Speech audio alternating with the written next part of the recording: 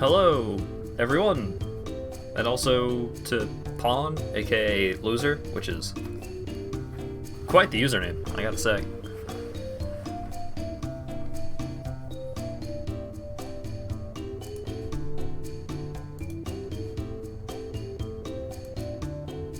Hello, Wiggler.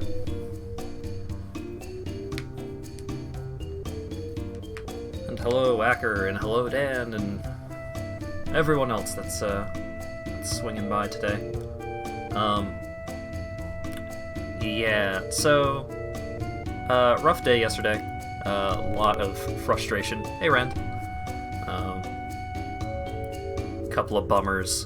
And then today, I didn't get out of bed until like 4:30 p.m., which ain't great. So, my plan for today is I'm going to continue my Dark Souls playthrough that I started earlier this week, I think. I'm starting to lose the plot a little bit in regards to like what time is.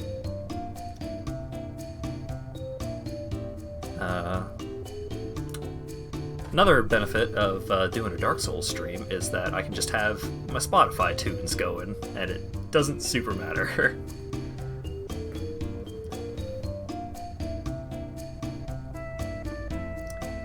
So, last we left off, I was learning that quarantine will do that to you. I didn't leave the house before anyways. The only difference is that I don't go to Subway as much.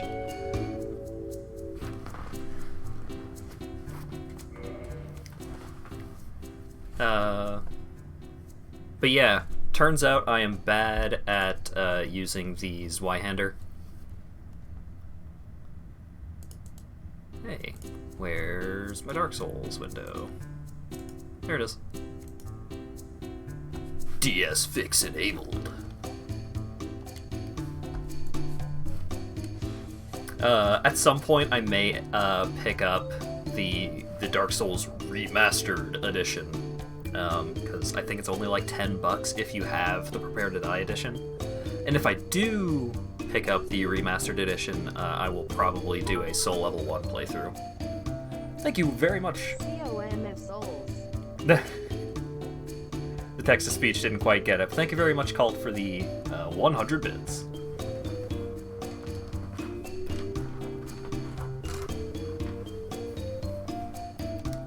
But yeah. Like, Character was a Soul Level 1 playthrough. This was a Dexterity build, I think using the Uchigatana. Dragon Souls was one where I cheated in the dragon form, the dragon body stone, right away, and was just playing through the entire game using that. Hey, Teddy. Herpo is the Soul Level 1 character that I think I got to New Game Plus Plus. Pyro was just pyromancy.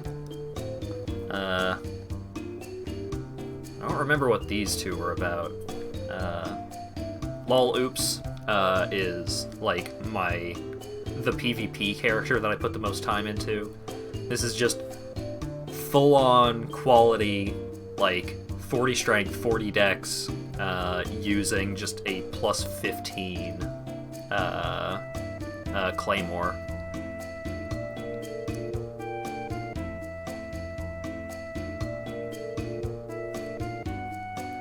So that was a classic character. This was another Giant Dad playthrough that I did. And then we've got Zips McGee, who is our current playthrough.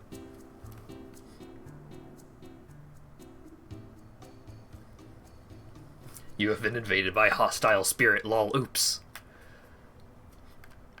Yeah, plenty of people experienced that very thing. Let me switch the music.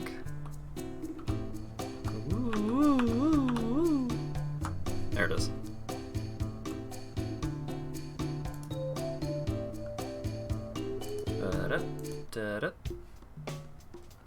Wish you had time to just install DS1 and invade with your Soul Level 20 invader. One second, I need to adjust the mic. There we go. Right. I'm too weak to wield my cool big sword with one hand. What have I got going on? 37. Yeah, I guess you would still be within invading range. Okay, now I need to remember what I was doing. Imminent light.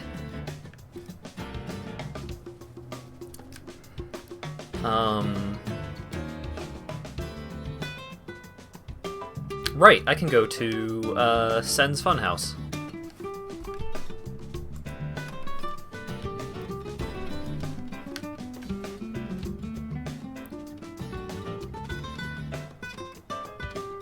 Oh, you can invade upwards infinitely, but downwards to limited. Okay. Alright, let's go see what's going on in Sen's Fortress.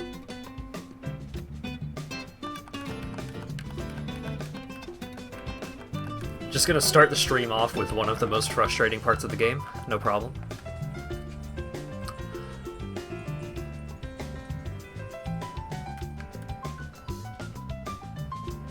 The thing about Sen's Fortress is that once you know all of the tricks and such, like, once you know how it works, it's not nearly as bad. There's still a couple of things that are pretty whack. Wacha.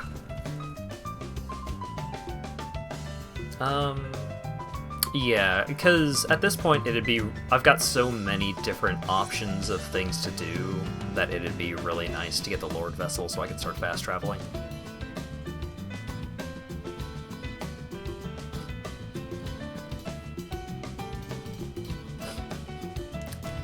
I mean, most of the game isn't that challenging once you know how the game works.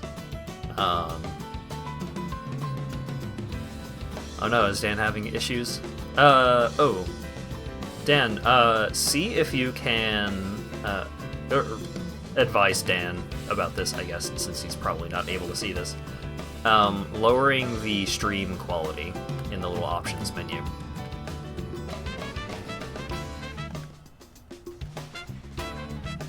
Boulder Trap sucks. Yep, sure does. A lot of things...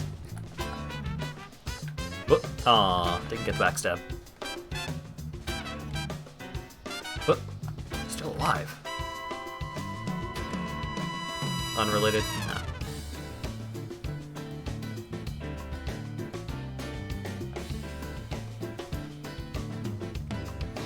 Doop-a-doop-a-doop.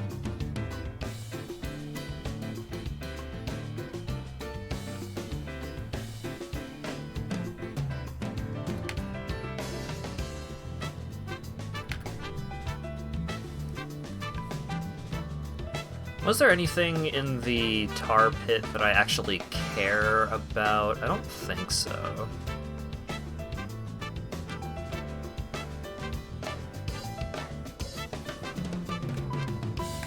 Whoa. We're fine.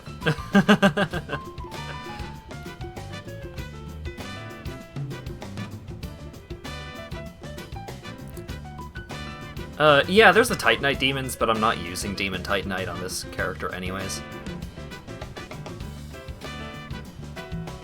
Whoop. Uh-oh. Okay, fine.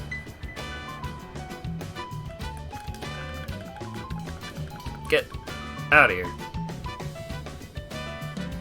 Whoop.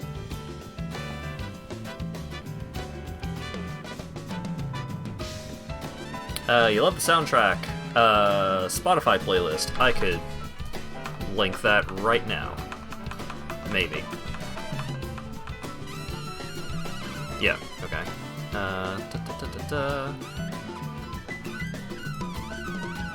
How do I share copy playlist link? Pop.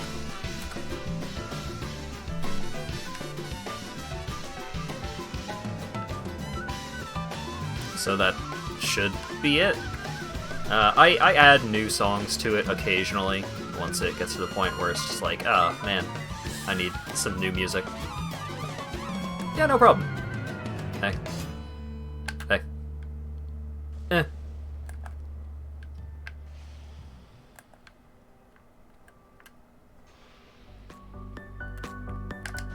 Yeah!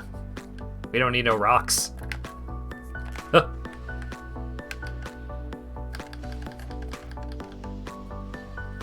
You have all your stuff in one giant playlist with no theming or organization. I don't have a ton of theming and organization in my playlist, but I do have... It's Big Fat Logan. It's mostly just like, I have this playlist, which is mostly songs that don't have lyrics and aren't extremely distracting. Just like songs that are good background music, kinda. Peace and Tranquility is very good. Yeah, a lot of,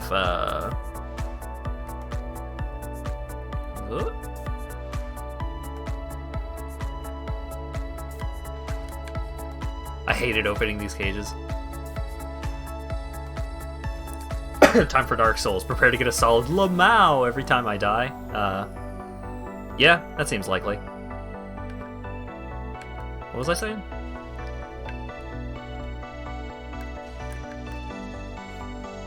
Completely lost my train of thought. Oh, right. Hat in Time has some really, really good music. Just in general. And also something about lyrics. Yeah, I try to avoid songs with lyrics for stream music, because sometimes it can be a little distracting to have, like, you know, someone talking and then also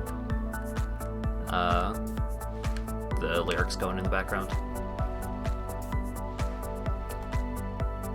There he is. Oh no, I missed. I'll swing back around to get that. Oh, sweet. Hey, Siegmeyer. Oh, forgive me. I was absorbed in thought. I am Siegmeyer of Katarina. Quite honestly, I've run flat against a wall. Or ball, to be precise. I'm afraid I'm a bit too plump to be outrunning these things, so here I sit in quite a pickle. Weighing my options, so to speak.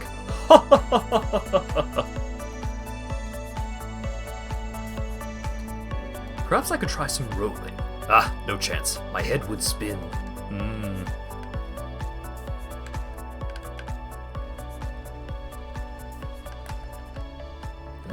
Yeah. Yeah, the snake body was just jiggling a little bit. Man-Serpent Greatsword. I recall that weapon actually being okay. Like, not impressive, but okay.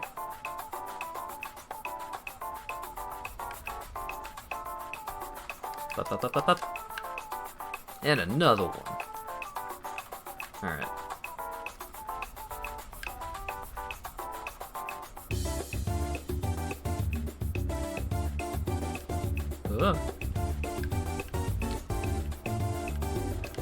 I think this is a ring? Poison? Or no, bleed ring? It's a Shodel. Oh boy. Hype train coming through.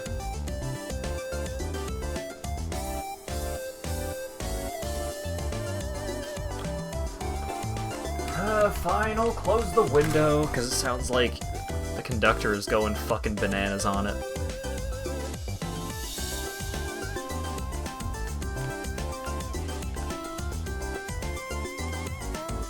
Am I gonna make it? I'm not gonna make it.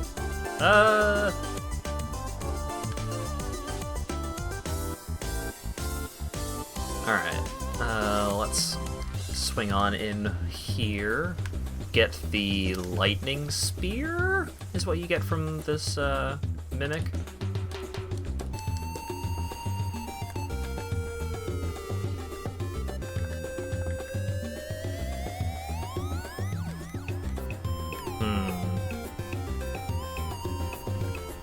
Oh, it's not mimic time yet. Ouch. Alright.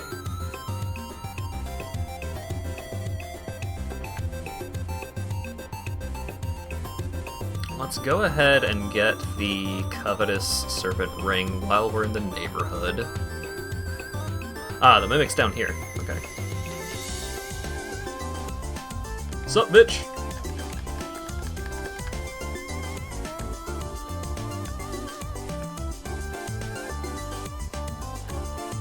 Get out of here.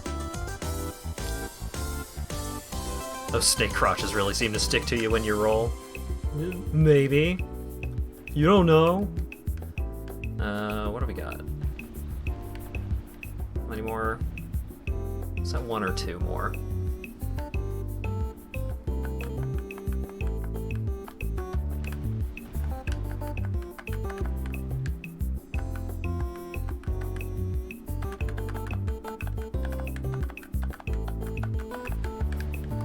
Does Dark Souls have build variety, or does it always have some flavor of guy with sword? Yeah, there's some really good build variety. The build that I chose is kind of a basic build, really. It's based off of a meme video from 2012. I went back and watched it just to make sure I wasn't forgetting anything important about the build. Ah, shit. Yeah, shit. It's fine. Get up, get up, get up. Did the game crash? No. Okay, get up. Chug!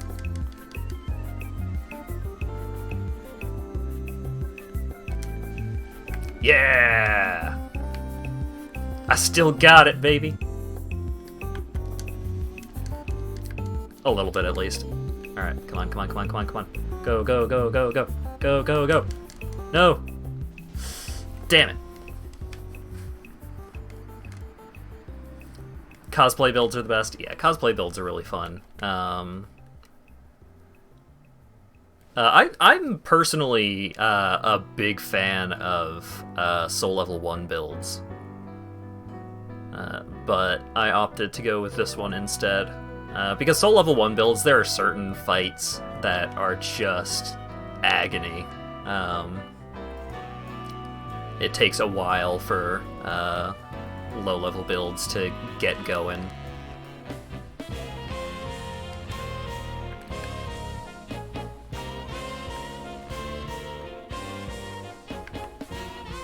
And this one, it didn't take super long to get going. I'm just bad with the Zweihander. Fashion Souls is the only mode. Yeah. I mean, one of my favorite armor sets in this game was just the Elite Knight armor, which was just pretty good. So, I never really had any issues getting my Fashion Souls going.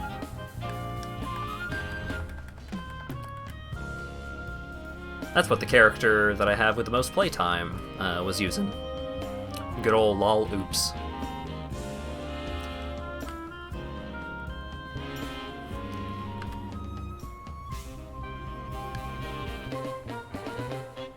Okay, I was not immediately punished for waiting and then going.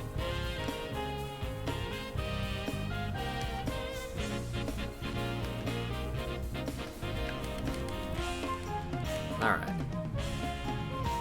So where is my pile of souls? Probably a little bit down the ramp.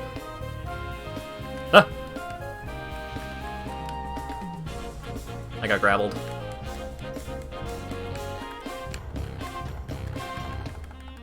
Get out of here.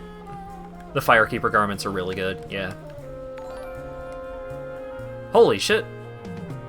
Thank you very much for the $20 donation, Dan. Oh my god. You've never seen that attack? I don't think I have either. Definitely a surprise. Oh, well, there's the rock. Alright. Didn't die. Just pretty good. Oh god.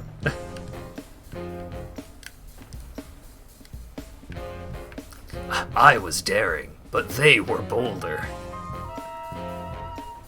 Alright. Damn it! I forgot how long it stays in the corner. Alright.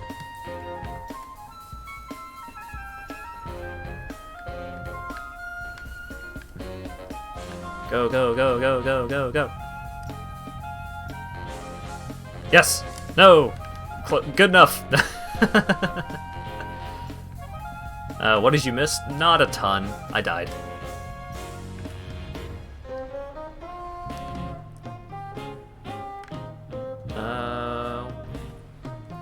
Yeah. My world is getting rocked. Pretty tough boss fight, Alien Pattern. Yeah. I don't remember what this drop is, so I'm gonna get it. Large Soul of a Proud Knight.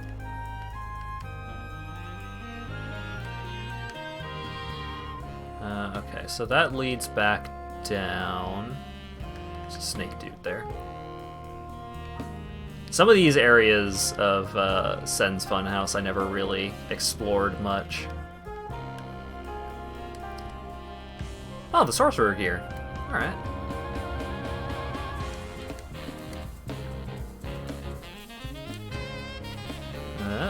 Okay.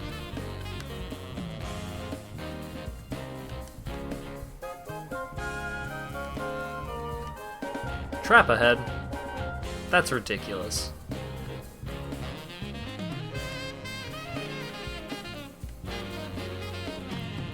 Oh no! There is a trap. Okay, so this is where the Mimic route takes me up to. And there's that. Okay. Took me a second to, like, readjust myself, figure out where I was.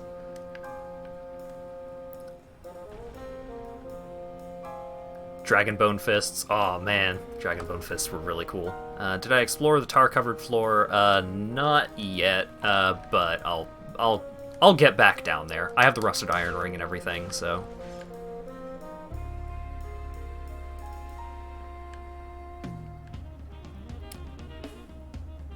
Pitchfork from the DLC. Oh man.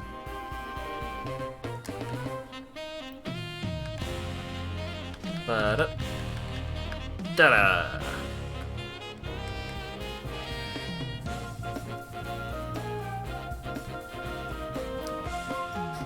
Tiny soul of an internet stream troll.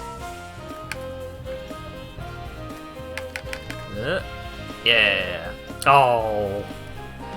I'm dealing 419 to these guys, but if I increased my, like, if I actually got a Liquid Humanity going, I would be doing way more than 420. Very disappointing.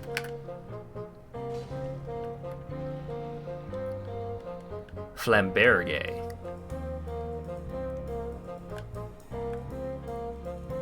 Oh, I only have one flask, huh? Better not mess up.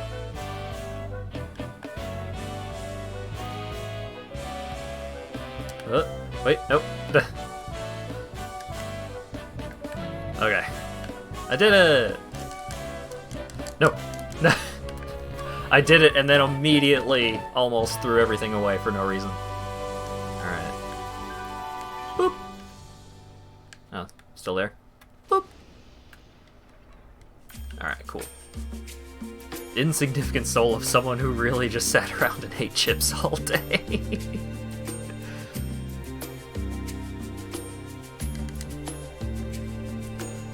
Soul of a punk-ass bitch. Alright. I know there's a bunch of cool stuff down here, but I'm going to just go for the bonfire. Alright. Where's the bomb gonna go? There it is. Okay, cool. Alright. Got there. I'm not dead yet!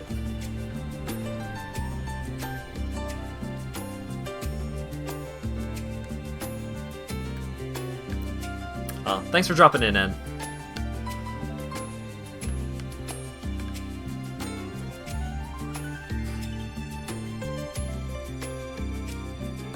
Transpose that soul for a completely average dagger.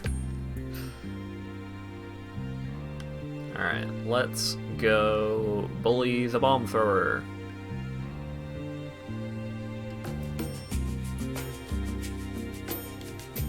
Why did I stop to get that? Why did I stop to get that?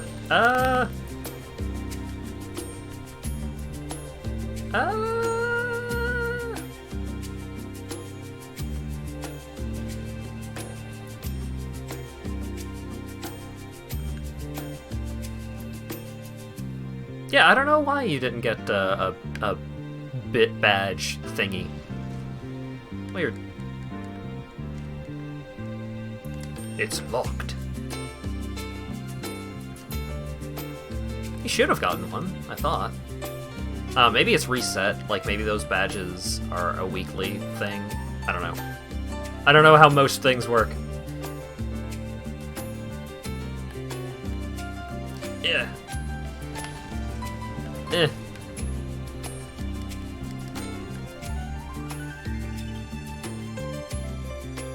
Alright. I am gonna go human, and I am going to summon the big man. Don't worry about that.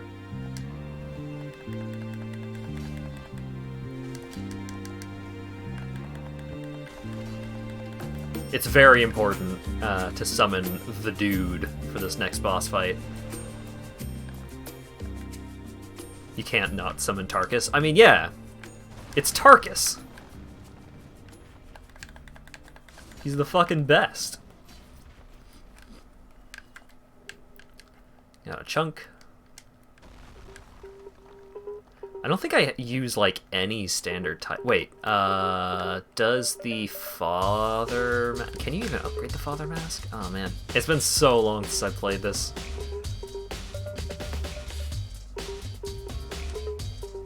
Who even was that? It was just a giant that throws bombs at you.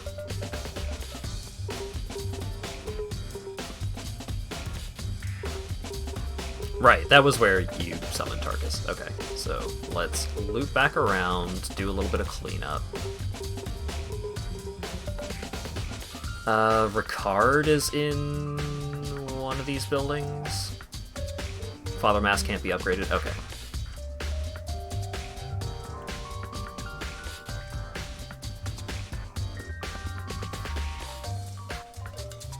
What's up?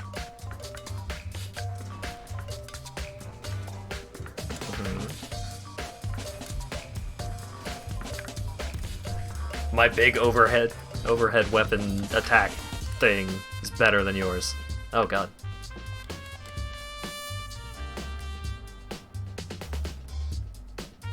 Any Randborn during 1993 can't do productive. All they know is Hesburgers, play PoE, not drop BNAP, eat hot chip and lie to himself.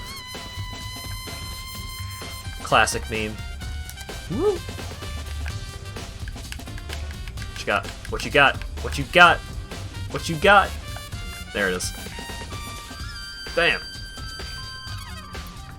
Bam! Oh, is that it? Poor guy. Cool sword, though. I think I tried to make a Ricard's Repier build at some point. I recall it being unimpressive, even though the special attack was cool.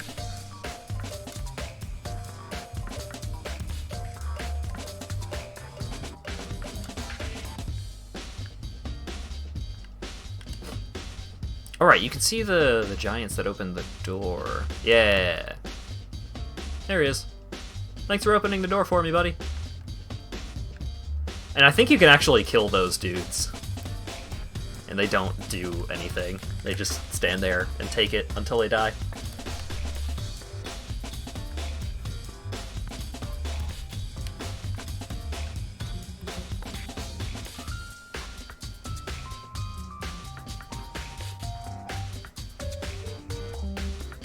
Alright, and now there were a couple of other various this and that's to grab down here. I may need to go adjust my curtains. There is a pretty significant glare on my monitor.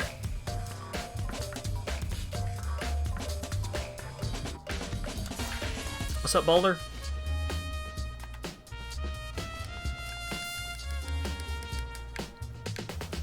One shard, huh? That's all you're worth?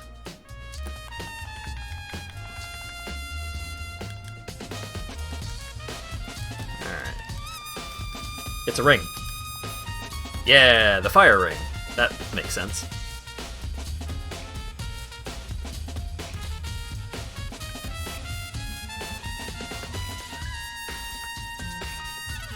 And then there was another thing down there that I think I have to fall off the bridge to get to.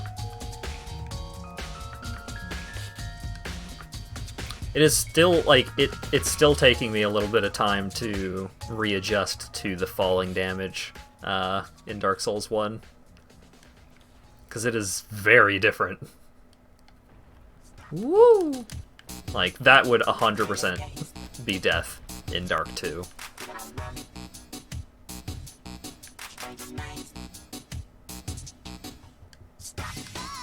Dark Souls 2, like, you fall off the sidewalk and your knees explode out of your legs.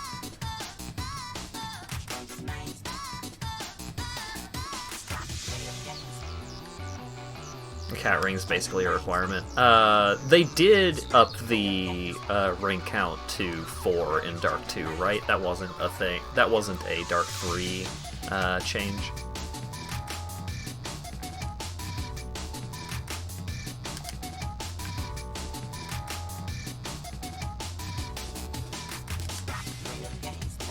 What's up, dude? Yeah, what? What? Who are you? Another undead, eh? I took on Sen's Fortress alone, but I'm no different from those vile creatures. I was driven by conceit. You think you're different. Think you can handle it. Yes, I remember that feeling, for I was the same. So, let me help you out with your soul searching. He sells weed, he sells bombs. He sells a greatsword, which is cool. Ah, right. Ah, they're 10,000. Oh, God. Who's this dork? It's just some dude that got trapped in a tower. I'll come back. I'll come back for that stuff later. So much money. I don't remember what's at the bottom of this, if anything. Oh, right, this is the bridge where I started I set the rocks to start throwing through.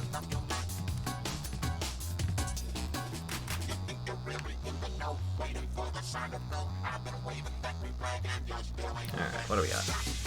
Right, okay. Glad I did come down here. Starting to get bright enough in the evening so you can't play Animal Crossing on the TV from your computer without major glare. Now what are you supposed to do in an ice stream? Something productive? Ah. Yeah, that's ridiculous. Okay. So I've got the cage key, so I can open up the shortcut. Oh. Okay. I was worried that I would actually die from that, because I was not at full health. Okay. Is there anything else that I want to do here right now? Okay, let's open up the cage. Sure. Actually activate the shortcut. Since I have to go down to activate the shortcut, I could go ahead and try and grab the stuff that's in the tar. If I'm going to do all of that, let's spend my souls. You lose this time, gravity. Okay.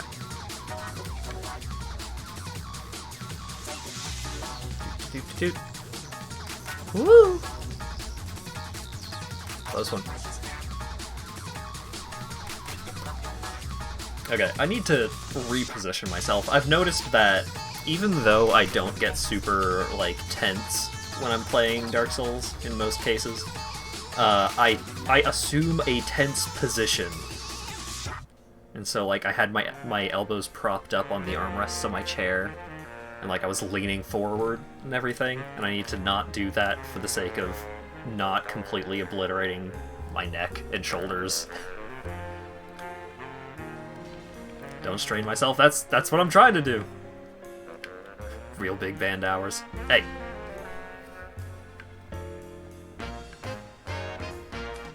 Force of nature overcome.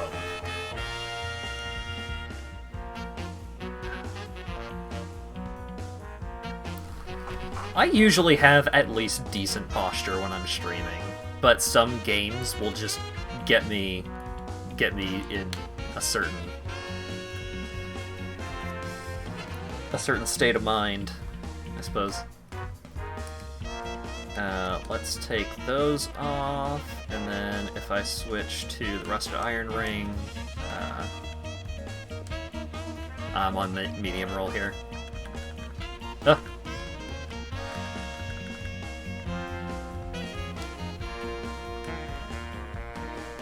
Rice and beef broth. Ooh! I have leftover rice. Oh boy! I'm looking forward to having that later. Just like, I might just like douse it in soy sauce and just have it like that. Wait, what's a good way to get down here? Right, it's this platform.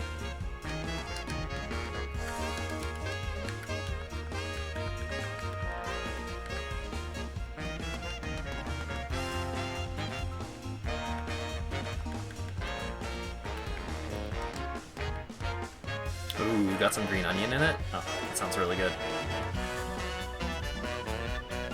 Oh wait, Lawyer Dog is making chicken tonight. We had to get a different brand of easy chicken, because sometimes Lawyer Dog will, like, make his own. He'll, like, bread the chicken and everything, and it turns out super duper good, but it's a lot of effort. And so, usually we have just some, like, frozen chicken tender type dealios for when we want an easier meal. But the brand that we usually get was out of stock at the store today. Or when we went to the grocery store. So there's a new brand of chicken that we're trying.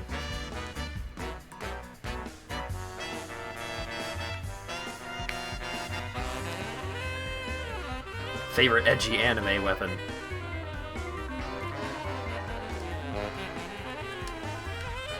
What? Oh god.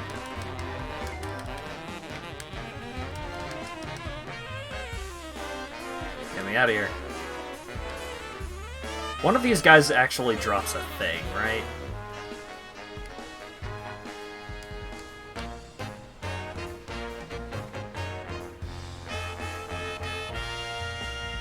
Stop dying, I'm working on it.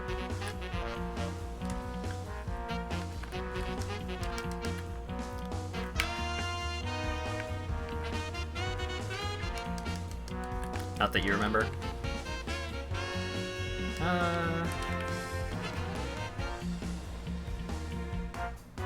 Was there anything in this room? Hang on.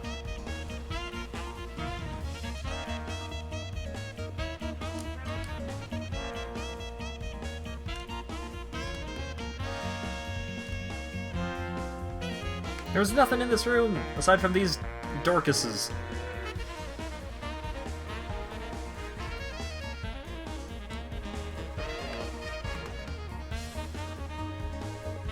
Reincarnation speed strats.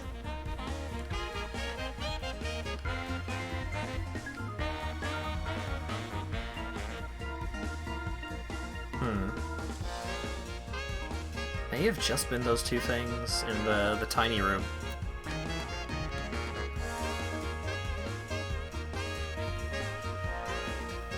Oh, yeah, I guess the captioner is probably not going to get Dorcas's. Someone can transcribe that for me in chat if they want to. Oh no!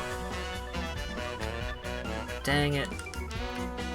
Oh well, I'm gonna homeward bone back anyways.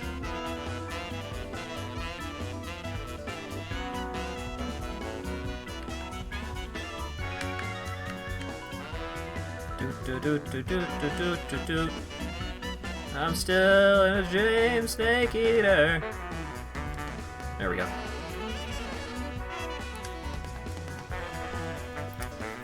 Let's bone it out.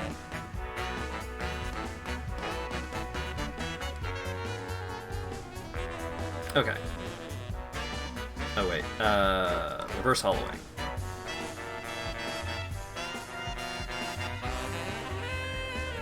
I am no longer a beef jerky man. I'm now... I mean, it's not like... It's not an explicitly bad face. That seems like a face that a human could have. But, the skin tone is a little concerning. Okay.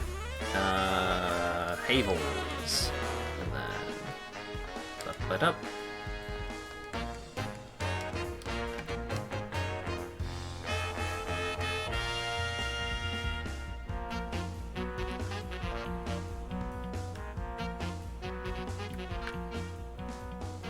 You look vaguely human now. It's a very Play-Doh skin tone. Yeah, I suppose. It's very blue.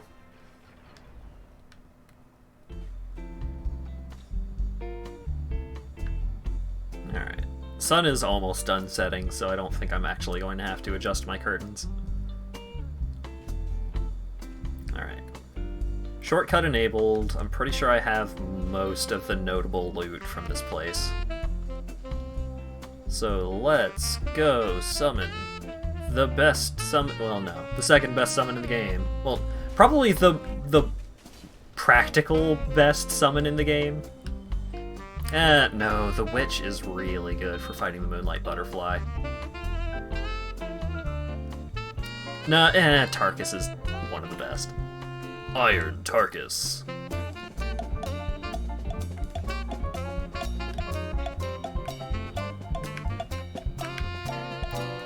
Tarkus, Tarkus, Tarkus. Moonlight Butterfly has a summon. You never knew that. Oh yeah, it's Witch Hazel or something like that. No, that's a skincare product. It's Witch something. There's a witch that you can summon. Her summon sign is very well hidden. But if you summon her for that fight, you can summon her for the Four Kings.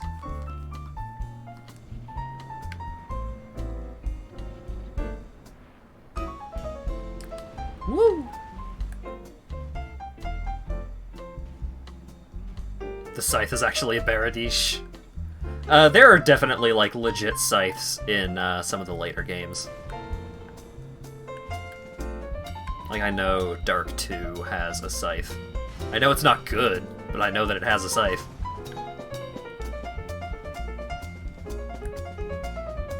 Oh no! You put Tarkus down. That's right. Alright, Tarkus.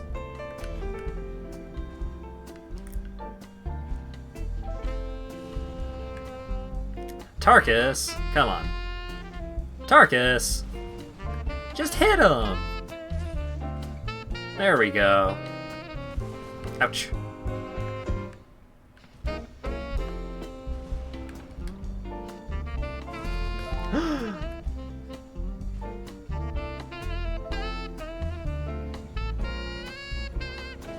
Whoops.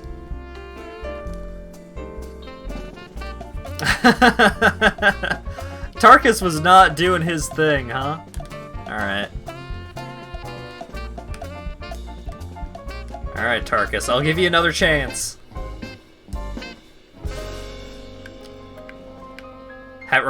No, Dan. That is incorrect. I'm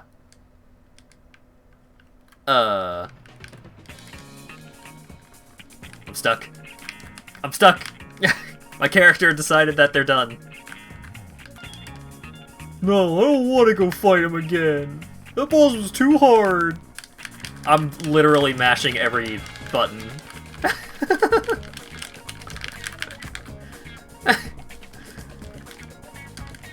I can't even open up the pause menu. My character is stuck. No, I'm done.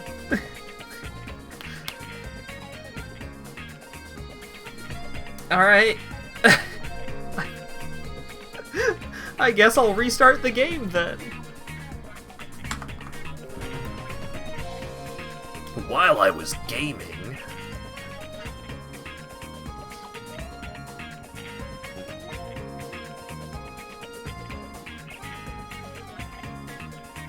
You know, you can just unlock the Iron Golem. Dan. I have beaten the Iron Golem so many fucking times. I want to let Tarkus beat the Golem. You can stunlock the Golem with anything. The Golem is a bitch.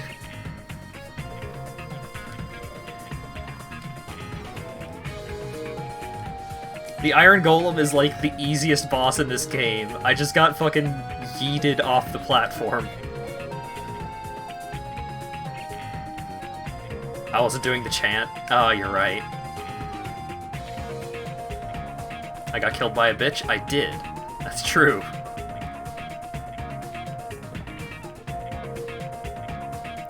Again, like, For real, the Iron Golem is extremely easy. You avoid his first shockwave attack, run up, and you just, like, fucking bump his shins until he falls over, and then you keep bumping his shins, and he'll just, like, either fall off the platform entirely, or die from just getting paper cuts of whatever frickin' useless weapon you have equipped. Or you can just hit him a couple of times, because despite being this massive iron, like, monstrosity, he has relatively low defenses and not a ton of HP.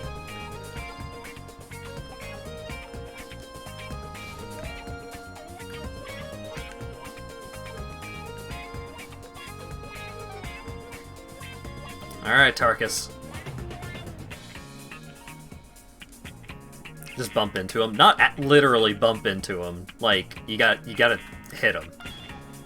But just, like, if I went up to the Iron Golem and, like, went up to his shin and just did this.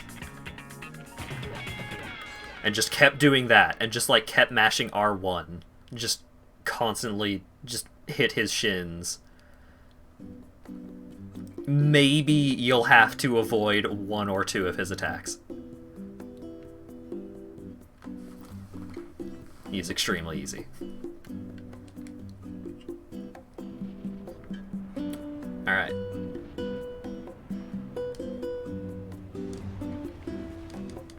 Get my stuff back. Alright, Tarkus.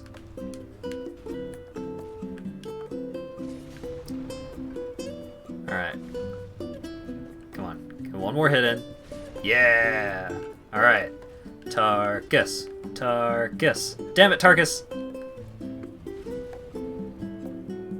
Come on, Tarkus. I know you can do it. Tarkus. Tarkus. Come on. Just hit him! What are you doing? Oh my god, Tarkus. just attack. Please.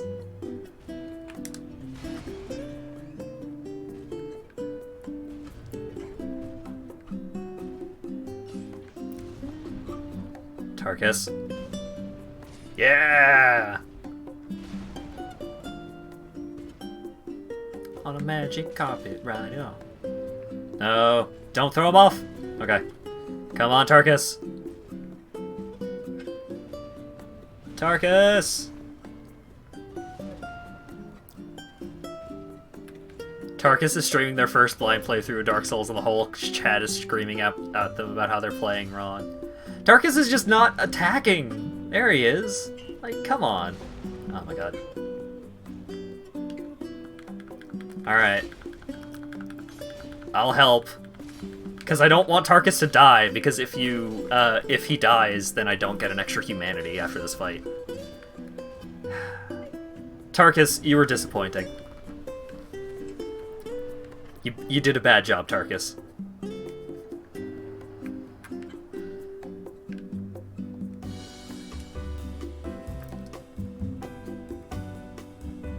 Never meet your heroes.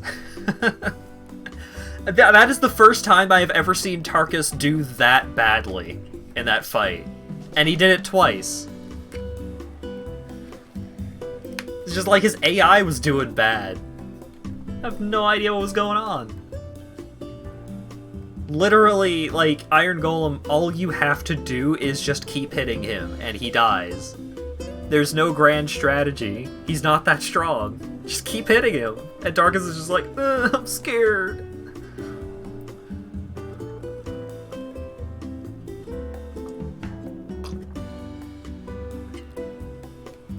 Alright.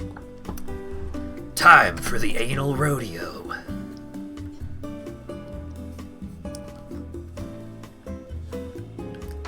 Woo!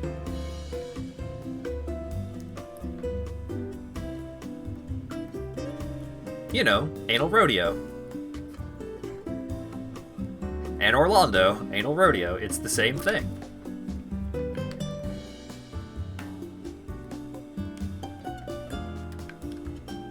What's up, buddy?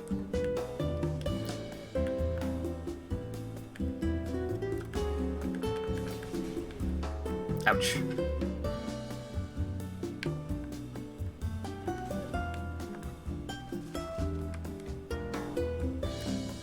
Capture just said it twice. Yeah, that sounds about right. Oh my god. Alright, come on. Yeah!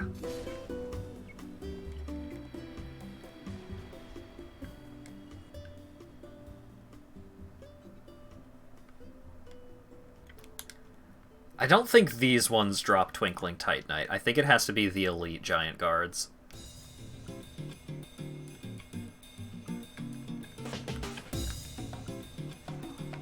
But didn't hit.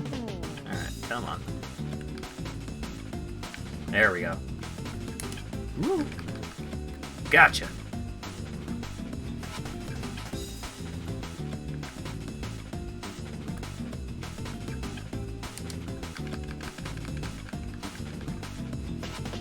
Oh no, I did another.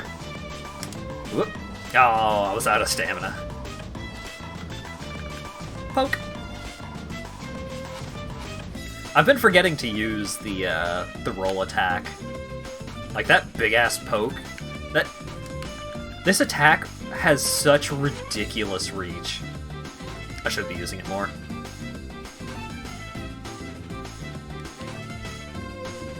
Got some demon tit.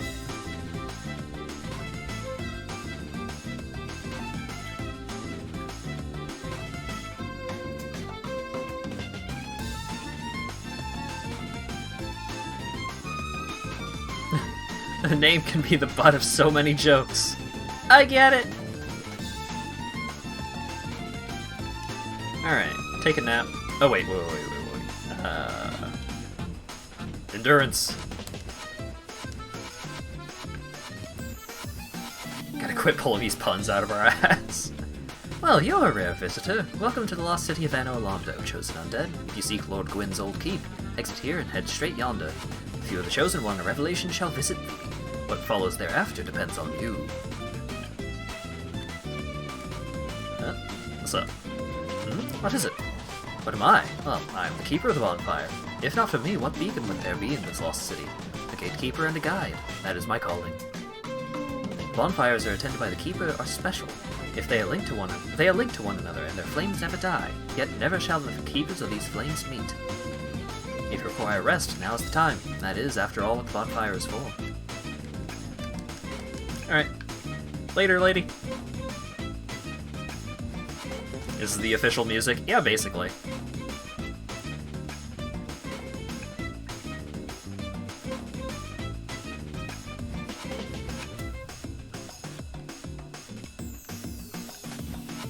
Alright.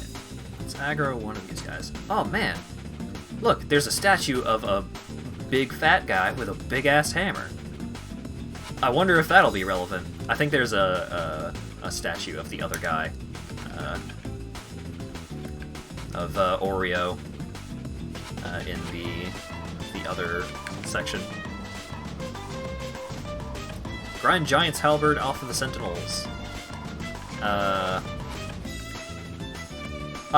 The thing is that because I'm not increasing my physical stats at all, like I'm not increasing strength or dexterity anymore, I'm not going to be able to use most weapons.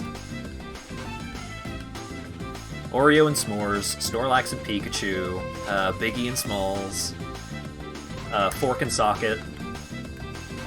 What are some other good ones?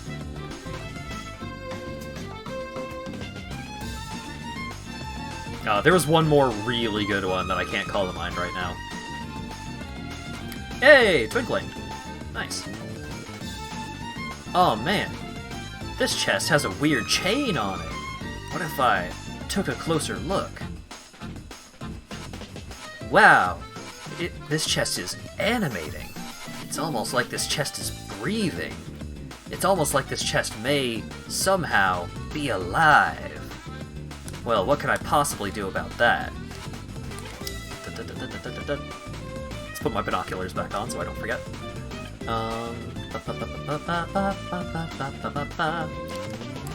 Let's throw this weird item at it, and see what happens. Whoa! It's a mimic! But I can just take the thing out of it. Let's fuck it up.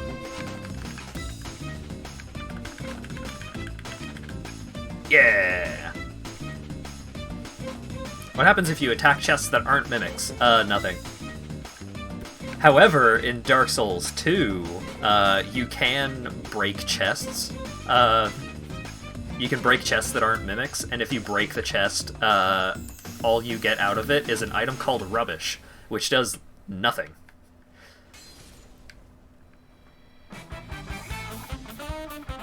A lot of chests appear to be living. It's where the lungs are, after all. Damn, you right.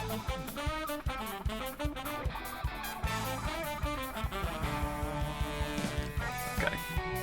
Let's take the talisman off so I don't accidentally switch to that.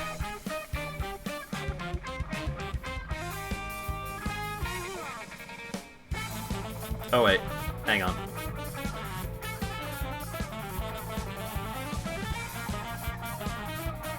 Darn Dark Souls gangly bipedal man design.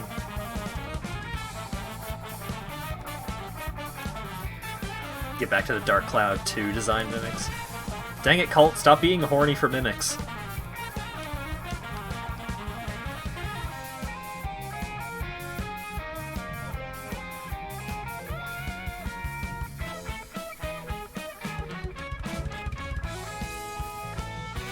Alright.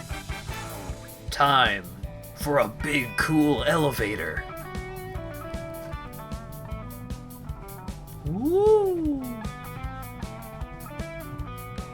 This elevator is pretty cool the first time you go down it, and then after, like, 30 times, it becomes kind of a pain in the ass. Because this section that I'm coming up on is a pretty common place to die a lot. Oh hey, it's a gargle!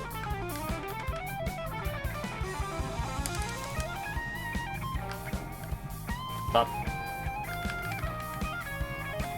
Bop. Didn't hit stun him that time. And bop. I got the helm! Oh boy. Hype train coming through. Alright, where is the chest? I don't even remember what's in it, but I do remember there was a chest here. Demon Titanite!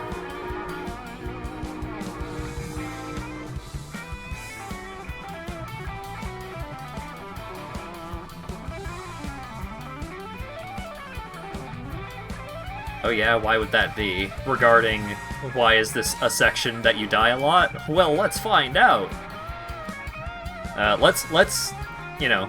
Let's demonstrate normal progression first. Alright, so... Oh man, I want to move forward, but it seems like this big platform is in the wrong position. And so I can't jump that far. That's a huge jump. Where am I supposed to go from here? So this is a pretty common place for people to get stuck, because they don't know where to go. So it's like, well, if I go back, I could go back, and I could go that way instead, towards where the Mimic was, but there's a big yellow fog gate that you cannot progress through. And if you go that way, that's just the path back to Sen's Fortress. So, I can't go that way. There's nothing that way. Well, I guess it has to be this way, but how am I supposed to get over to that building?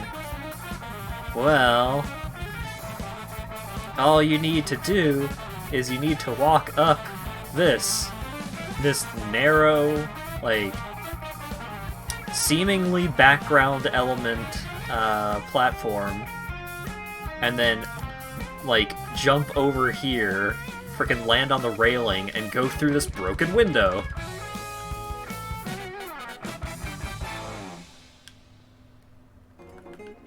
Get onto that beautiful buttress. And then you get attacked by painting servants. This game is fucking dumb. Yeah, a little bit. A flying buttress, no less. Oh.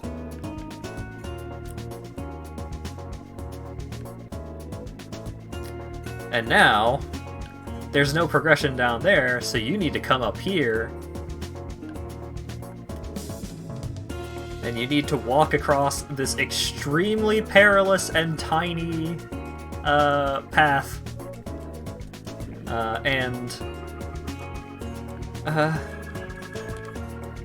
This section sucks a big one in the bad way. Oh, wait.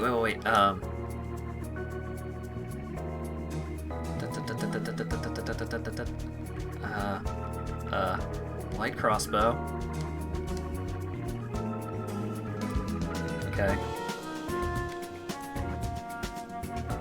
Binoculars.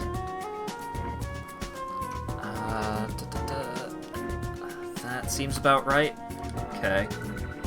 And then switch to that and shoot. Oh, that was way too high.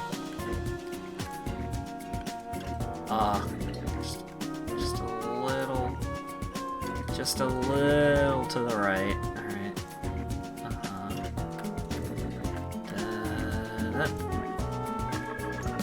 Go! Just a touch to the right. Oh my god. Come on. Just a skosh. Just a... Ugh. Yeah! And then I'll get on this section where I actually have a little bit more movement space.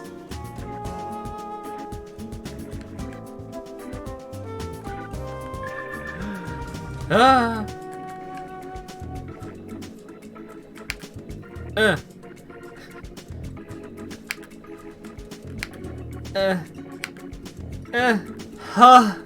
My hands are so sweaty right now. This part sucks so bad. Never forget Dark Souls 3 had 4 poison swamps. Yeah. Like, I think overall Dark Souls 3 is my favorite of the series, but none of these games are perfect by any means.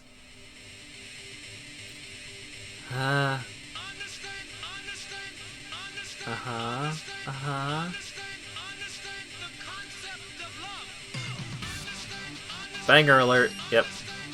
And then I'll just kick this chain. Oh no, it fell!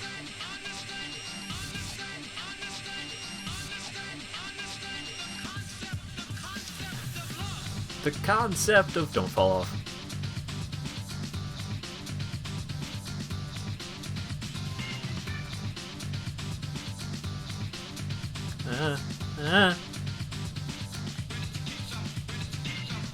Oh.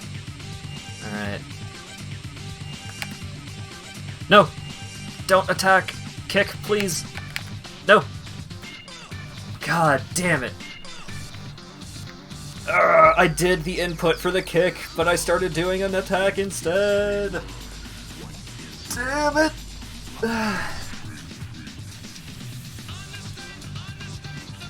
Now you seem to sum it up pretty well, Doomsby.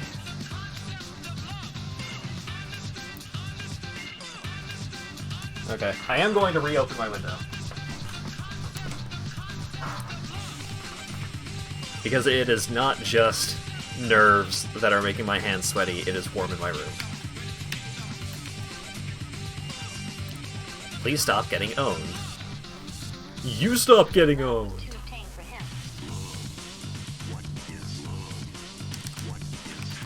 Come on.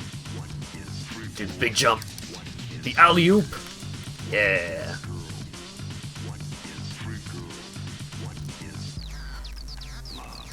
Okay, how about this? So that way I can't accidentally attack with the Zweihander. Well, I do need to attack with the Zweihander to take care of these first two. Okay.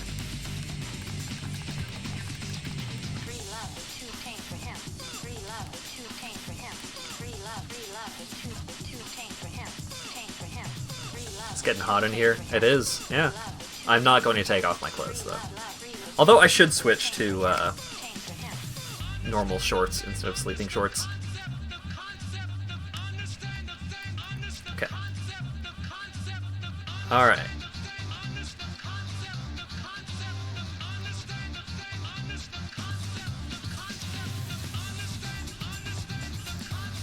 Uh-huh. Uh-huh.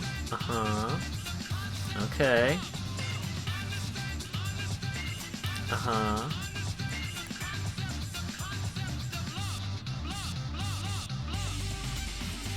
Sleeping shorts, you mean boxers? No, I mean sleeping shorts.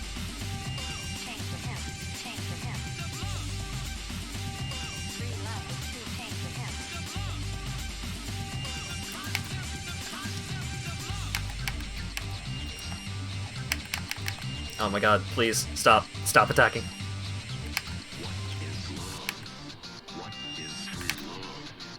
Get the fuck out of here. Oh god. Okay.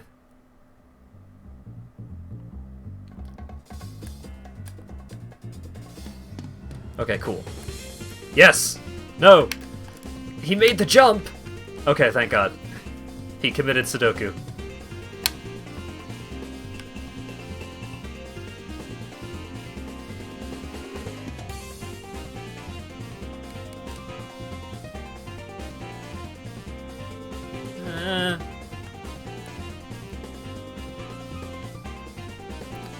Yes!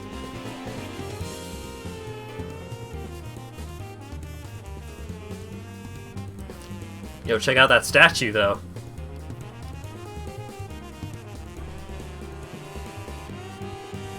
I would binoculars to look at it, but I super do not want to risk falling off. Absolutely not worth it. Oh wait, hang on. Okay. This is a safe spot. Amazing chest ahead! Can you jump onto it? Kind of. You won't survive. But you can.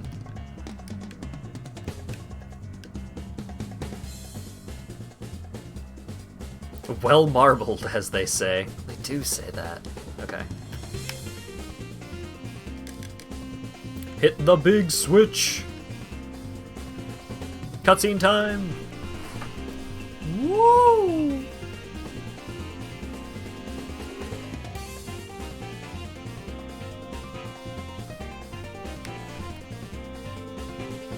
Okay. And now, there's more gargoyles! Boop.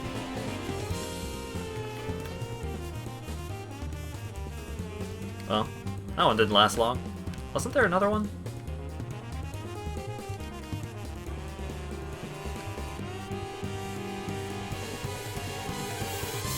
Huh. Oh wait, no, you only have to fight 2 if you didn't fight this one. The gargoyles do not respawn. Okay.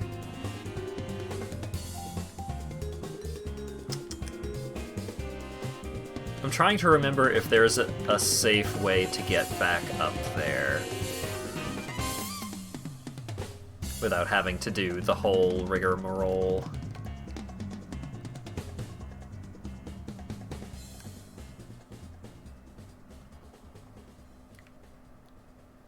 I'll come back. Once I have bonfire warping, I'll come back.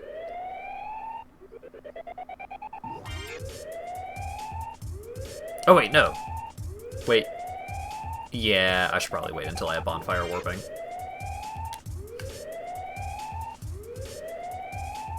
Oh sure, those statues are living and interactable, but not the big-chested lady. How soon until the big arrows? Not long.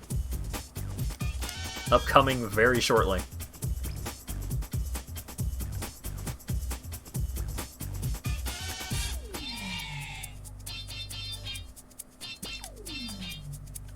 What's up, bitch? Oh.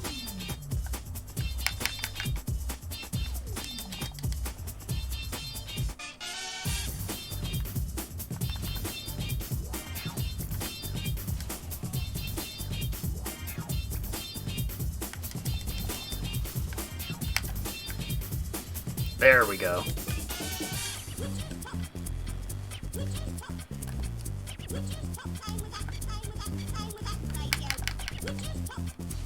Bam. Alright.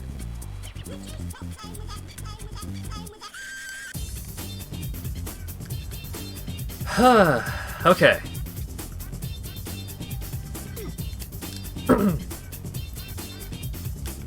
Right. Let's handle these guys first. Oh god.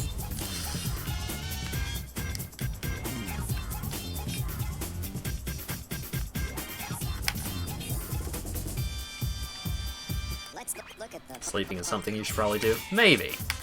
Maybe.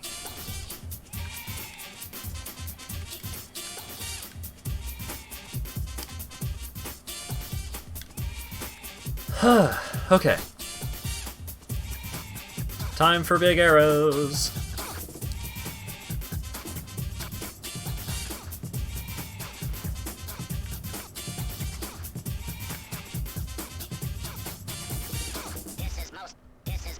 This is most disturbing. Fudge. Didn't get the jump.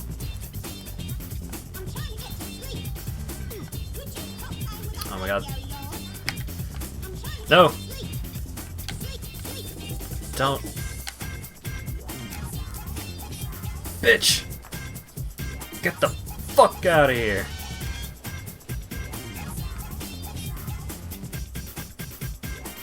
First try, and it's just that easy.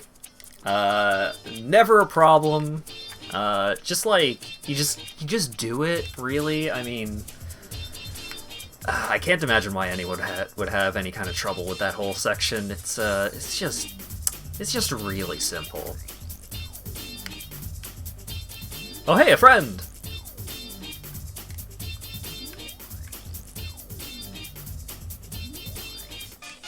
Oh, there you are. You've been quiet these days. Smooth summoning out there. Anytime you see my brilliantly shining signature, do not hesitate to call upon me. You've left me with quite the impression. I would relish a chance to assist you. You really are fond of chatting with me, aren't you? If I didn't know any better, I'd think you had feelings for me. Oh no, dear me. Pretend you didn't hear that. You really are... Okay, yep.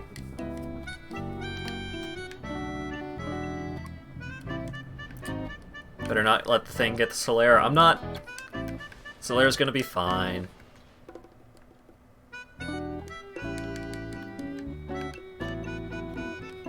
What's up? Bam!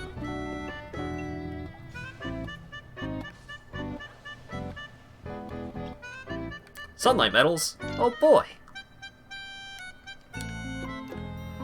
Rate Solaire on the Husbando chart. Solaire's pretty high on the Husbando chart. Because he's one of the few summons that you can summon multiple times. He's really friendly. He's just like a really genuine guy. I mean, in terms of like just Dark Souls Husbandos, yeah, definitely S tier.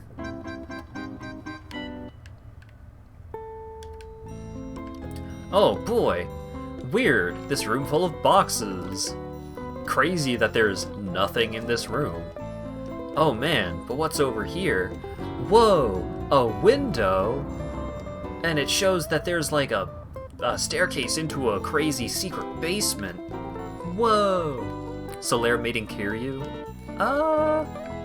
They'd probably get along, sure.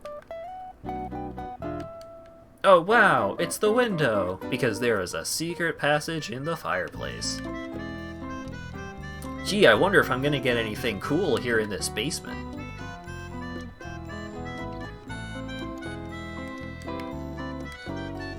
Havel's gauntlets, Havel's leggings.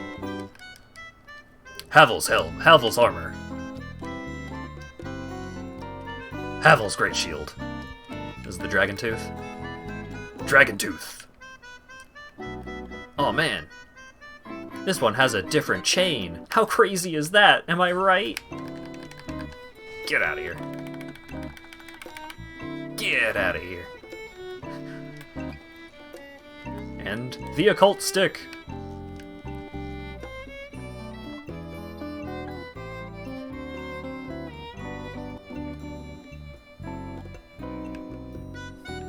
Haha, fat roll time. Fat roll time indeed. I think by the end of this, like once I have some more points in endurance, like a lot more points in endurance, I may be able to mid-roll with HatVods. Maybe not mid-roll, but it won't be like the slowest roll. It won't be complete fat roll.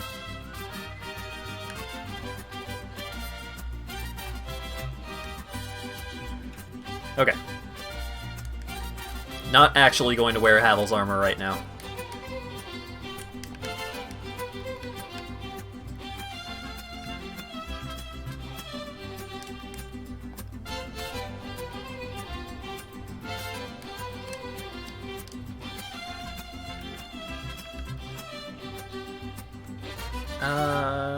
I'm not gonna humanity up quite yet.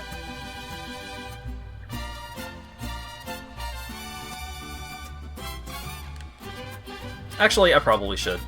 Oh, weird. Oh, that's... Yeah, that's a glitch right there. So, that doorway leads to the rest of the level, but the rest of the level hasn't loaded in yet. Alright. 6 shortcuts! Oh, you son of a bitch. Oh, you huge asshole. I was doing a 6 shortcut. Get the fuck out of here. Ruining my parkour.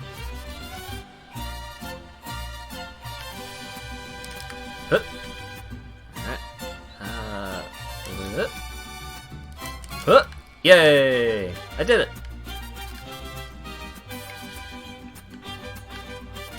Oh man. This room just full of dragon heads. Nothing weird about that. Oh god! I forgot he aggroed from down there. Up. Up.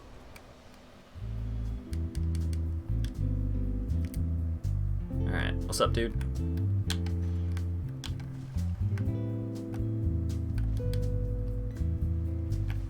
Ow. A little early. There we go. And home run.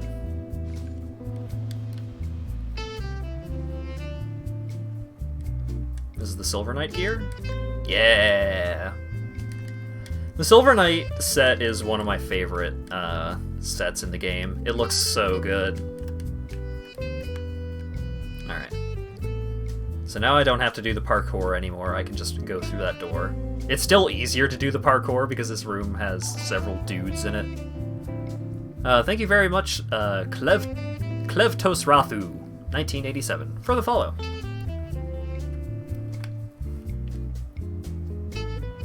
Equip it and show it off then? Oh yeah, that makes sense. Da, da, da, da, da. Silver Knight. Silver Knight. This is what my Dex build has going for their getup. Like if you leave the gold-hemmed hood going, you get a really sick look. And then with the actual helmet itself, it's fine. This is not as cool. Oh, I'm actually mid-rolling in the Silver Knight gear? That's pretty good.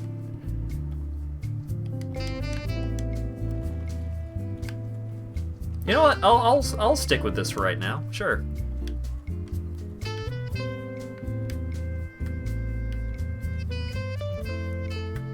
Because it's still gonna be a while before I can actually equip my my end game set, because I need so many more points in endurance in order to do that.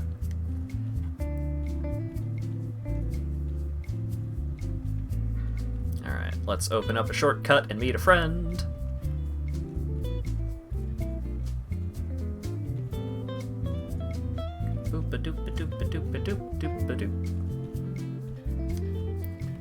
What's up, friend? Who are you? Forge your weapons? Talk, 'tis no good, but forge, very good. I help anytime. Cometh soon. Giant Blacksmith is a bro. Oh god. He sells you one of the best sets in the game. And also the material required to upgrade it.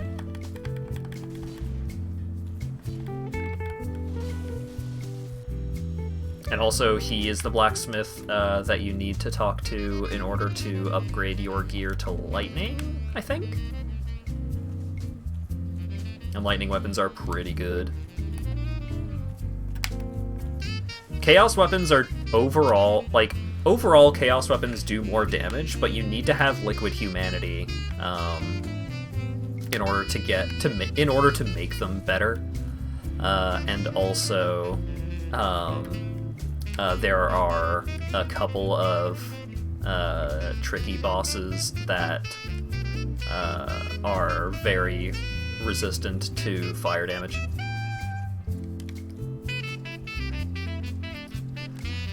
How many soul items do I have right now? Probably a lot, huh?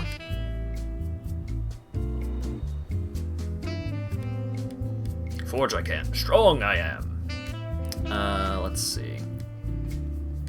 Sure, let's prepare my stuff, I guess.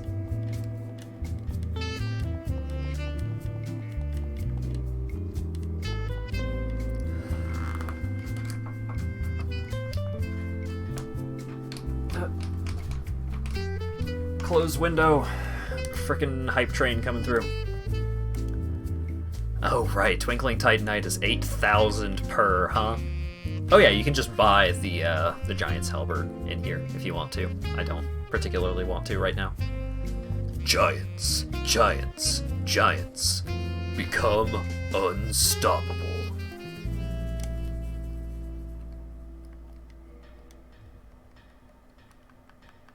Modify. Oh right, he can also upgrade weapons to raw, I think? Raw weapons don't truly come into the limelight until Raw wasn't super good in Dark 2, right? It was Dark 3 that raw weapons became notably good.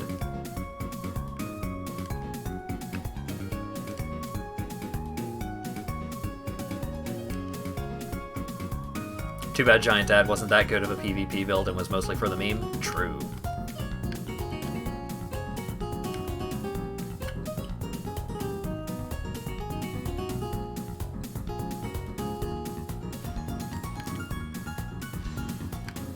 Yeah, I knew in Dark 1 raw weapons weren't worth a goddamn. I just couldn't remember whether they were actually good in 2. What did they even do in 1? Oh, God.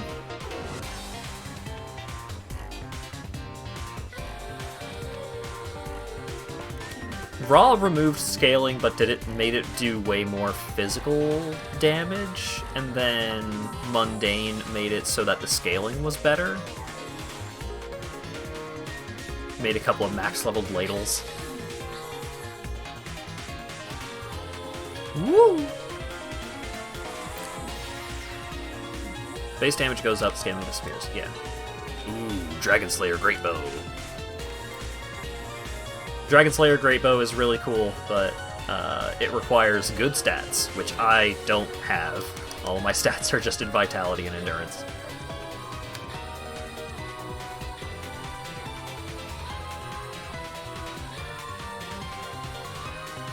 Mundane removes Elemental for more normal? Try to really push the damage. Yeah, like, the ladles were not intended to be a real weapon. Dragon Slayer Great Bow is really nice, yeah.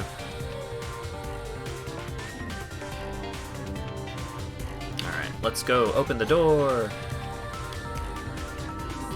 Oh wow, looks like the door is already open, teehee. And when's it gonna load in? When's it gonna load in? When's it gonna load in? There it is. Oh god. I shouldn't be mid-rolling against these guys. Man, she got a few kills just by fall damage. Nice. Knock knock. Open up the door. It's me. Got your Papa John's here and a DVD.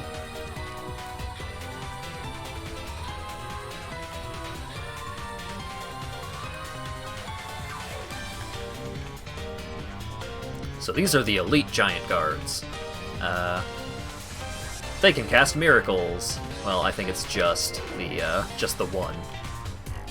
But they deal more damage, have more life, have higher stun resistance. These guys are just really good, really strong. Damn it. The big problem with fighting the giants is that if your attack hits their shield, it does basically nothing.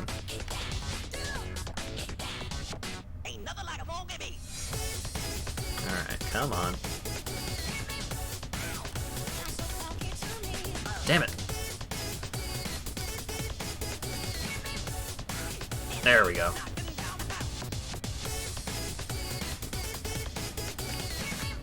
No drops.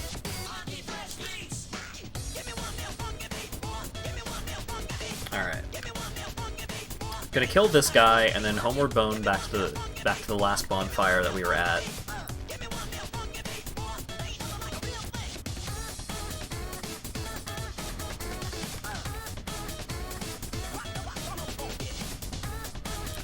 Come on. Ah.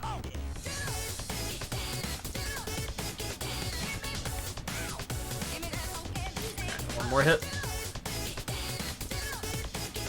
Yeah. No drops. Damn it.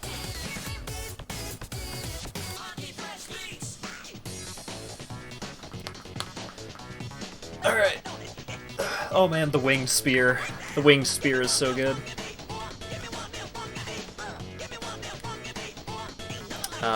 Let's see. How many big ass souls do I got?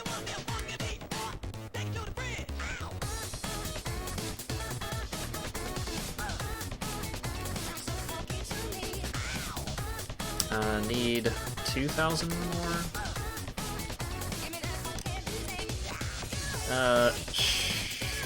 Sure. Let's just soul it up. Get a bunch of souls going. Get some levels. Upgrade my my armor a little bit. All right, spamming soul items. AMA.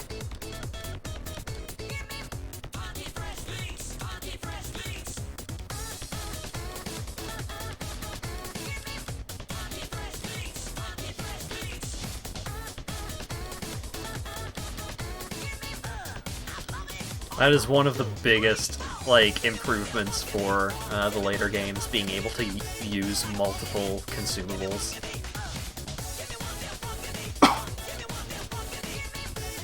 Oh, whoops.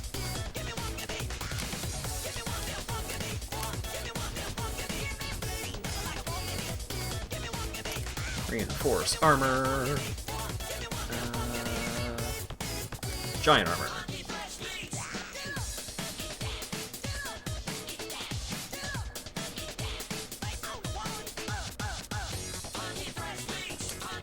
How many more? I have a bunch of these tiny souls. I need, what, 6,000? I need 8,000, thereabouts. How much are these? 1,000? Okay, cool. You got enough.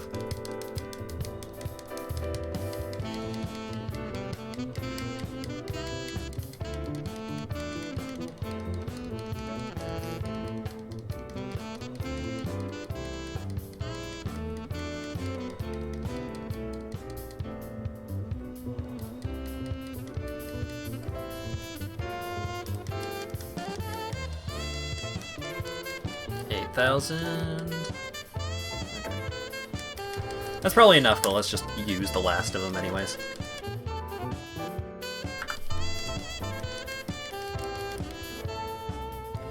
So they're just chilling out and watching me just overdose on souls. Okay.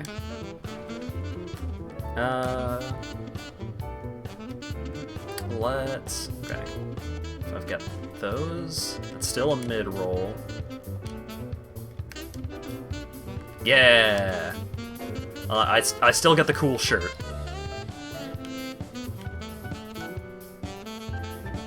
It'd be nice to have a little more liquid humanity for this fight, but it shouldn't be that bad? Hopefully?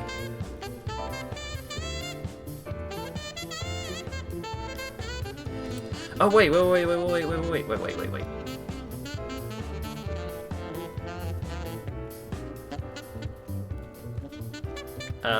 Okay.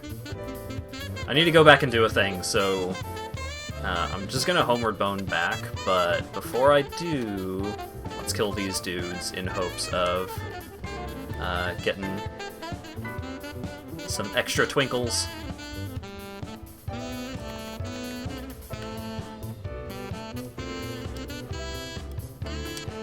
Oh god, the other one aggroed.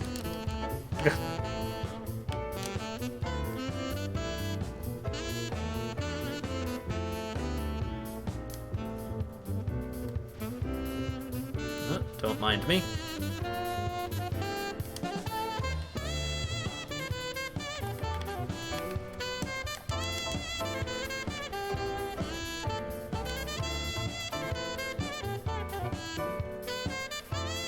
Oh man, you got over 20,000 Twitch points. Sick.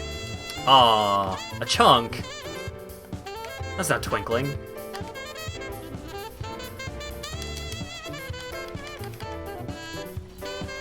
Ouch.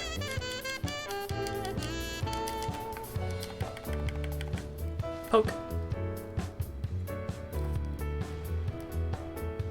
No item.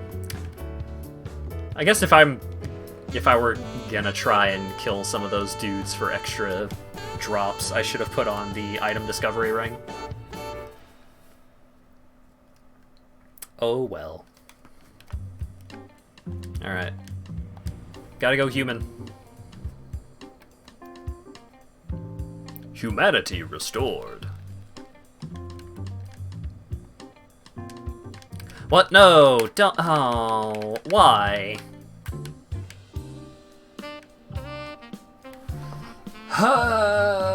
Game stuck again. Son of a bitch. Why's that happen? Oh well. Load me back in. Ba-ba.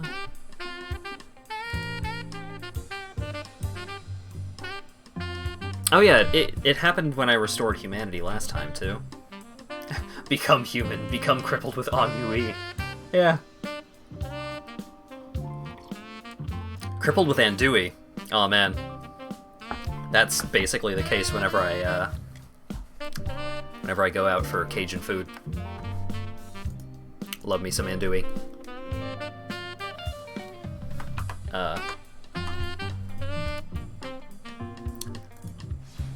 And now the taskbar was overriding the bottom portion of the game. So let's try one more time.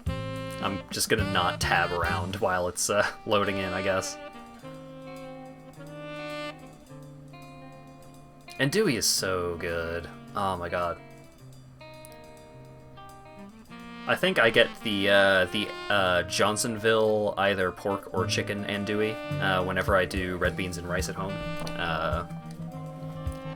Just douse it in Tony Chachere's, simmer it for a good 15 minutes with some red beans, and serve over rice. And that is a good meal. Really easy to make, too. It's great.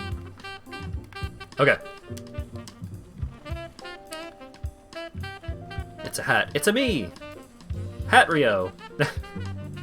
How's it going, Ricky?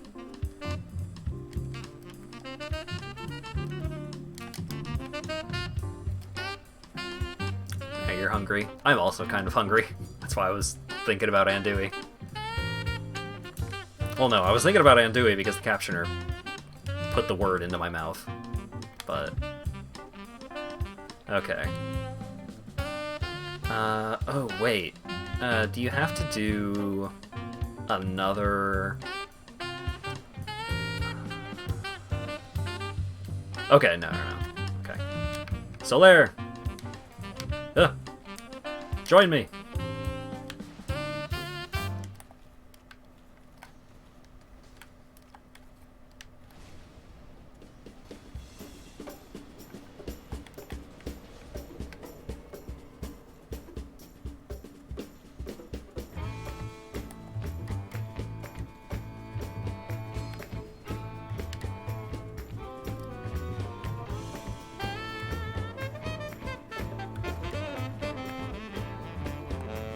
Alright, Solaire.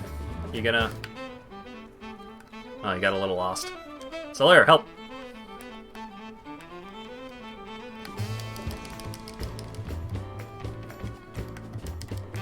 No!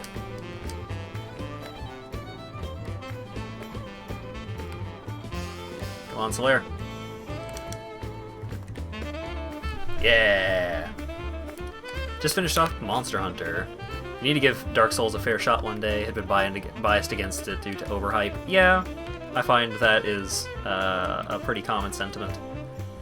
The biggest problem that I find to be common among new players for Dark Souls is you don't play it. Whoa, don't play it like a normal action game. Here's what you do when you're playing Dark Souls for the first time. You see this on your left hand? That's your shield. You hit L1, or left bumper as it would be, and you bring up your shield. Do this all the time. Always be blocking, because blocking is effective against way more attacks than you would think. Don't immediately go to, like, trying to dodge roll everything. Like, when you're first getting used to the game, block everything, so that way you start learning, like, how enemy attacks work on, like, a fundamental level. Because whenever you block a hit, you get this ding sound on your shield. So that way, that lets you know, like, when the attacks are actually going to be hitting you. So that's super helpful. Early on, a couple of stats are kind of a trap, and stat scaling works in some weird ways. So, like, you don't have to, like, look up how the stats work, but as a general rule of thumb, okay, my cursor is captured. Vitality, extremely important. You want to get 20 vitality as soon as you can.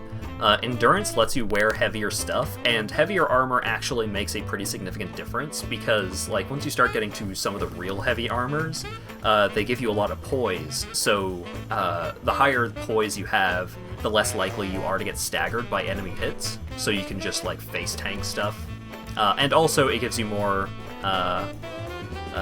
stamina, and everything that you do is measured by how much stamina it takes, basically. So more stamina is good. Strength and dexterity. If you want to, like, try and give the widest variety of weapons a shot, I would say bring strength and dexterity both up to, like, 15 to 20 on your first character. And then once you start figuring out what kinds of weapons you really like using, you can, like, really lean into one or the other. But having a bunch of strength is good because that gives you a wider variety in melee weapons. Having high dexterity gives you access to better bows, and bows can be super duper helpful. You can just completely cheese some situations, and they're great. They're super helpful. And then resistance, never put points into resistance. It does jack shit. Unless you are, like, leaning into being a caster, I would avoid putting points into attunement, because a lot of magic requires a decent amount of investment. However, the best starting class is Pyromancer, because Pyromancer gives you access to Pyromancy right away, and Pyromancy doesn't scale based on your stats. It just scales based off of how much you've improved your Pyromancy flame. So Pyromancy is a really good way to, like, dip your toe into the waters of how magic works, because magic, it's not like you have mana. Magic is determined by how many casts of spells you have. You have to go later, Wiggler. Later, Wiggler. Thanks for dropping by. But yeah, Pyromancer is generally the best character to start out with because it gives you access to Pyromancy right away. Pyromancy is great. Even if you don't invest super heavily into it, there are certain Pyromancy spells that are really handy, like Power Within, which slowly drains your health, but gives you a huge attack boost. I don't understand what's going on here. But yeah, just, like, as a basic, well-rounded kind of character that gives you that gives you access to the widest variety of stuff. Like, it's not very well optimized, of course not, but like gunning for at least 20 vitality, at least 20 endurance, and then 15 to 20 strength and dexterity, just so you can try out a wide variety of weapons. It also has a great stat spread. Yeah, the Pyromancer is... The Pyromancer has good stat allocation, and also it starts out at Soul level 1, which means that your first couple of levels are much cheaper than the first couple of levels in most other classes. I don't understand what's going on here. If you want optimized, you pick the bare naked dude that makes fun of how bad it is. Yeah, Deprived is genuinely bad.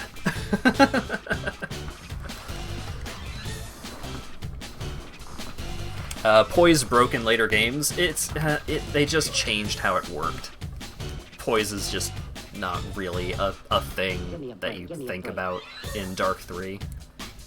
And it works weird in Dark 2.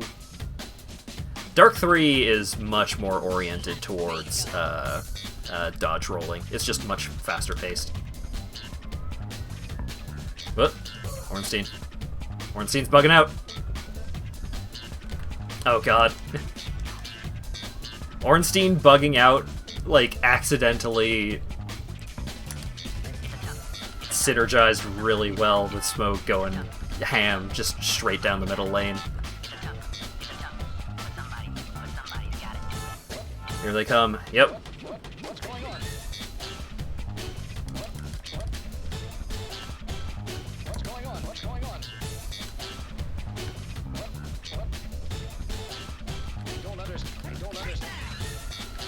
So, yeah, this boss fight is a really good example of like how much damage the Chaos Weapon actually does.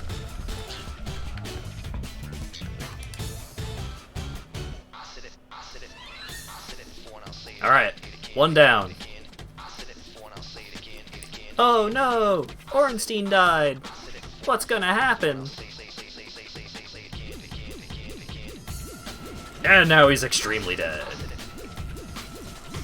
Because Smoke is just like, oh cool, friend's dead? I'm the Electric Man now.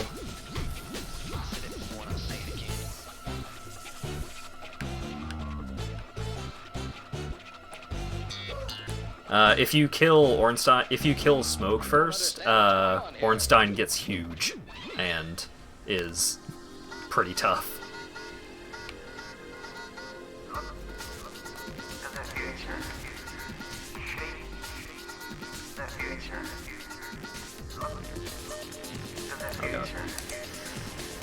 Okay.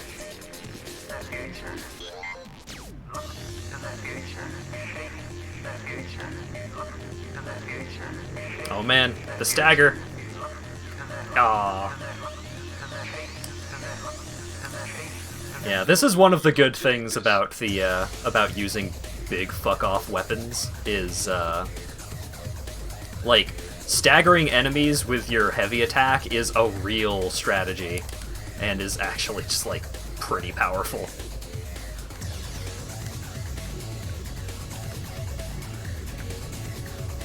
Come on, come on, come on. Don't kill. Okay. Solaire lived! Yay!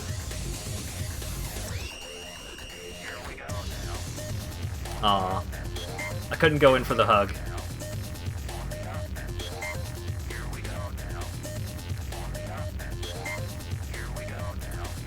Interesting fact about S'mores, his eye slits are in the neck. Most of the helm is just decorative. Yeah. It's really goofy. Yeah, Solaire's fine. Also, really fun little detail here. Oh, here's this like normal-sized elevator. Cool, I could take that one.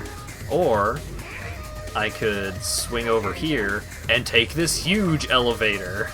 Because there's one for Ornstein and one for Smoke. Which is an extremely fun little detail that I like a whole lot.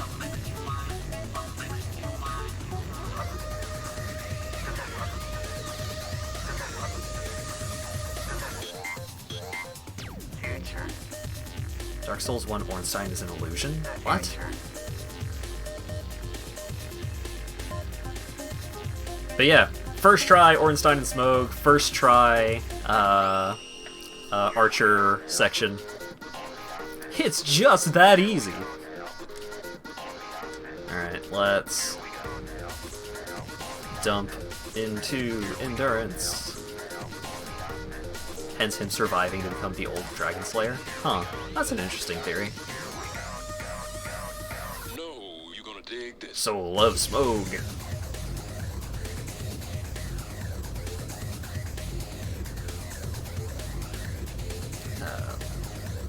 Oh right, I don't actually have any more Twinkling Titanite. Whoops. Oh wait. Oh yeah, I haven't found any more red Titanite chunks. There's a lot of rooms for speculation. That's the entire game. That's the whole thing, is speculation. Alright, are you guys ready? Are you ready? Amazing chest ahead!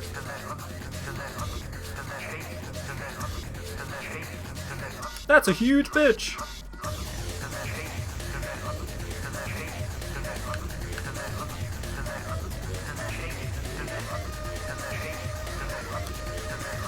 We did it. We found the lady. O chosen undead, I am Guinevere, daughter of Lord Gwyn and Queen of Sunlight. Since the day father his form did obscureth, I have awaited thee. I bequeath the Lord Vessel to thee. By the power of the Lord Vessel, you may now warp between bonfires. And beseech thee, succeed Lord Gwyn and inherit the fire of our world. Thou shalt endeth this eternal twilight and avert further undead sacrifices. Do I prefer the illusion or the real Gwendolyn? Well, okay, to be fair, this isn't Gwendolyn. This is Guinevere. Gwendolyn. Why does Gwen sound like one of the Oz Munchkins? Because I didn't have time to think of a voice to give her.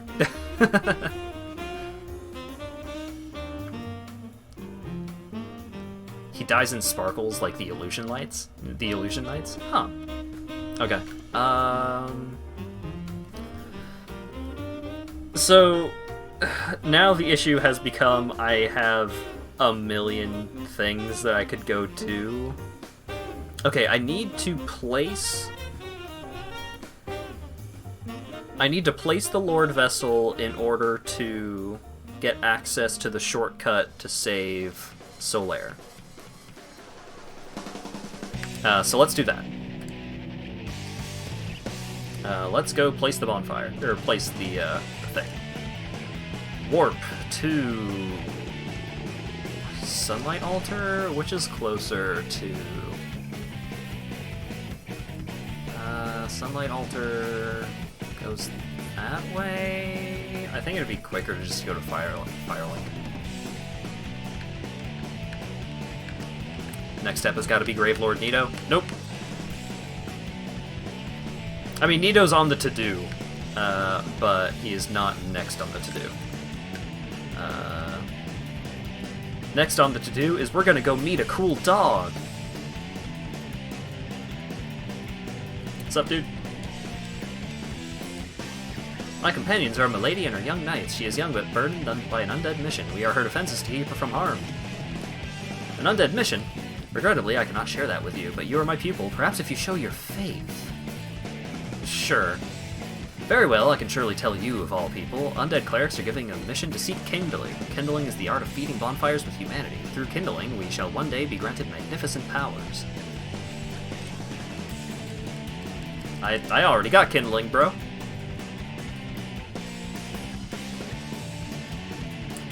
Your heart can't take it. Don't worry, I'm not going to do the DLC first. Doing the DLC first is the true prepare to cry. This man seems like someone to kill immediately. He's fine. He's kind of a dick, but he's fine. He's not outright a problem like some other NPCs. I don't actually remember how to trigger his quest line, though. Don't kill the Skelebro. I'm gonna do it.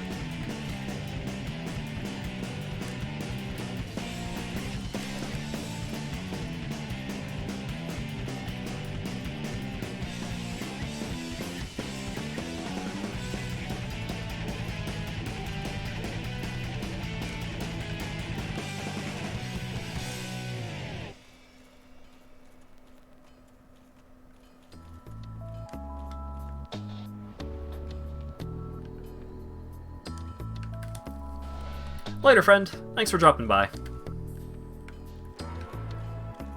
Alright, let's go meet a cool dog.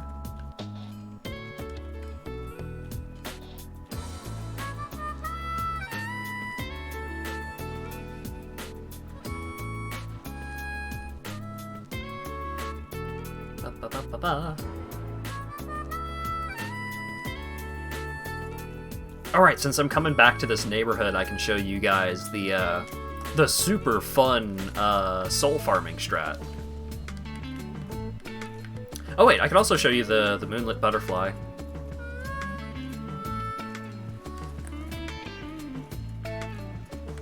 And where the summon is. Oh wait, was it the person that just left that didn't know there was a summon for this fight? Oh well. Worst case, they can check the VOD. Oh, speaking of VOD, I should go back and upload, or make highlights of all of my previous streams.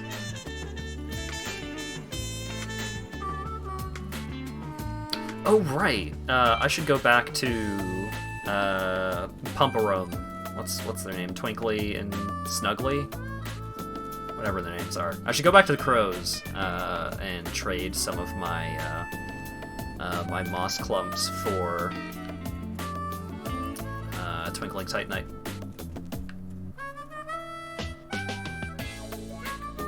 But for now, let's go check out a cool butterfly.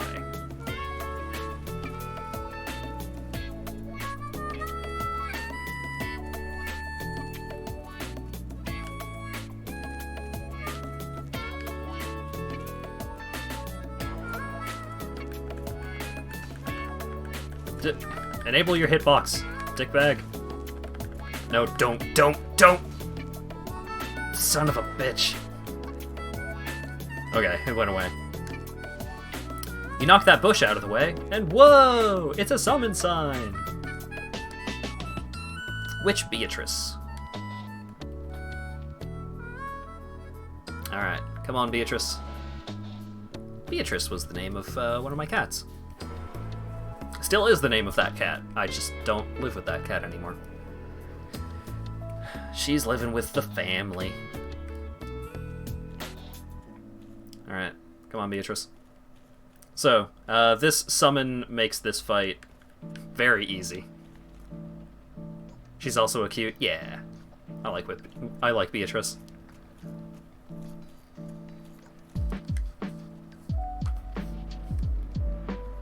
Probably fashioned after the Berserk character, which you cannot remember. I have never seen any Berserk-related media. You wanna aim at the boss, maybe?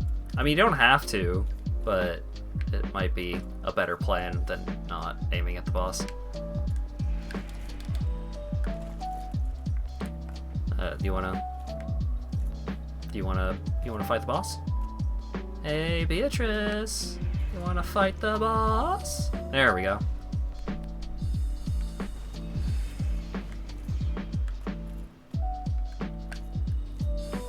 There it is. There it is. Oh, damn it, Beatrice. Fine, I'll fight the boss. Ka-chow. Alright, one more. Yeah. She can solo this boss very easily. But unfortunately, it seems like the AI of all of my summons have been behaving poorly. So...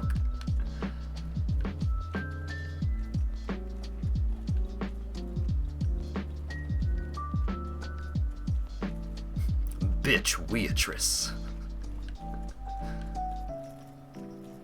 And the raw stone, I think. The divine stone. Oh, actually, here. Let's take a look at the lore. Wow, that guy looks almost exactly like Andre. Probably either, like, a previous incarnation of Andre or, like, one of Andre's kinsmen or something.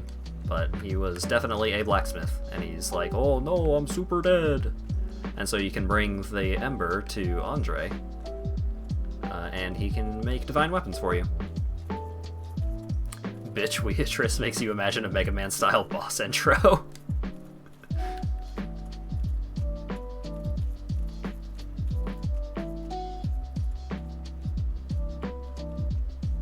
How can you undercook a stone? Don't worry about it. Oh right, the Elite Knight gear is right here. Yeah. The Elite Knight gear is one of the best fashion souls. Also, whoa, this tree can be attacked and also moves.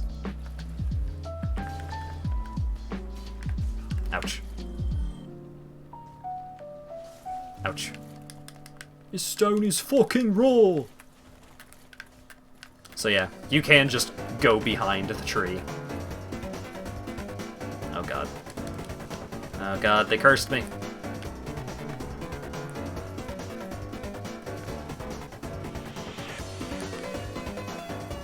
Get out of here, tree.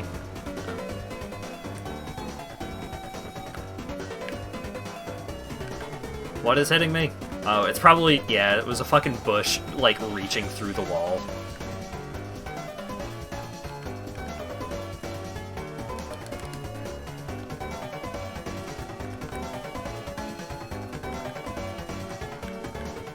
There we go. Got some moss. Got a pile of bodies to juggle around a little bit. Oh right, let's take a look at the Elite Knight set. Because the Elite Knight set is really nice.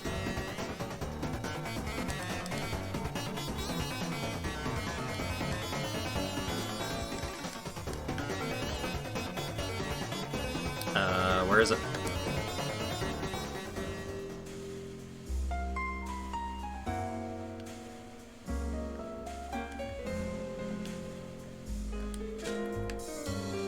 Yeah.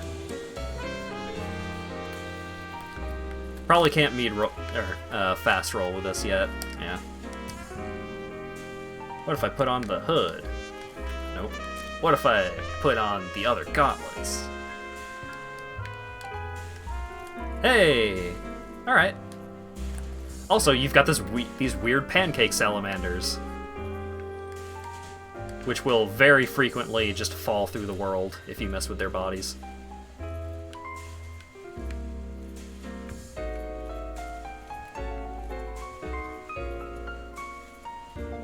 If I take this path... Oh man, another living tree! Bam! Pancake elementals. Alright, there was a ring down this path, if I recall correctly. There was also at least one, just item, like a thing. I missed it, but all of these dudes jump out of the water over here. No! Alright, these guys drop weed! No! Fell through the world. Do we know what weed is? Right as I'm about to go hydrochronic on this hog daddy. Embarrassing.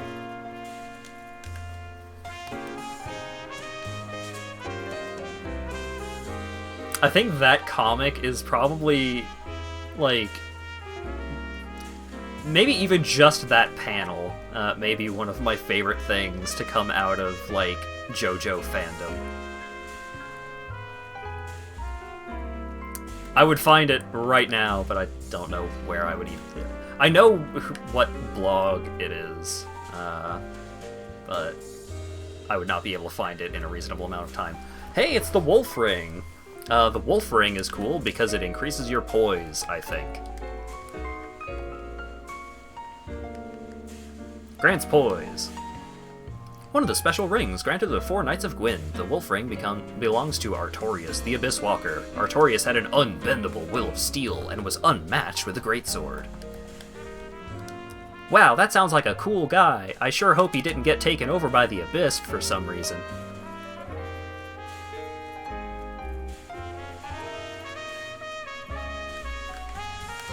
Up. Alright, let's go hang out with a cool dog. Actually, no. First of all, let's have a good time with some forest friends. Too bad we never get to fight him. Yeah, I bet that'd be a really cool fight.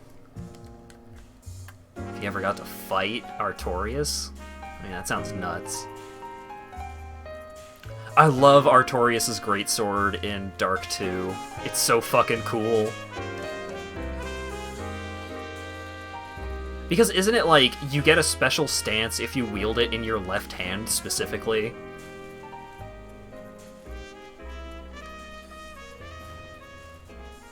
I don't remember the details, I just remember that it was really fucking cool.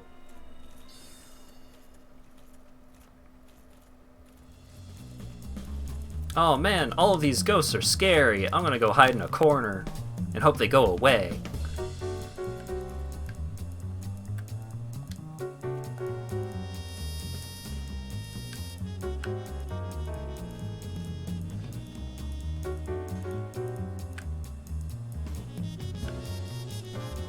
Cool.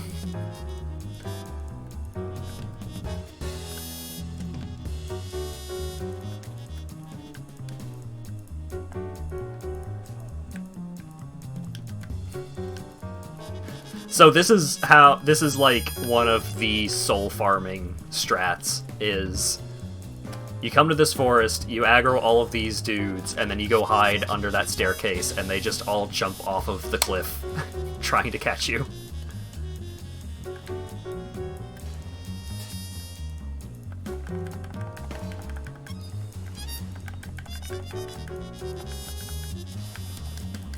It's nice that it's an option, too, because these NPCs are like some of the most difficult humanoid NPCs to fight.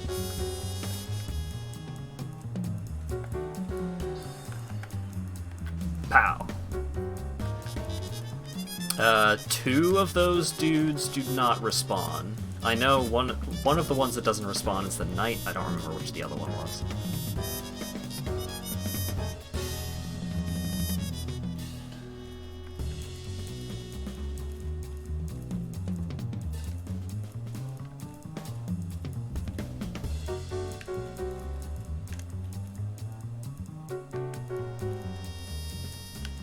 Oh man, this is the area with the mushrooms. Oh man, look at these dork-ass baby little mushroom dudes. They don't even want to fight. Aw, what a shame.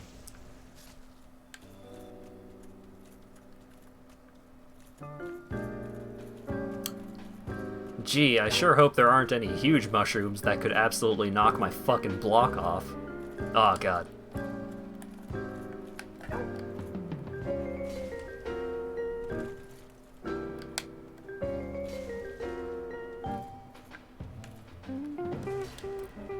So, the Chaos Swat, that punch does such an obscene amount of damage. Like, I would not be surprised if that punch one-shot me at this point. That punch is so extremely powerful. And it sends you flying, too. Like, what happens if I try to block it? Just, like, took a lot of my endurance. Sacrifice my life? No, I'm human right now.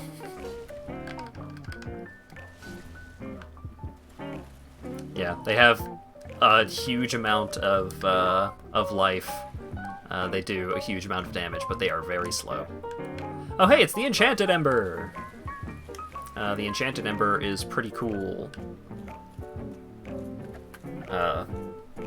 So magic weapons give your weapons magic damage and make them scale a little better off of intelligence. And enchanted reduces the amount of magic damage that you get from the enchantment, but makes the intelligence scaling way better. So I've made a couple of int builds where I would have an enchanted winged spear and an enchanted magic crossbow, or enchanted small crossbow, and those were really good weapons. Wow, what a cool big door!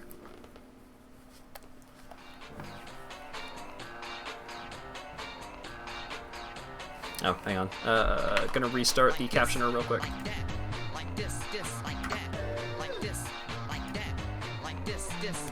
Hello, testing, 1, 2. Cool.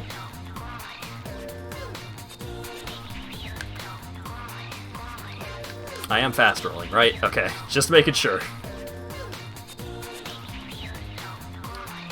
Whoa, that's a cool big greatsword.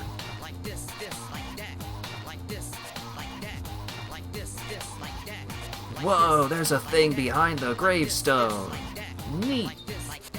It's the Hornet Ring, which makes critical hits better. Critical hits like parry attacks, backstabs, and the like. Alright. Completely unfitting music. Hang on.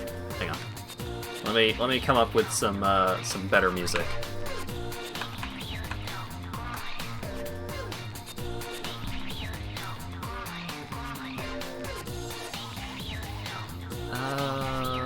Let's see.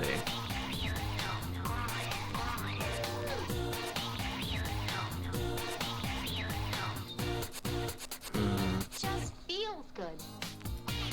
Just feels good. Just feels good. Just feels good. Just feels good.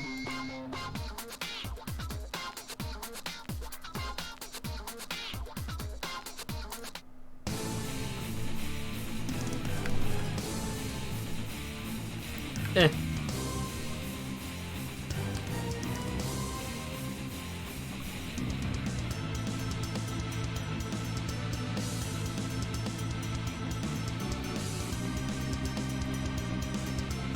Cool big dog! Cool big dog picks up giant sword!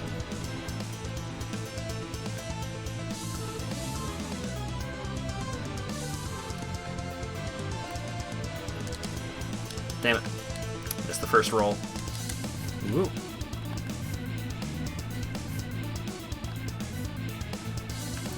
Oh god.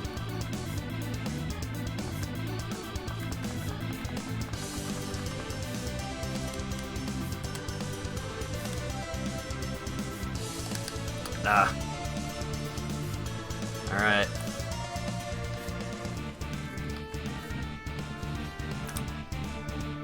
Yeah, so this fight, you really want to dodge most of his attacks, because a lot of his attacks, like, if you block one part of the attack, he will break your poise and will hit you. Oh god. Thank goodness he missed. That would have been very bad for my whole surviving thing. Alright, is he gonna start limping? Aww. So if you get the wolf down to low life, he starts limping, and his attacks become much weaker. And he's all tired. Oh.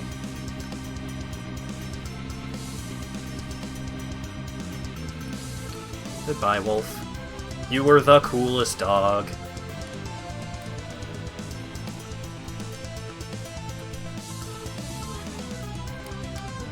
But now we have the Crest of Artorias, which we need in order to do a thing.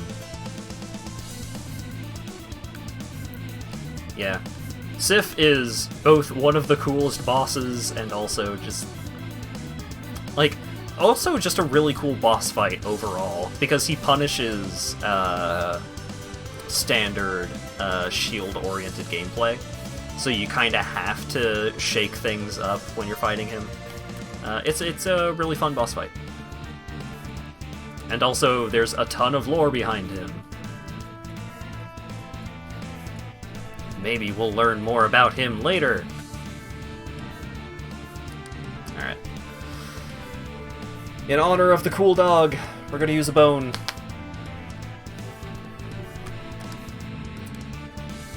More endurance. Alright. Do I have enough endurance to start using at least one piece of the giant set? Yeah! Alright. Now we're rolling. Okay. Let's see. What do we do next? Let's go visit the asylum real quick. Oh wait, I do have... Oh wait. It was about to start the boss fight music again. There we go. Much more fitting.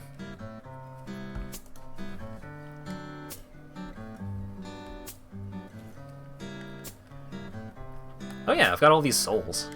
Sure.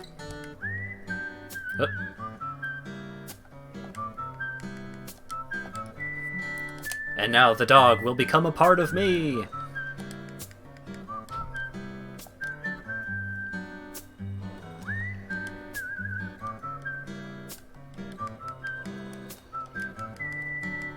Alright, that's all the souls I have right now. Just enough to get another level. Nice. That's what I like to see. Okay, now we can warp back to... Dead Parish? No. Let's go back to Firelink.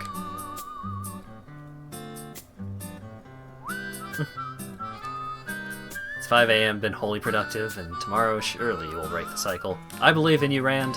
Have a good sleep. Are any of the weapons you can make from the boss souls worth it? Quaelag's Greatsword is really good. The sword you get from the Soul of Sif is pretty cool. Smoug's Hammer is neat, but it's just a big, dumb strength weapon, and there's not really anything unique about it. There are a couple other boss weapons that are cool, but none of them are... I think Quaelag's Greatsword is, like, the one that if you... like, the one weapon that is maybe worth crafting. Ornstein's spear is okay, yeah. I think you can make a pretty good catalyst from Seeth's soul, maybe? Why did I come up here? Oh, right, I was taking the elevator to go to the Undead Asylum.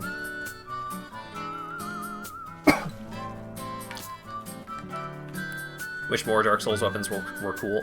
See, the thing about Dark Souls weapons is that there's a lot of them. So, you know, there are a lot of weapons that are just like spear, and sword, and short sword, and big sword. But there are also some, like, pretty spicy ones, like the whips have some pretty cool effects on them sometimes. The thief weapons are weird in that, like, you really want to be fighting enemies that are vulnerable to bleed. There are some really cool, just big-ass weapons. The Black Knight weapons are generally pretty cool. Like, they tend to have some interesting movesets and so on.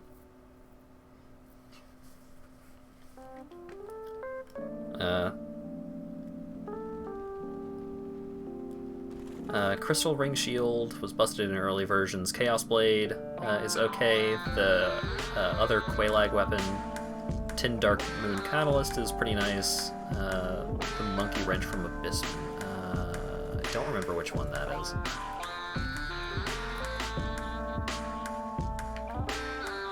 Up. Alright, I need to do the depths at some point so I can get my Pyromancy Flame. But first... You, give me warm, give me soft.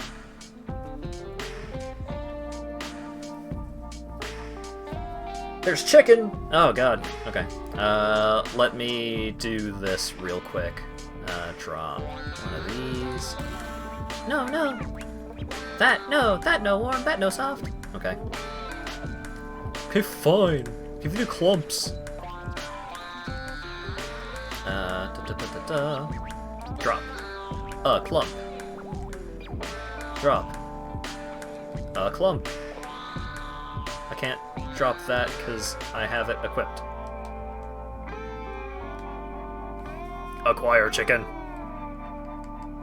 I'm gonna. Drop. Clump. Drop one of those. Okay. Damn it.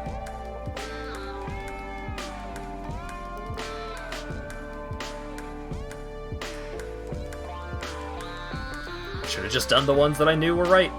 Oh god, and it equipped one of them again.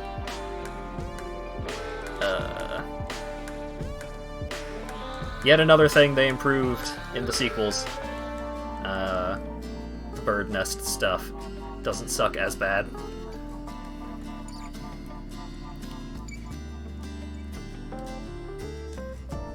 Okay.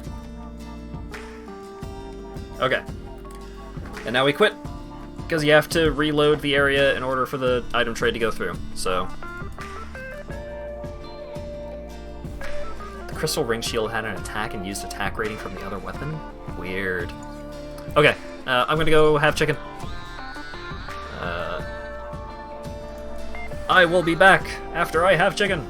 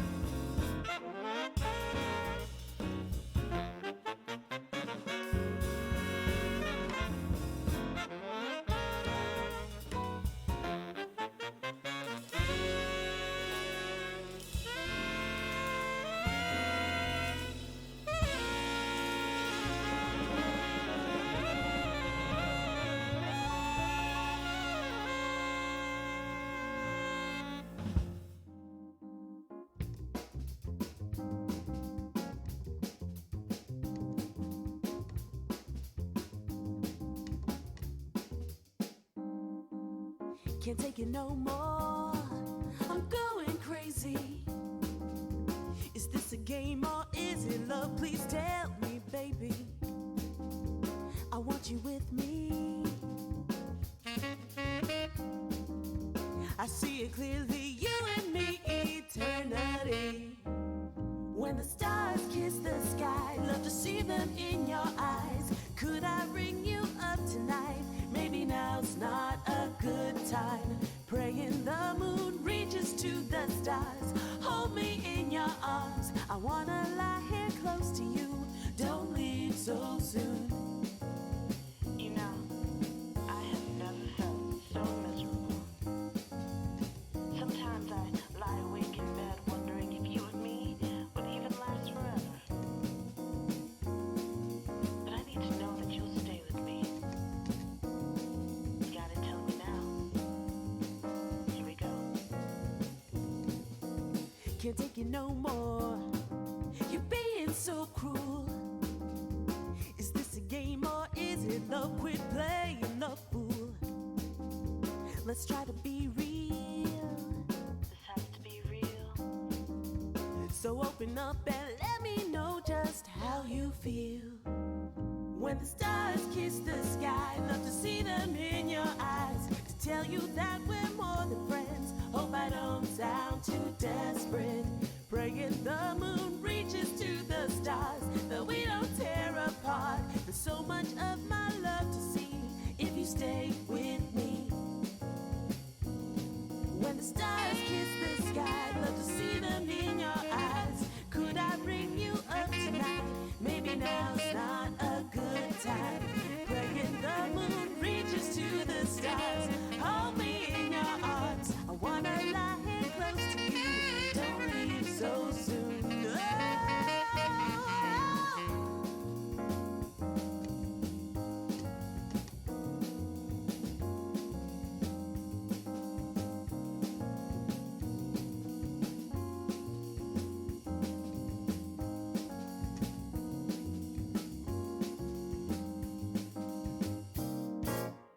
I've never felt like da da da da da.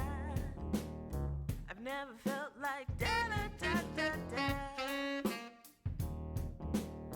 Baby, stay with me. Da da da da da.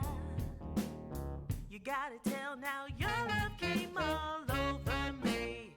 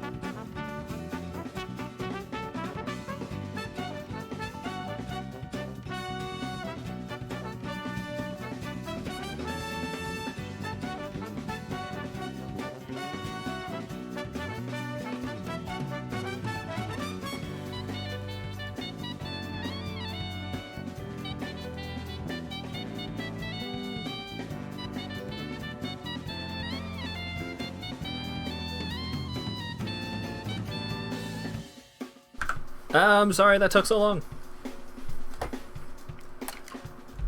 There were cookie discussions. The chicken was actually pretty good. It was like store brand, but pretty good store brand. General So's.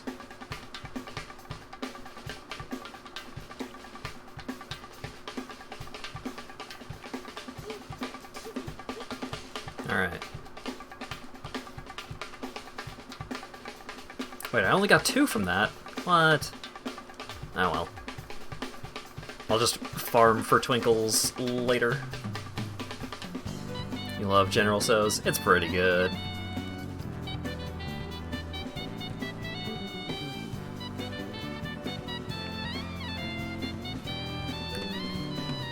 Okay.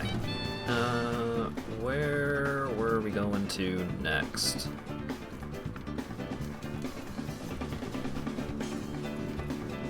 Oh man, it's some weird crazy snake thing. With terrible teeth. I'm going to ignore him. He seems like a weirdo.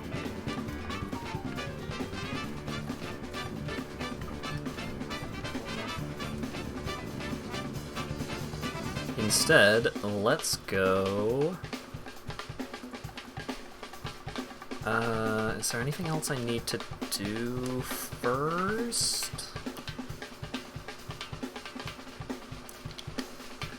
Give him a toothbrush. And some floss. Yeah, he definitely needs it. Okay. Let's go hang out in New Londo. How many of the thing do I have right now? I only have 2 transient curses, huh? Little mouthwash goes a long way, buddy. Yeah, he's telling me about it. Okay, can I get the witch set now, or do I have to do the other summon?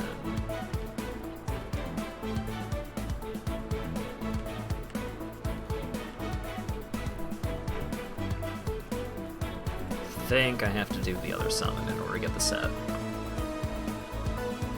I do. Okay. So I need to be careful, because Ghostberg sucks. This zone is garbage.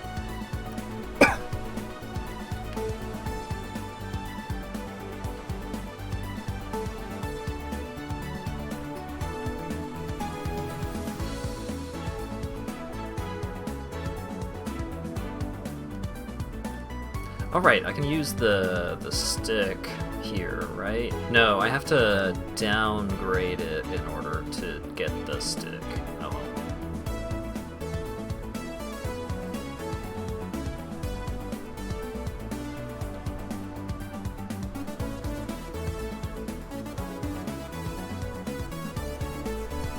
Alright. New Londo. Everybody's favorite zone. With a bunch of ghosts that you can't hit unless you are cursed or have a transient curse active.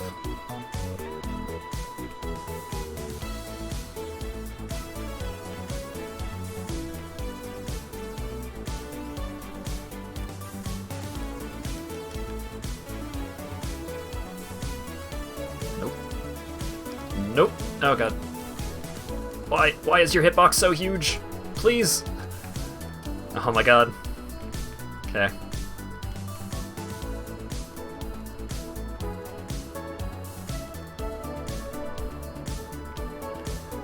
No.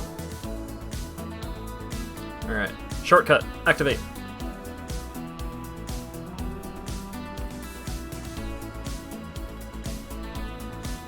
Ah! You can't hit ghosts, but they can stand right in the way, and they can sure hit you. Okay. Was that the building I needed to get on top of, or was it this one? I think it's this one. Room full of ghosts. Ah!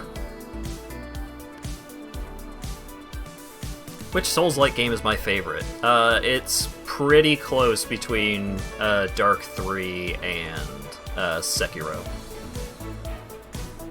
Sekiro is really, really, really good. But I think Souls 3 overall has the most replayability.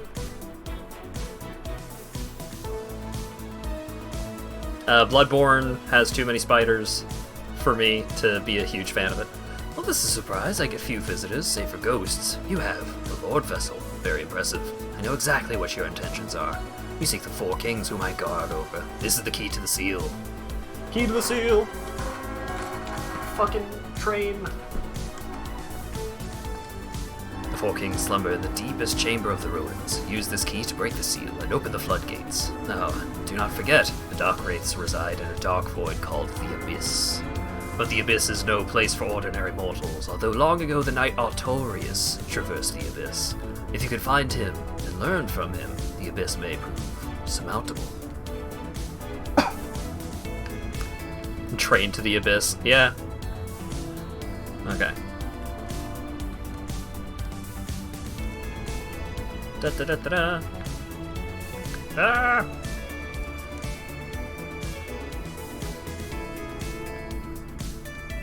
Bitch. Oh my god, get out of the way. Oh my god.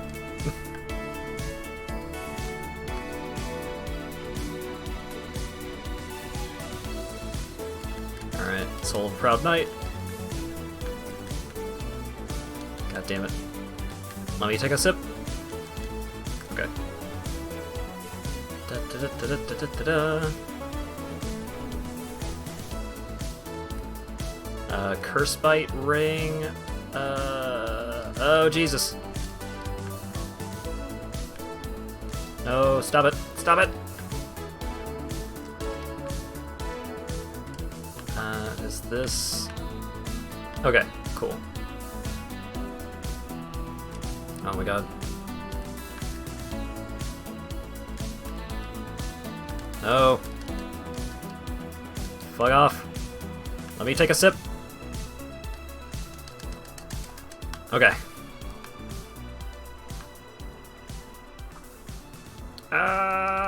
Key to the seal. Open the seal.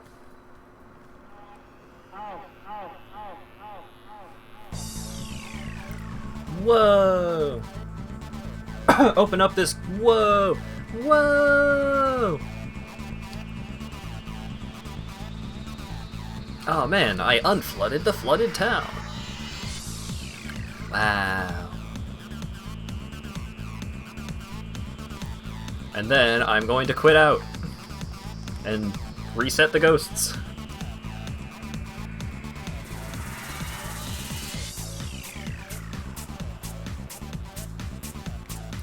Oh hey, look! It's the Valley of the Drakes, which we have been through a million times.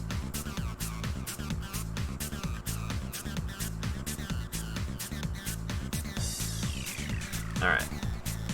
Pull the lever, Kronk! Oh, that was the right lever.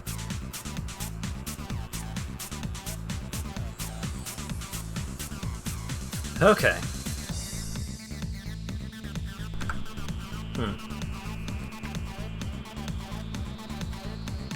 Okay. Let's hang out with some Dark Wraiths. They seem like friendly people. Get out of here. Oh wow, that actually one-shot him. Neat. So, Dark Wraiths are pretty cool dudes. They're just like full-on Skullomania looking dudes.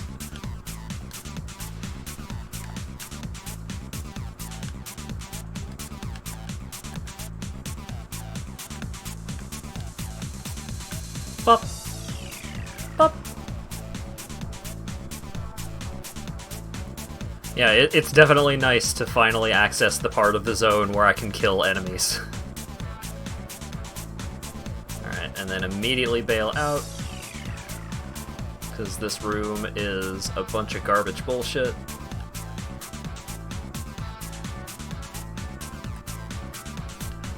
Alright, let's see if I can sneak up on him. Yes. Okay.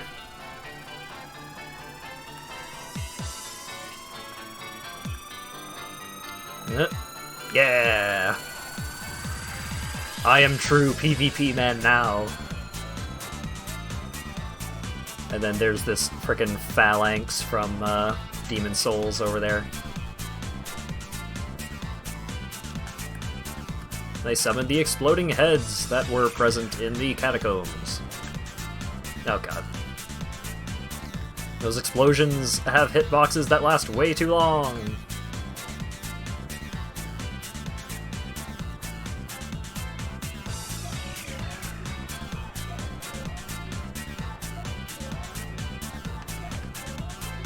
I got covered in sludge. Love delayed explosions. Yeah, so good.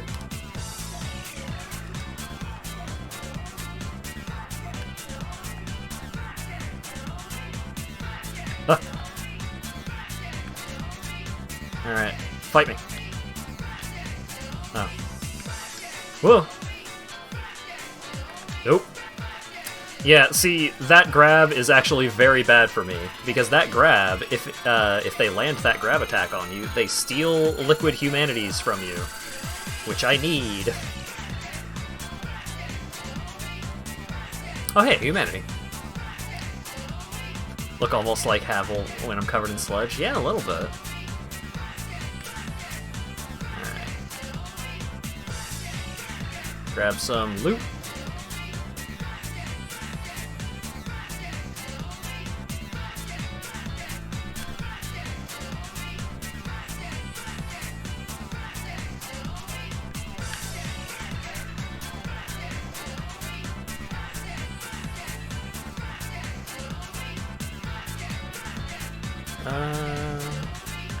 Where does this lead again? I'm worried that this is going to lead to a place with ghosts, and I'm going to have to quit out again to unsummon them. Ah. A box. Alright, people were wondering what happens if you attack a chest that isn't a mimic. It's nothing! Very large ember. Right! You need that to upgrade weapons to plus 15. Generally, plus 15 weapons are pretty good.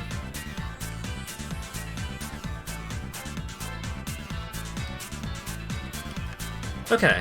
Got 4 Estus left. Alright, this zone sucks because there are a couple of places where you can walk in the water, and a couple of places where the water is a death drop that will kill you right away. Boop. Bop.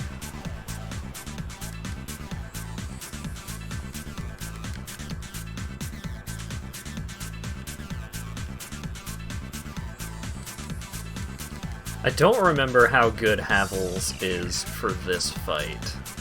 Oh, I got some cracked red eye orbs. That's pretty spicy. Those let you invade other players and bully them for money.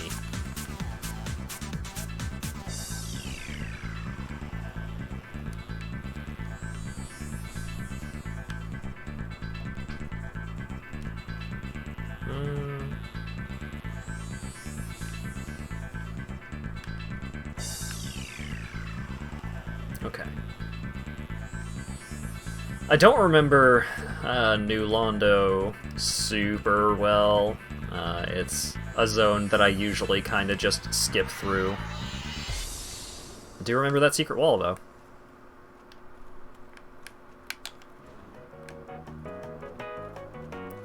Is it even worth going back to Demon Souls after playing the later installments? In my opinion, no. I think overall, Demon Souls is... I think Demon Souls has aged very poorly. Meanwhile, like, Dark 1, no problem coming back to this. It still is a good time. But it certainly doesn't help that I had no nostalgia for Demon Souls. I played Demon Souls after I had played Dark. and Dark Souls. Like, Demon Souls has some interesting boss designs, it has some interesting mechanics.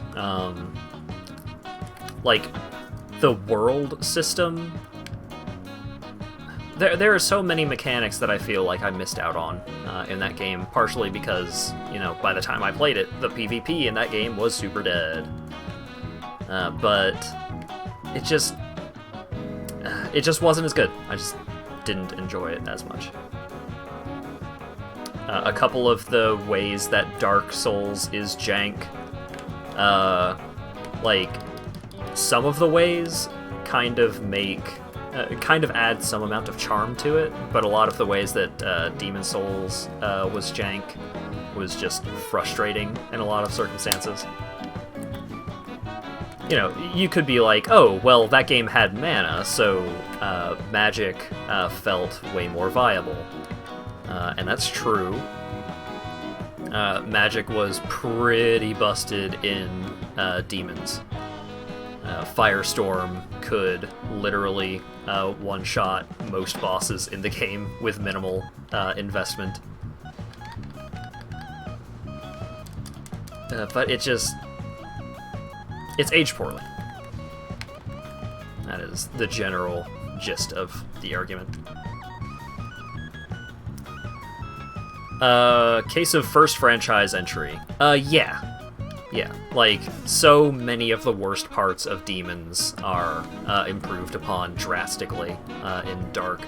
Like, the Poison Swamp, because of course there's the Poison Swamp in Demon Souls, is absolutely gigantic. And like, there's a fog that makes it extremely hard to see, like, more than a dozen feet in front of you.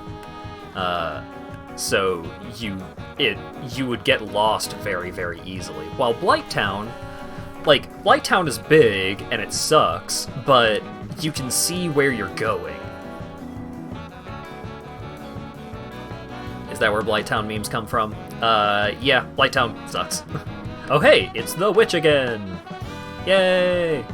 So you can't summon Witch Beatrice here unless you summoned her for Moonlight Butterfly.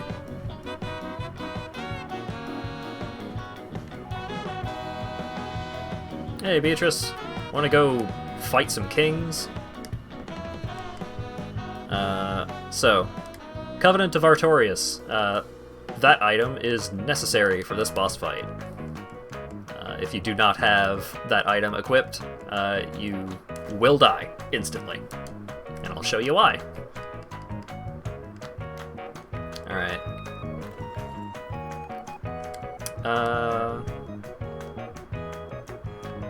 Yeah. Let's just go full Havels for this attempt and see how it goes. Look at this NPC running a dedicated magic build. I know, right?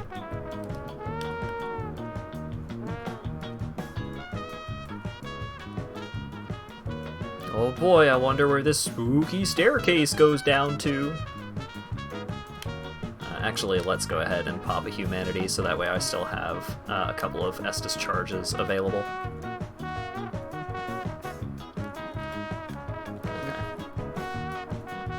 Wow, this is a crazy long staircase.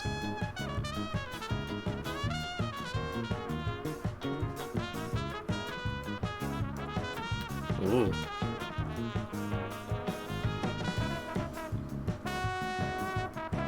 It just keeps going down, huh? Well, let's go! And I'm fine. Welcome to the Abyss. Scenic the Abyss.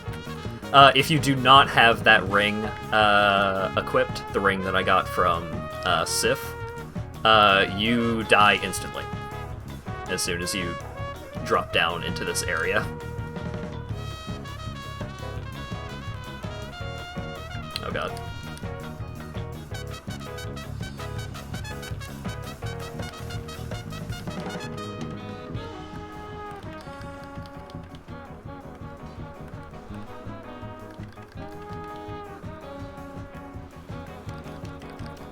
So as you can see, I am taking very little damage from this boss's attacks.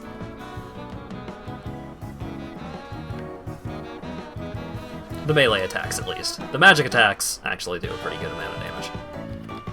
Oh hey! There's another one! Alright, let's pop a humanity. So, this fight is called the Four Kings for a reason, and in most cases, 4 of these dudes will spawn. I say in most cases because there are some cases where you can spawn more than 4 kings, or fewer than 4 kings, because each of these guys has, like, an amount of life that they have. But they take damage to, like, that health bar that's there in the bottom. Like, that is the boss's life. These guys are just individual pieces of the boss. Am I gonna die from this? No, I'm fine. He stole humanity, though! You son of a bitch. Oh, Beatrice died. I hope I don't need Beatrice to be alive in order to get her equipment set.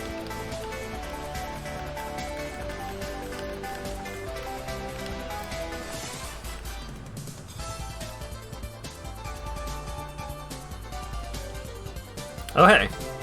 So yeah, I don't know if that's the 4th or the 5th, but...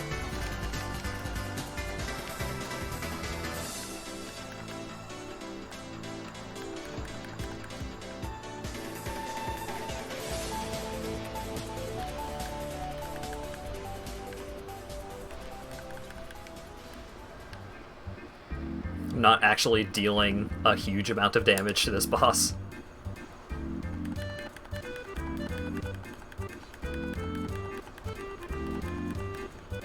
Yep, okay, so, yep, there is definitely the 5th king.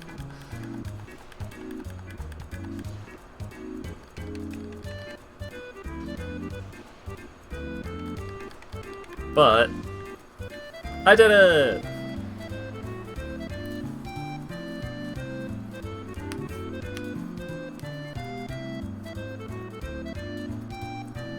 Nice. I got the bequeathed Lord Soul Shard. And whoa! What's up with this guy? This guy looks like the other guy.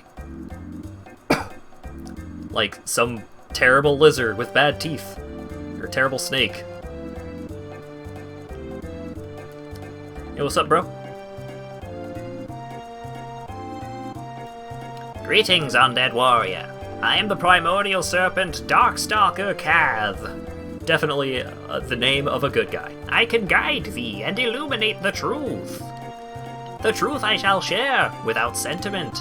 After the advent of fire, the ancient lords found the 3 souls, but your progenitor found a 4th, unique soul, the Dark Soul.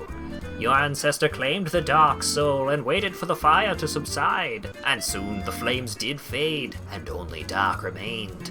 Thus began the Age of Men, the Age of Dark.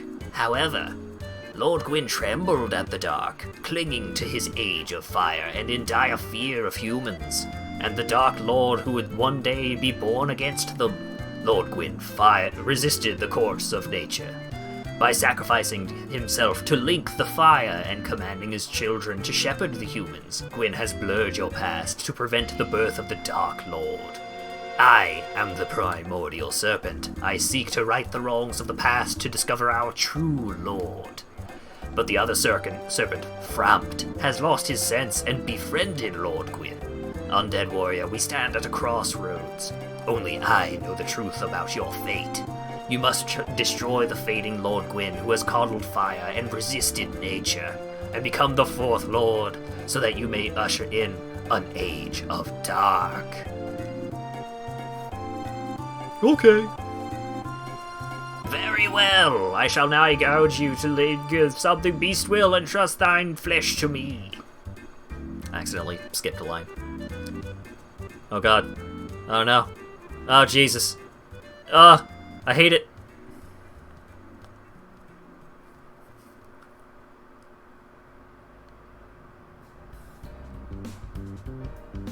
Gross.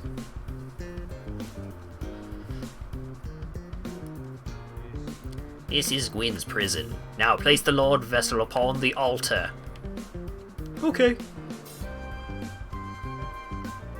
Ba-da-da-da. And so I was carrying this big-ass bowl with me this whole time. The Lord Vessel is huge.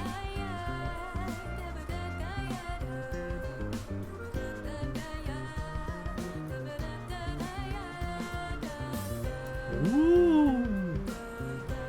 Whoa!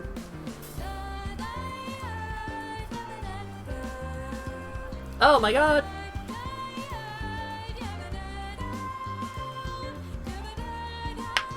You go through the abyss and beyond to have the biggest, most divine bowl of cereal ever.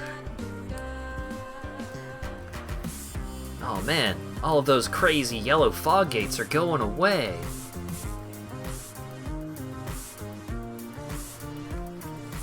Rest at the Lord Vessel.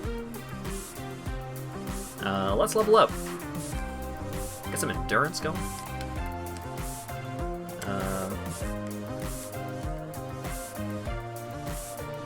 Unfortunately, you cannot use the Lord Souls in order to just gain souls. Lord Souls are plot items.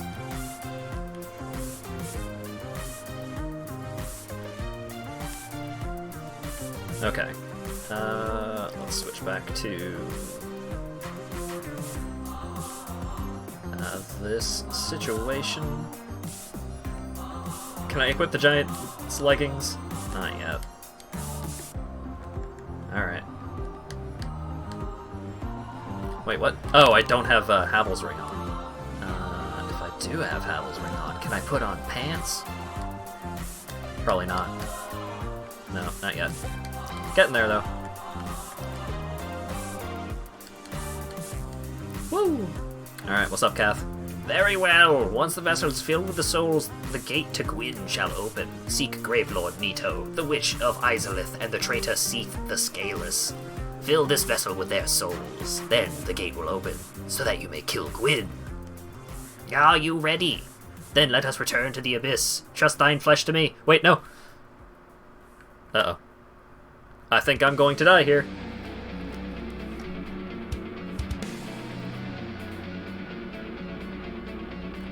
I don't have the ring equipped.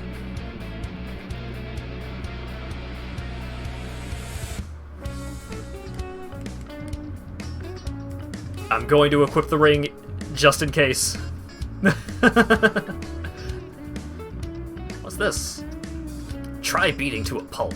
Wow, rude. Okay. So yeah,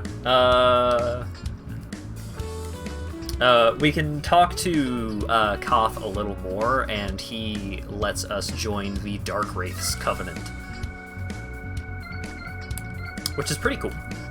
The Dark Wraith Covenant is the Invader Covenant, basically. That is the covenant that you join if you want to gank noobs, as they say. Ah, Cult missed it, huh? What a shame.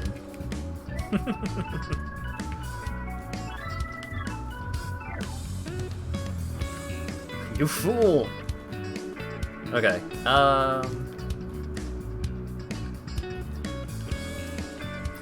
yeah, no bad language, Cult. Come on. Let's go, get... what's up, Framped? You sorry fool, you could not be the chosen one. Enough, I shall slumber until I am awakened again. Zoop! So yeah, there are two, like, paths that you can take with the story. You can hang out with Framped, who wants you to relink the fire. Or you can hang out with Koth, who wants you to ditch the fire. And we're gonna hang out with Koth. Because the secret is that the Age of Fire is the Age of Gods, but the Age of Dark is the Age of Men. So, like, the undead gods will just keep doing their thing as long as the Age of Fire is going. But as soon as the Age of Dark comes back, humans can start doing their thing.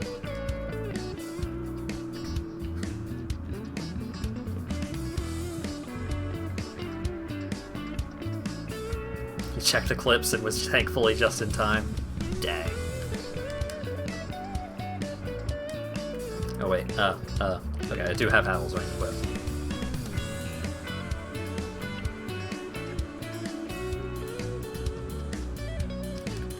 Alright. Hey, you guys remember the catacombs?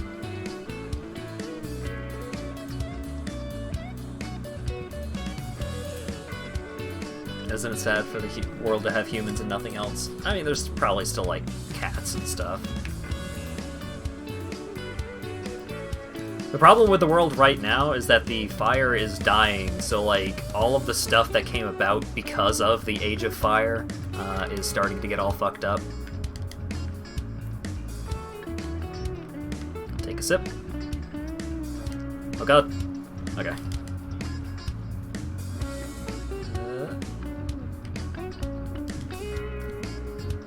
Alright. Time to have some fun with the Wheel of Skeleton! Okay. Get me out of here. Just go. Just go. Just go. Just go! More of a Yu-Gi-Oh! Duelist of the Roses where the better option is to side with the bad guys. Yeah. Basically. I mean, it's not necessarily the correct option, because the Age of Dark also sends the world back into, like, a Dark Ages kind of situation. So everything has to be rebuilt, while the Age of Fire, if you continue the Age of Fire, most of the stuff that has been established through the Age of Fire is still around and still works. It's just that the gods can come back and start doing their thing again, since the fire is still around, and they use the fire for their powers.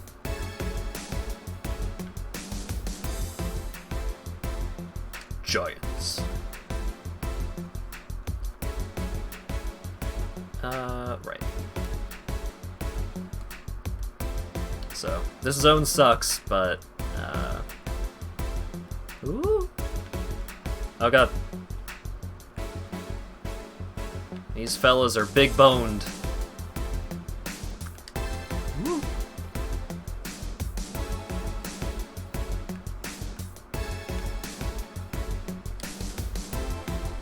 Alright, let's take a nap.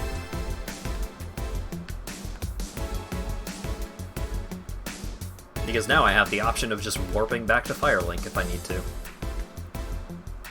What's up, Patches? I did you wrong, but I didn't mean it. These temptations, they can overcome me. Da, da, da, da, da. Yep, okay. He's still not... Oh, right, he doesn't become a merchant until he goes back to Firelink. Which doesn't happen until later. So if we want to get the Father Mask, we need to get it ourselves.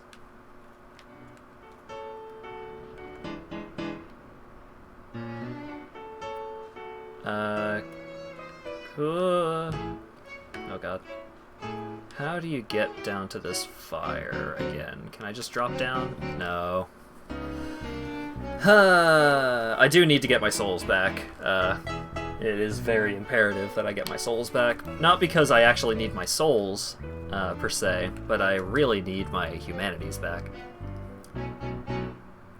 Siding with Yugi, who plays King Henry, pretty much has him taking credit for all your hard work, not sending you back home, and you're kind of fucked. Wow. Messed up. Kaiba of the Yorkists not only sends you back home, but sends you back with a trinket to show his descendants so they can owe you forever. Nice.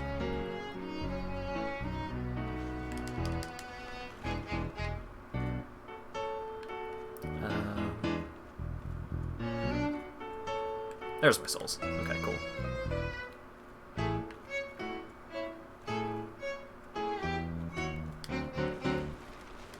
Soul of a brave warrior? Neat. Okay. We're fine. We're fine. Wait, no, don't attack. Okay. Ah, fuck. This zone sucks! because you can't see anything unless you're holding up the shield, and unless you're holding up the lantern. And if you're holding up the lantern, you're considered blocking, but the lantern has basically no defensive capabilities. So if an enemy attacks you and hits you while you have the lantern held up, then it is considered like breaking your guard when they hit you. And breaking your guard puts you in this huge amount of hit stun, so you're staggered for a while.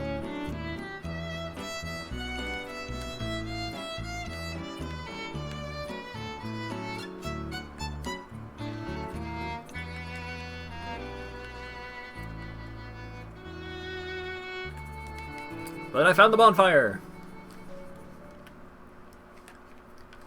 I do want to become human again, because there's a very good invader that we can get to come in this area.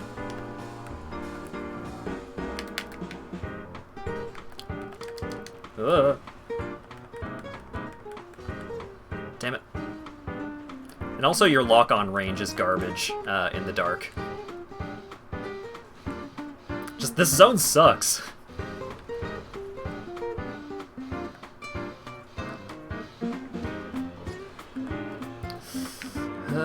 Please die.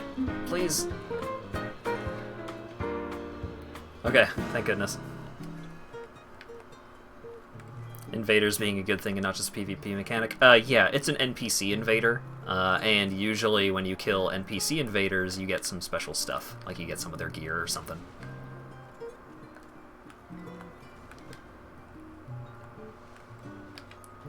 And usually you can summon them for a boss fight somewhere else. Yeah, they're normally invaders are other players, but there are certain places where you can get NPCs to do it.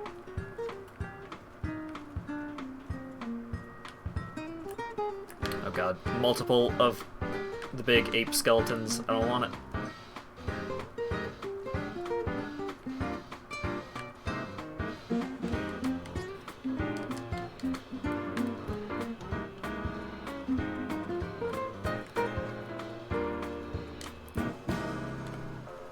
Okay.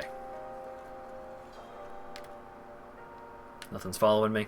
I do like how it's just like this wall of black, evil aura-ness. Oh my god, Paladin Leroy! Remember how much he helped during the pinwheel fight last stream? Oh man, I love this guy. Get the fuck out of here. Nope, nope. No miracles for you. I think he drops Sanctus, which is his shield, and his hammer? He also dropped 20,000 souls. Got 2 humanities. Yep, Grant and Sanctus.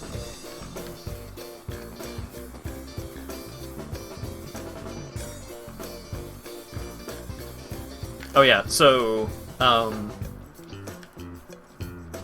you can, without placing the Lord Vessel, you can get all the way to here. This little cave right here is blocked until you place the Lord Vessel. Get fucked, Evil Paladin. To be fair, he wasn't an Evil Paladin. Usually if an NPC invades you, that NPC, a lot of the invader NPCs are just like other undead like yourself that just went crazy. There are only a couple of NPC invaders that are actually like evil characters. Like Paladin Leroy is a great guy. He helped you out with Pinwheel. Like, super helpful of him. But then he went crazy because being basically unable to die, and you know, most undead end up dying quite a few times before eventually they lose all of their humanity and they go hollow.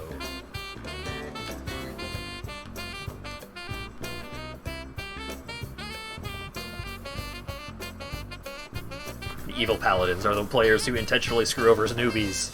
Yeah. Also, this zone has tiny baby skeletons, which deal an unreasonable amount of damage and also apply toxic.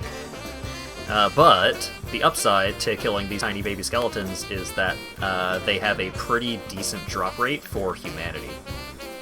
So this is a pretty decent spot to farm humanity.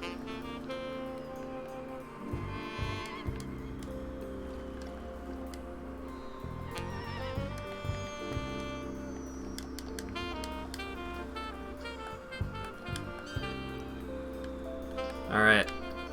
And, normally you would just, like, skip past these dudes because it's just like, oh, it's Pinwheel again, except, there's a lot of them, because these are, like, the prototype Pinwheels. The Pinwheels that didn't turn out so good. But these guys have a chance of dropping the mask that we want.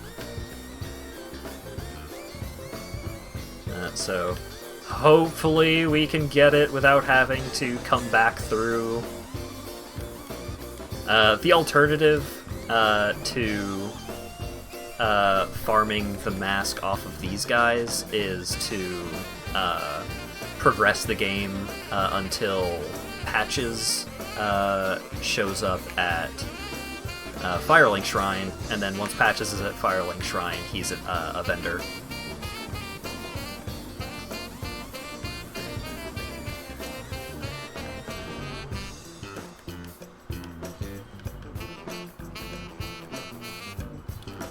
I'll kill a couple more of these. If I don't end up with any humanities, then I can just carry on to the boss fight, because the boss room is very, very close to here.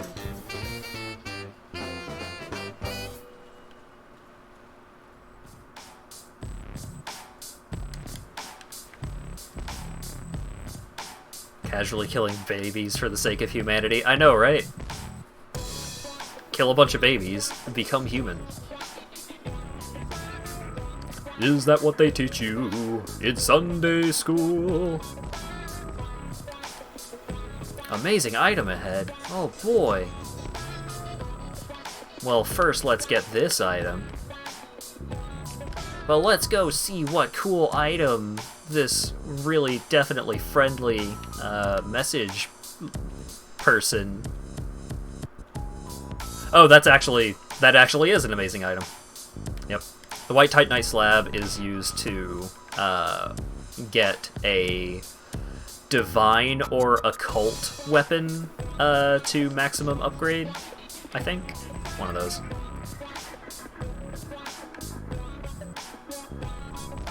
Alright. Time for one of the coolest and also most cheesable boss fights in the game.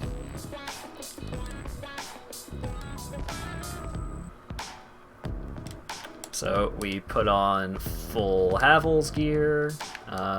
What's our roll looking like? Okay, we're not in extreme fat roll mode, so that's okay. So let us let's boost our poise a little bit extra. And I doubted him. I mean, you learn to have trust issues with a lot of these messages that are around. Okay, I have 6 humanities in my inventory right now. Remember to hydrate and relax. Okay, fine. Here.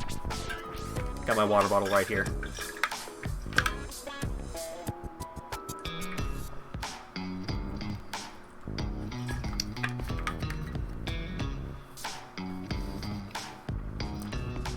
Dark Souls is trust issues, except Solaire, the game. About that, there's a little bit of concern there. Okay.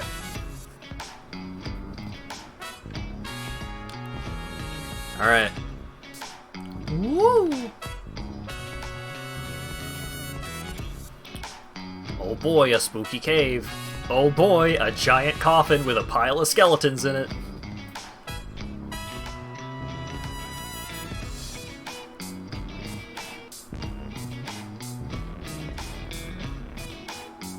Oh, that skeleton is a slightly different color.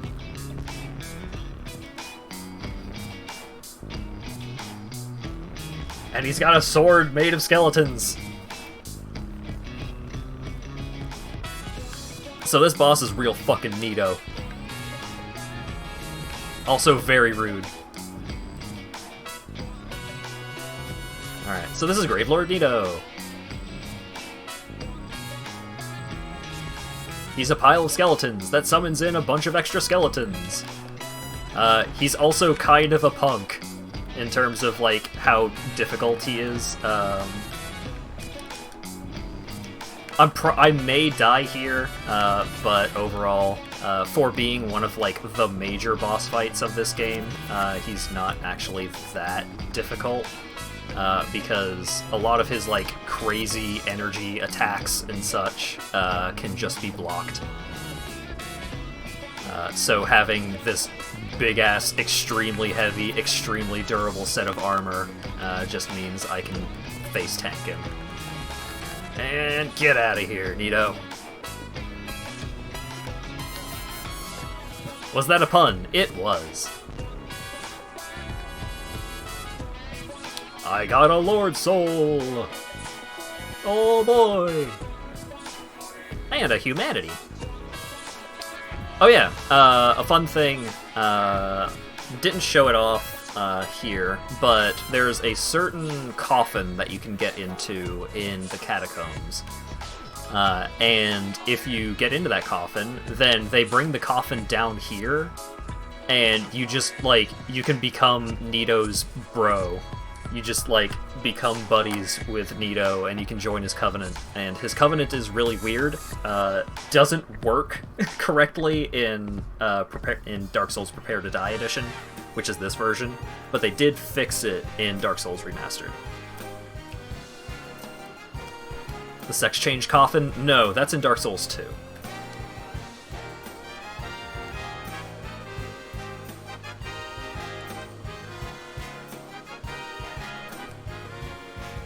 Yes.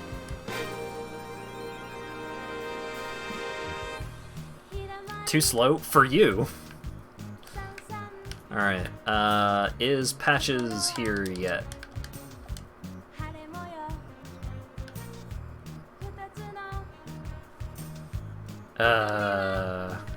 Patches is not here yet. How do I get Patches to the shrine again? Oh wait, are the cleric... Is the cleric brigade here? Hey, what's up? Okay. Oh wait, I think I need to learn... I think I need to buy something from him. I think I need to learn a miracle.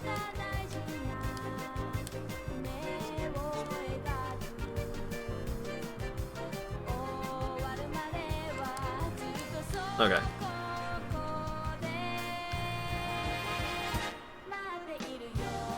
Okay, so I bought a thing. You keep forgetting about Remastered. You just have Prepare to Die. They fixed a couple of things in Remastered. I don't think they broke anything in Remastered. Like, if you have Prepare to Die, Remastered is not necessary. But it's something. Okay. Reloaded. His buddies aren't here yet, so let's go check. Let's go check the parish. Because I don't want to spend a bunch of time... Oh. It's a beacon! So that little circle, that is a miracle that other players have cast. Is it worth playing Dark Souls 2? Yes. Like, the base game of Dark Souls 2 has some issues. A couple of them they have actually patched to not suck quite so bad. But... ouch. But the DLC in Dark Souls 2 is the best DLC content of any of the 3 games. The DLC is extremely good. So, despite some issues with the main game, and some balance issues and all that good stuff, 2 is still definitely worth playing.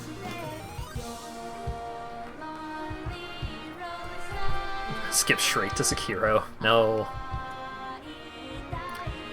Well, the thing about Sekiro is that... in general, I think Sekiro might be easier if you haven't played a Dark Souls game.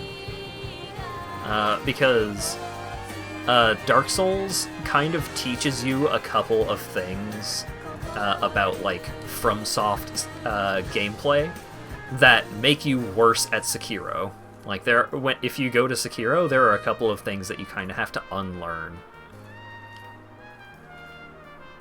If you get really entrenched in the Souls gameplay.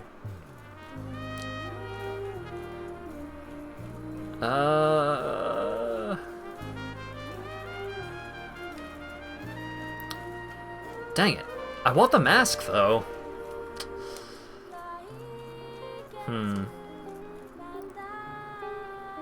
You have to master parrying for Sekiro. It's not just mastering parrying, it's learning to appreciate a variety of gameplay. You really want to make excessive use of your ninja tools, your shinobi tools, in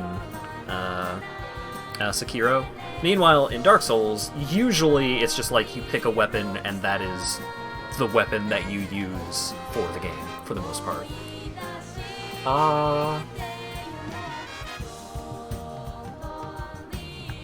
Chamber of the Princess, Daughter of Chaos. Let's go.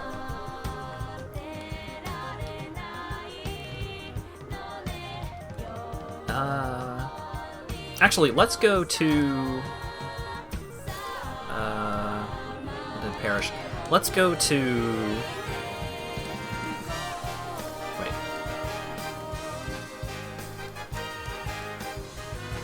Oh wait. No. Okay. No. Let's go get a Pyromancy Flame. No stamina management. I mean, there kind of is stamina management against certain bosses, and in the New Game Plus mode. But New Game Plus is actually one of the biggest problems with Sekiro, is that they don't, like, there's a bunch of different endings that you can take, so there's definitely reasons to do multiple playthroughs. But they don't change up the gameplay between the playthroughs in any considerable way. They kind of just make the numbers go up in a lot of cases.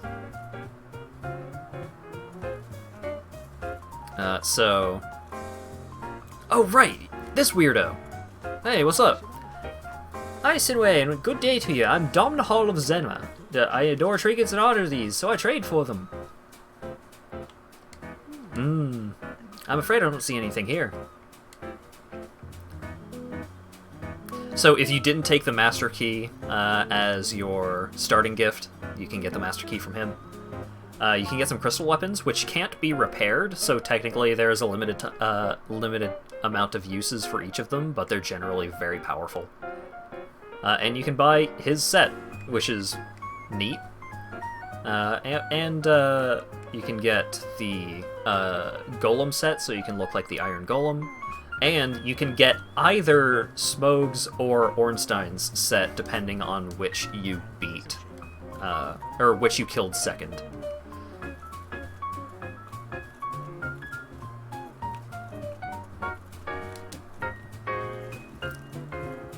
Number bloating, extended gameplay does not make... Yeah. And that's something that the Souls games get a lot better about.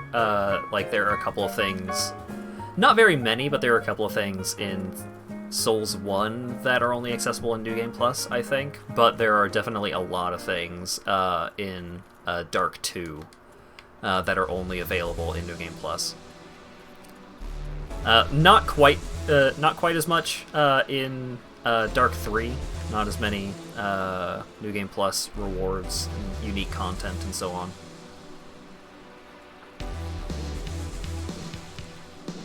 Stat inflation is one of the worst kinds of inflation.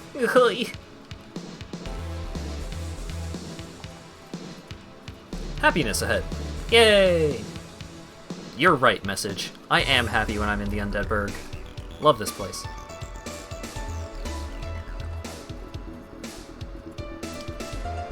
Okay.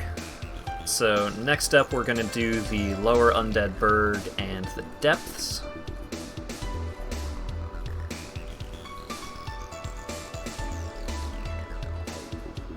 Don't mind me. Doing the depths is nice because we get access to a pyromancy flame, and pyromancy is cool.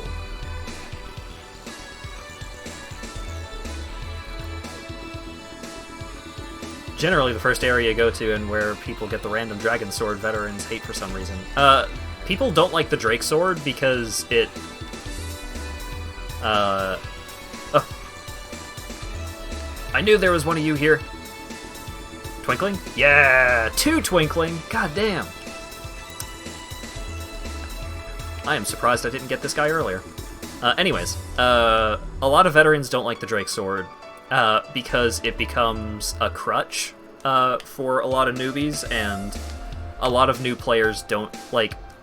New players that learn about the Drake sword don't also learn about how the Drake sword scales and how significantly it drops off once you start hitting like the middle of the game-ish. It's super overpowered for the early game, but it does hit a point where it stops being quite as useful, and a lot of players is like, oh no, the Drake Sword's busted, it's super good. And they don't really think about, like, sure, it's really powerful early on, but it doesn't scale super well, so it stops being useful. And so they start hitting points in the game where it's just like, oh, these enemies have too much health, they take forever to kill, and I can never kill them before they kill me. I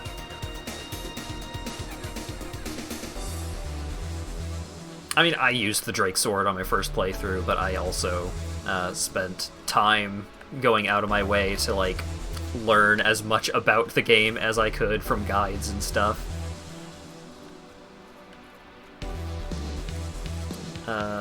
Which is the door? Is this the door? Somebody help me! Somebody, anybody, please help me! The door's locked! Damn, I'm finished! How did this happen? I used the residence key. What's up, dork? Brilliant! You opened the door for me! Thank you, I'm saved! I thought I might never escape. I'm Griggs of Vinheim, a sorcerer of the school. I am much obliged for your assistance. Thanks to you, I now may resume my travels. So this is the sorcery trainer. You're supposed to come here, like, super early in the game. So this guy sells you sorceries and stuff. And he is like an apprentice to Big Hat Logan, who you can save in Sen's Fortress.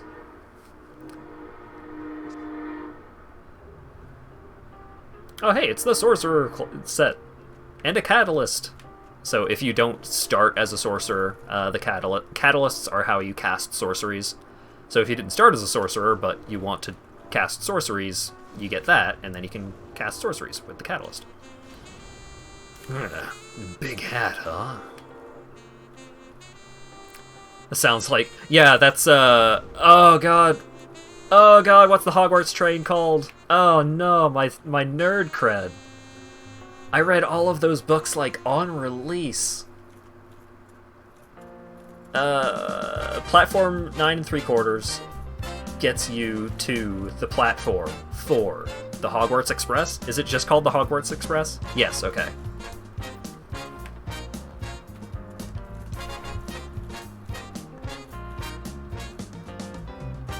Try enemy.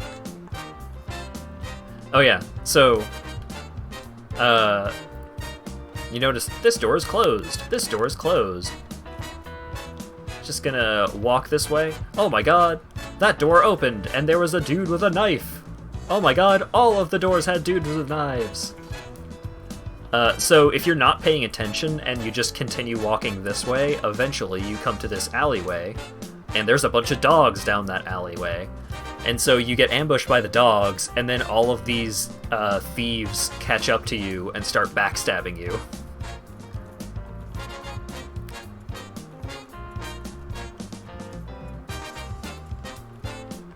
So grateful to Hatsune Miku for writing those books. Yeah. You apologize for all the Dark Souls questions, legit interested in the series, and never gave it a chance. Oh, it's on sale right now? Oh, man. Yeah, I mean, I love talking about game mechanics in general. I can ramble about that kind of bullshit for hours. So, for sure, if you have any questions about the series, please. I am way more than happy to ramble.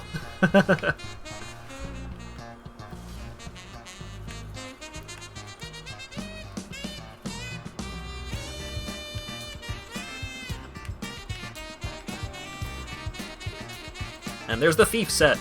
This is another one of the sets that you can start the game with. The Thief set is pretty cool. Let's put it on real quick.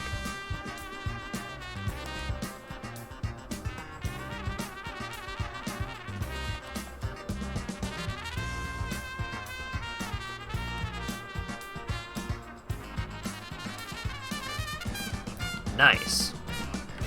So the Thief set, I'm pretty sure this is what Patches wears, although he doesn't have the mask on. Yeah. So if you recognize that, it's like, ooh, this character is wearing the Thief set, huh? Maybe he's slightly untrustworthy.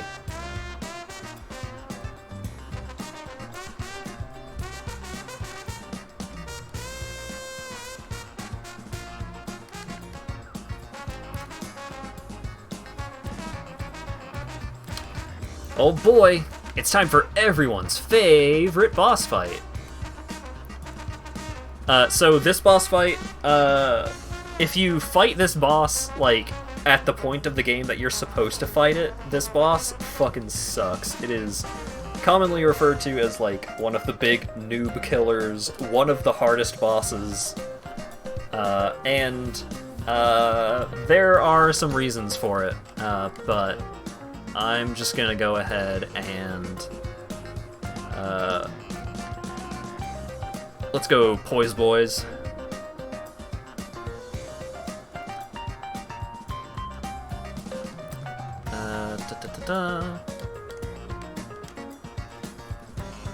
Alright, so when you first walk in, you want to be shielding. It's the Capra Demon! And his 2 dogs! The dogs are what make this fight fucked up. Because, like, you come into this room and you immediately get bum rushed by this giant demon wielding 2 swords, and also 2 dogs.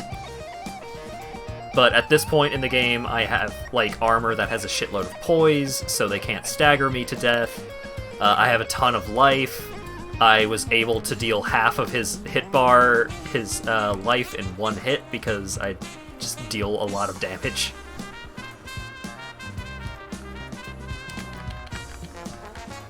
Wait, oh. I want a plunging attack. I want to fall on him to death. There we go. And I got the key to the depths. So yeah. There is definitely a reason why that boss fight is considered one of the worst. I am fighting that boss, like, dozens of hours after you're supposed to, so it's not a good example of what that fight normally goes like. But that fight definitely sucks, because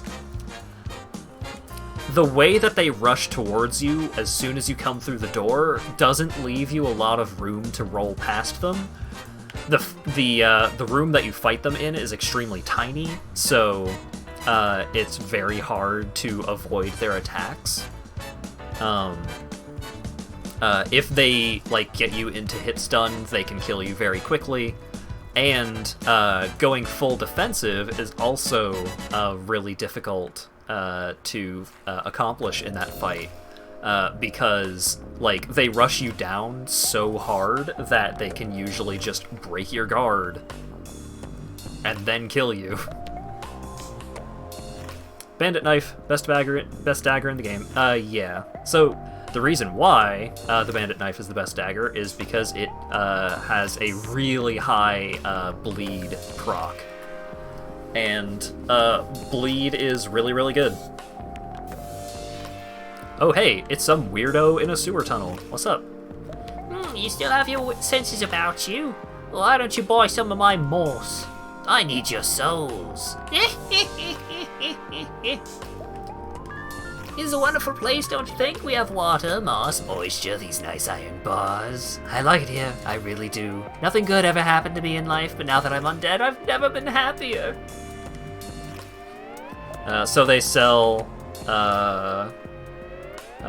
moss clumps, which are super handy. I'm actually gonna buy a couple of blooming purple moss clumps because these get rid of toxic, and toxic is one of the worst mechanics in the game. It deals a shitload of damage. They also sell some pine resins, which are handy for certain boss fights, assuming that you don't have an elemental weapon. If you have an elemental weapon, you can't imbue your weapon. So like charcoal pine resin applies fire. So if you use this on your weapon and your weapon doesn't already deal elemental damage, then you get a bunch of extra added fire damage to your weapon. But if your weapon already deals elemental damage, it does nothing. These are some of these pine resins are extremely useful for certain bosses. There are a couple of bosses that are super weak to lightning, and like early in the game, there aren't, like, you don't have good ways of accessing lightning weapons.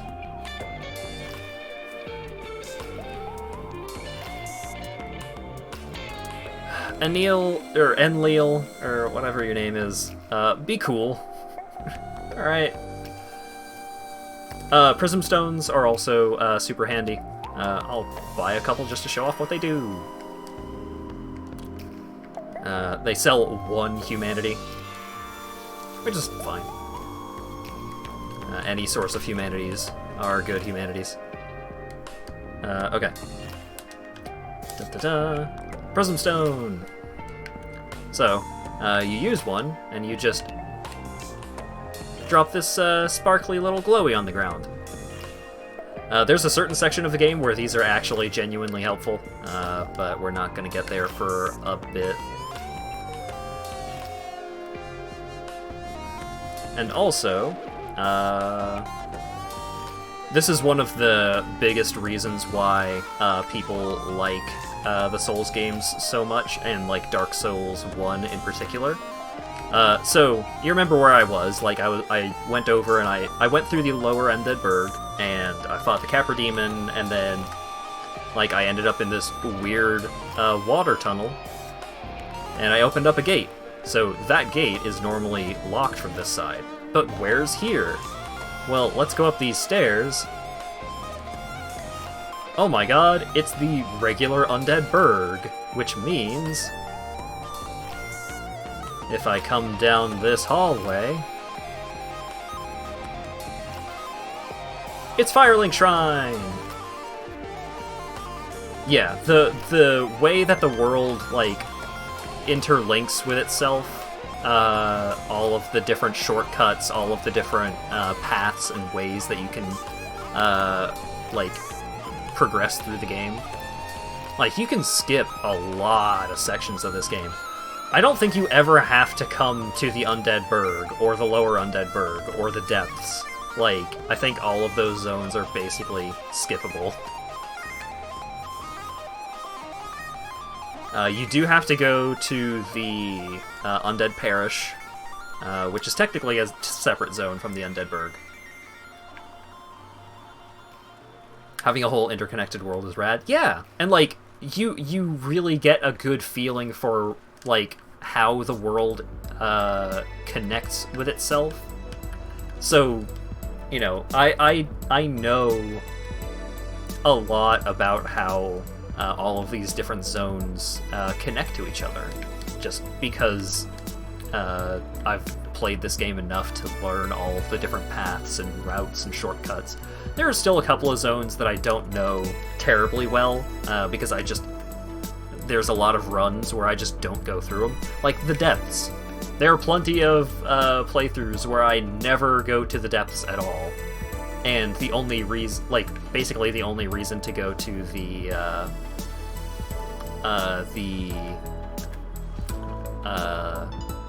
the lower undead berg is to get access to the depths. Or if you are a or if you are a sorcerer, you can go to the lower undead berg to free Griggs and get access to some extra sorceries. But in a normal playthrough, you have to go that way because you don't have access to the key that unlocks the shortcut to the Valley of the Drakes. And the Valley of the Drakes is how you kind of start to access a lot more of the game a little before you're supposed to. Like, if you don't start with the Master Key, this game progresses very differently than how I've played it. You appreciate that you have so much choice? Yeah! And, like, it's sequence breaking, sure, but it's, like, how do you sequence break? You're not, like, glitching or anything. Like, you just take the key, and then use the key to take a shortcut, and then that shortcut takes you to the rest of the game. It's the Butcher! What's up, bitch? Bop. Bop. And he's dead. And this is either a slab or an ember. I don't remember. It's an ember! So the large ember is what you need in order to upgrade your weapons to from +5 to +10. Any blacksmith can upgrade your weapon to +5, but you need the large ember in order to make it go from +5 to +10. And then you need the very large ember to make it go to +15.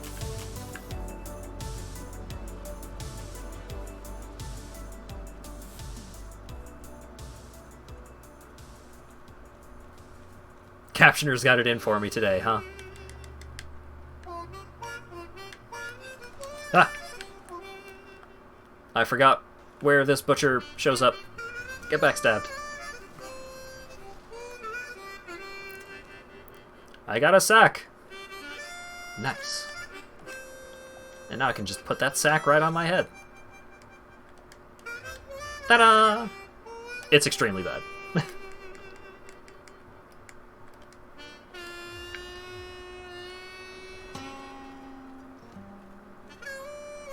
Yeah, so that other butcher drops down from up there on those planks. I just wasn't 100% sure if it was there or somewhere else. You! Yes, you! Here! Over here! Please! You must help me! I'm trapped in a barrel! There are so many dang barrels in this room! Alright. What's up, dude? This is... something Trius? Ventrius? Thank you. I would have been supper without you. Being eaten alive, I shudder to think. Thank you dearly. I am Laurentius of the Great Swamp. I will not forgive my debt to you. Oh, hello there. I'm fine, thanks to you. So now, this guy will go back to the Firelink Shrine, and I can talk to him there.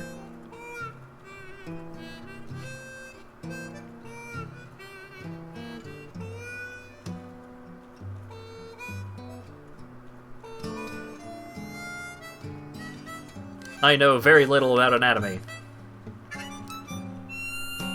So, this son of a bitch is why most people hate the depths. Oh hey, I'm gonna come over here and I'm gonna loot that item. Oh. So if you if that slime actually drops on top of you, it does like a grab attack and does a lot of damage. And something that the game does not tell you is like unique to those enemies, I think. If you mash L1 and R1, you can escape the grab easier. Or quicker, at least.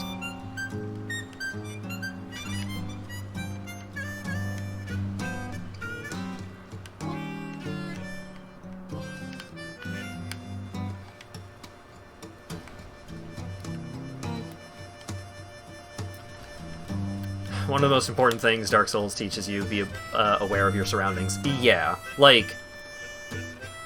Oh god, there's an ancient comic that's like... people that bounce off of Dark Souls, and it's just like some dude running full tilt through a hallway and then gets immediately obliterated by, like, they step on a button that activates an arrow trap, and the arrow trap kills them, and they're like, oh, fucking bullshit, what a bad game, like, how was I supposed to know? This is stupid. And then, people who learn how to play Dark Souls, and it's this person just, like, walking down that same hallway like this, just, like, shield up, ready, and then they notice that they stepped on the button, and they block all of the arrow shots. And then the third panel is people who are good at Dark Souls, and it's just someone going like, woo, down the hallway, and just like, getting invulnerability frames, and just jumping right through all of the arrows.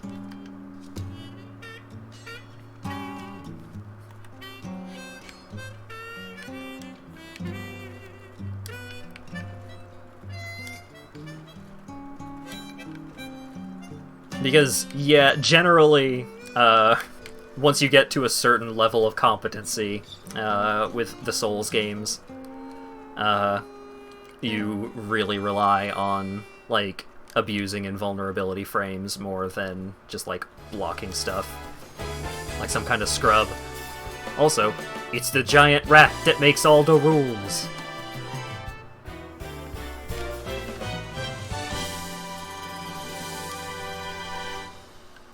What's up, buddy? He's been having a bad day. He's got an axe stuck in his eye.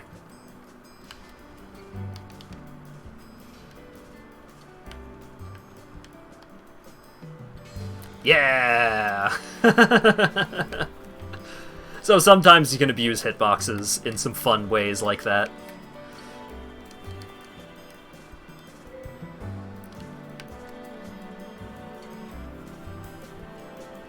Yeah. Never rush in is definitely a big deal. Bunch of rats.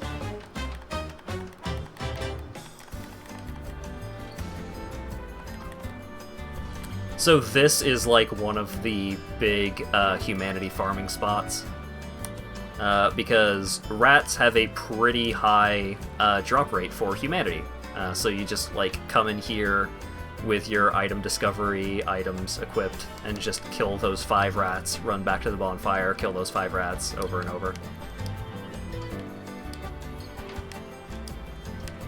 And also there's a rat in a box.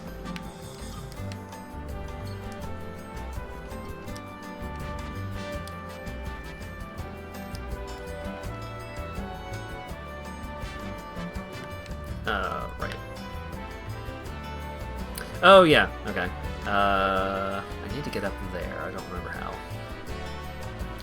Oh yeah, this zone also has one of the worst enemies in the series. We'll come up on them soon here.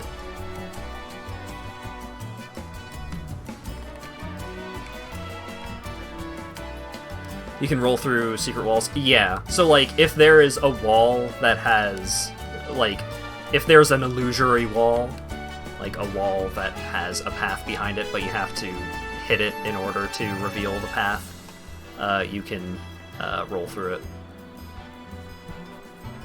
Or you can just hit it with your weapon. Either works. Oh yeah, so, walking through this passageway. Oh hey, cool, a soul. I like souls. Nice, I got a cool item. And then you keep going through here. And then... Oh wait, no. It wasn't that path, it was a different path. So, that guy did a dance, and that dance buffed all of these rats and made them extremely powerful. And that's why they were able to kill me so fast.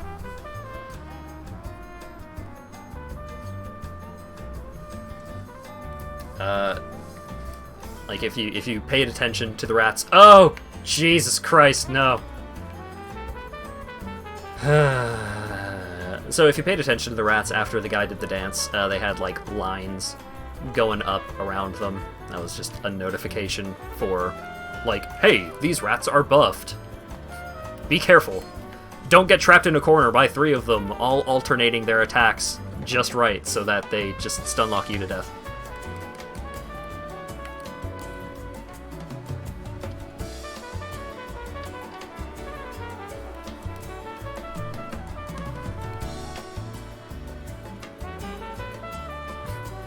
Yeah, you're right, Dan. You should get good.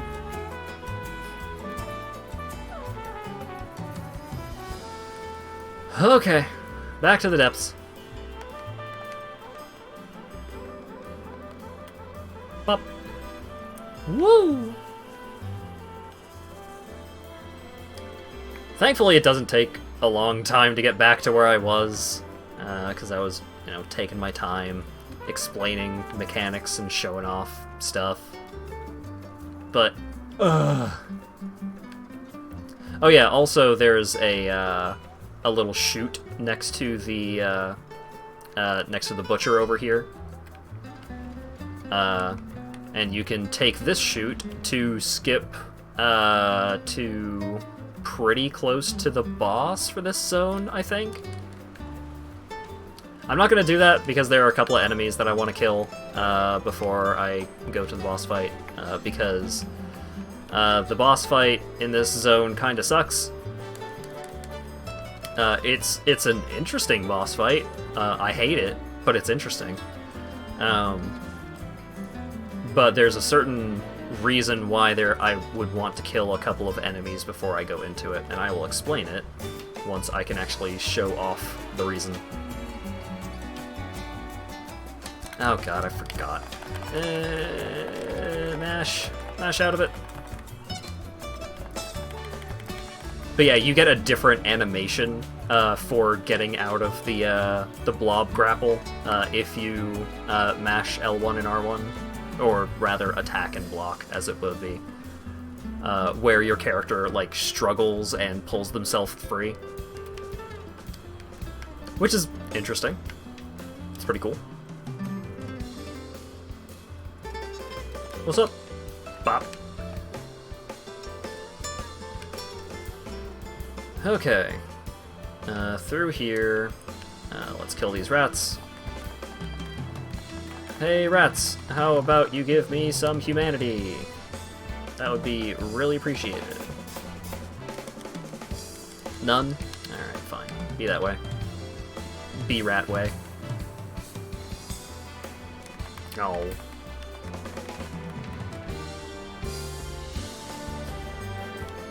Oh wait, no, I shouldn't have taken that sip. Oh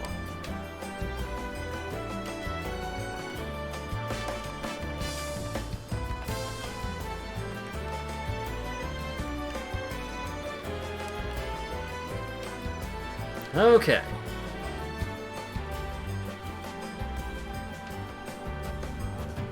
And we're back to where we were. Like I said, didn't take a long time to get back here, just frustrated that I had to at all.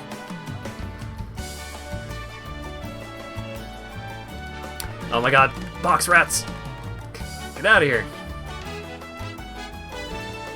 And also I got my liquid humanities back, which is nice. So I'm doing my proper amount of damage again. So it's like, oh hey, I wonder if this is a boss room for something. This big empty room with, like, light shining through and some kind of weird chasm over in the corner. Liquid humanity. Yeah. So, liquid humanity... There's the difference between normal humanity and liquid humanity is normal humanity you have... you, like, keep in your inventory as individual items. So, like, here, I have 9 humanities. But currently, I also have 6 liquid humanities, which is this number up here in the corner. Certain things care about how many liquid humanities you have. Like, my weapon, for example, is a chaos weapon. And chaos weapons deal more damage if you are... They deal more damage based on how many liquid humanities you have.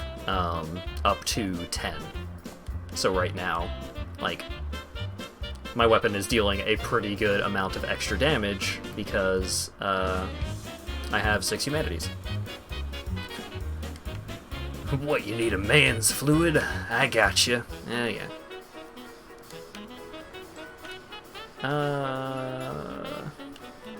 Oh yeah, this is where the giant rat was. I don't remember if the giant rat dropped anything. Sure hope it doesn't.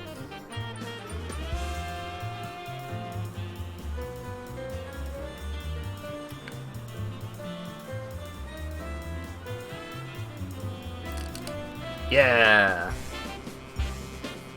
So you can fall down that little hole that I jumped over.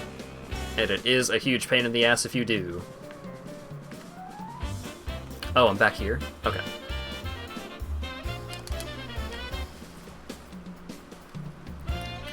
Yeah, this whole zone is just Rat City.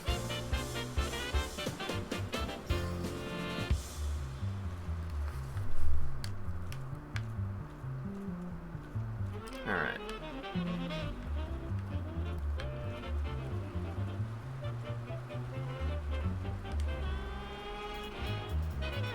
Alright, and now we get this big cool water slide. Yay! If you don't slide to the left, you get taken to an extra portion of the zone, which I guess I probably should have shown off. The extra portion of the zone is the part that has the enemies that suck very, very badly. It's not like a lot of extra zone. It's not that punishing, but it is a thing. It is a consideration. That weirdo, like, the guy that had the tiny glasses, normally he's right here. Or around here. But if you progress the story enough, then he shows up here. Or then he goes to the Firelink Shrine in that weird spot that you have to jump to. It's locked! So, does anyone want to guess where this gate leads to?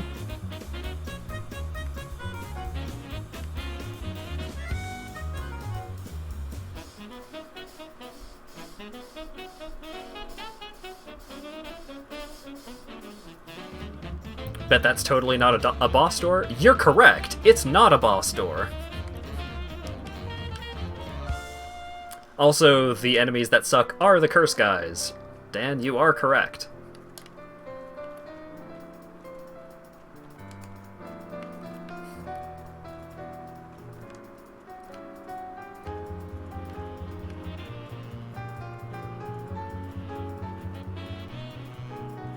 Alright, where are the dudes?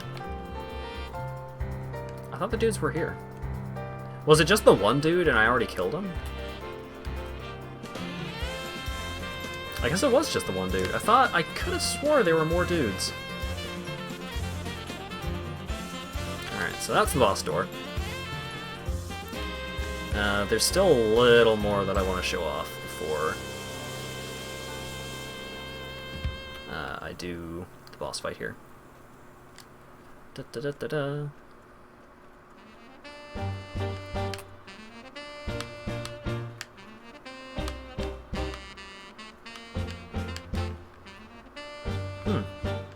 Okay. Do.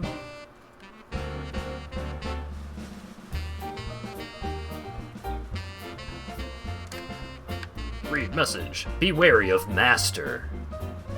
Huh.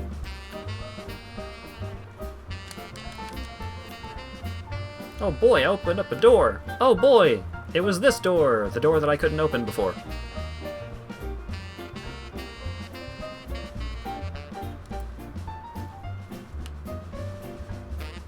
Mind you, what you were correct about. The enemies that are really, really bad are the curse enemies.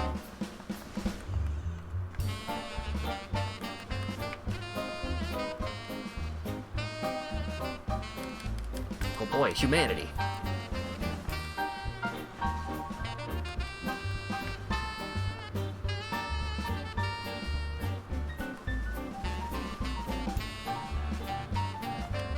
Tiny rat.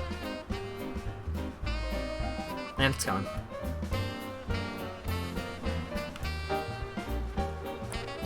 Oh boy! It's these terrible things! So they spit out clouds. Or they spit stuff, and the stuff causes clouds to happen. And if you stand in the cloud, you get curse buildup. And if you get inflicted with curse, not only does it kill you instantly, regardless of how much life you have, it reduces your maximum life by half until you get uncursed. How do you get uncursed, you may ask? Well, it's easy. You have to go talk to a certain NPC in New Londo. The guy that I got the key to the gate, the key to the seal, from earlier, the guy in red. You can get uncursed by him, or you can get a purging stone, which drops from is a very rare drop from certain enemies. You can get one of them from a trade with the crows, or some NPCs sell a couple. I don't think any NPCs sell an infinite supply, except for, I think Oswald may sell an infinite supply, but they cost like 5,000 souls each.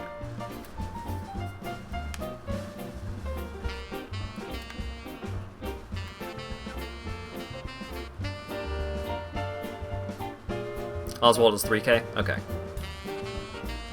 But yeah, getting cursed sucks extremely bad. Oh hey, it's the Ring of the Evil Eye. Is the Ring of the Evil Eye the one that I'm thinking of? It has a weird mechanic to it. Okay, Ring of the Evil Eye absorbs HP from fallen enemies. I'm not 100% sure if this is the way that it works in Dark Souls 1, but I know that in some of the later Souls games, the way that the Ring of the Evil Eye actually works, instead of, like, based on what it sounds like absorbs HP from fallen enemies, which makes you think, oh, if you kill enemies, you restore a little bit of life.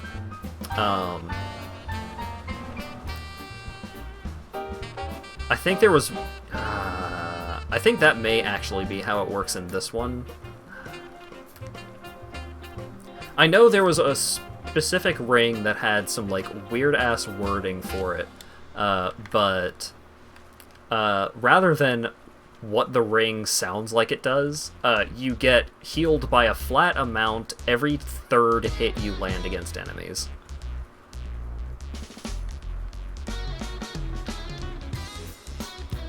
I think that is, I think the Ring of the Evil Eye actually heals you when you kill enemies in this one. But it's only a very tiny amount. It's generally just not worth one of your ring slots.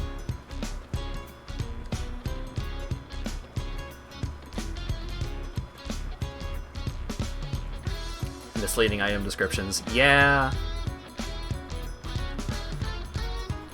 Usually it feels like some of the misleading item descriptions are just mistranslations rather than the item just trying to be, like, tricksy or anything.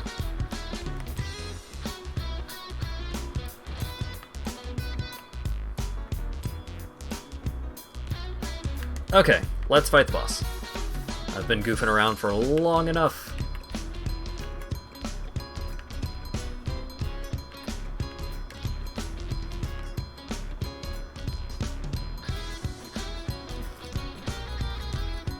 So this boss is one of the most grotesque designs. Oh, cool! Some weird little crocodile thing. Neat. Oh. Oh, I see. Oh. Oh, it's actually terrible.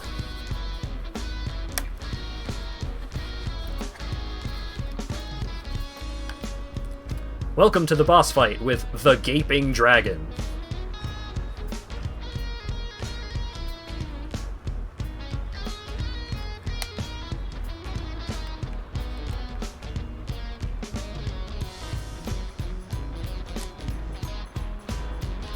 I got the Dragon King Great Axe by chopping off its tail. And if you knock off its tail swipe attack does less damage and has a way smaller hitbox because it has way less tail to hit you with. Which is fun.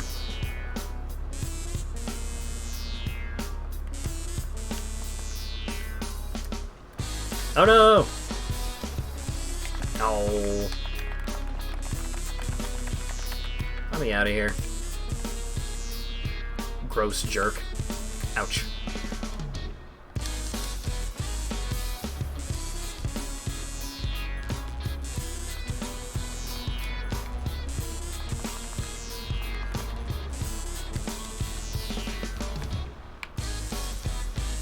So yeah, this is like, I think this is one of the largest enemies in the game.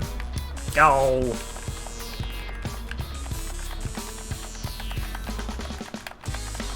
Hey, want to count all my teeth? I don't, actually.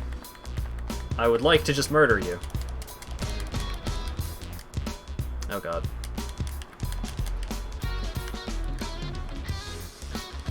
I don't want to die to the Gaping Dragon! He is one of the earliest bosses in the game!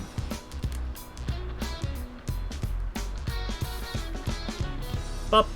There we go.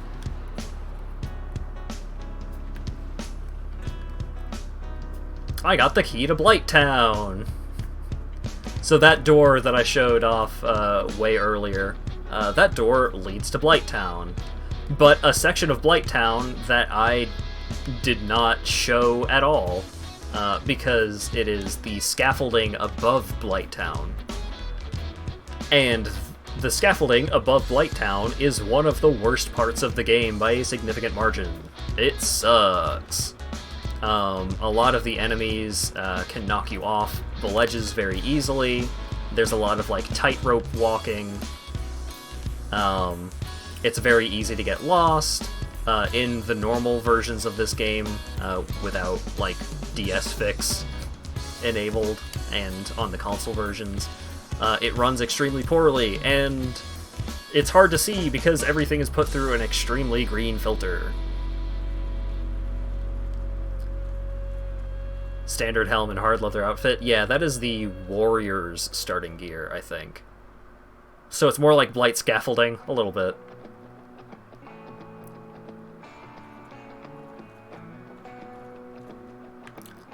Let's go see! Because there is an item from a lower section of the scaffolding that I want to get, so I may as well just show off this bad part of the game. While I'm in the neighborhood.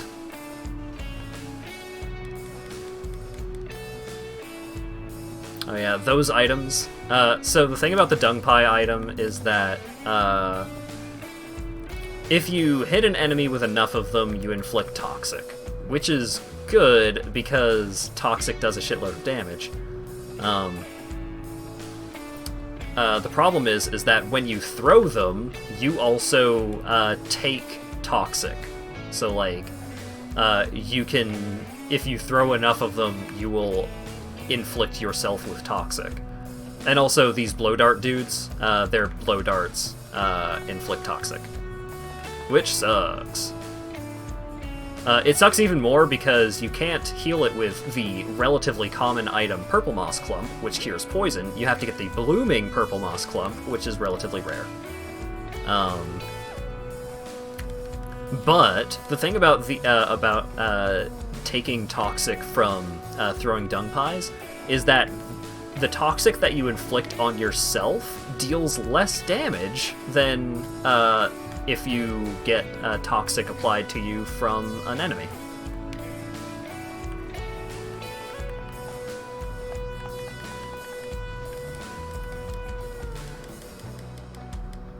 So you can kind of like inoculate yourself to Toxic by like, you give yourself a weaker version of Toxic so that the enemies that deal Toxic damage, that apply Toxic to you, will deal less damage.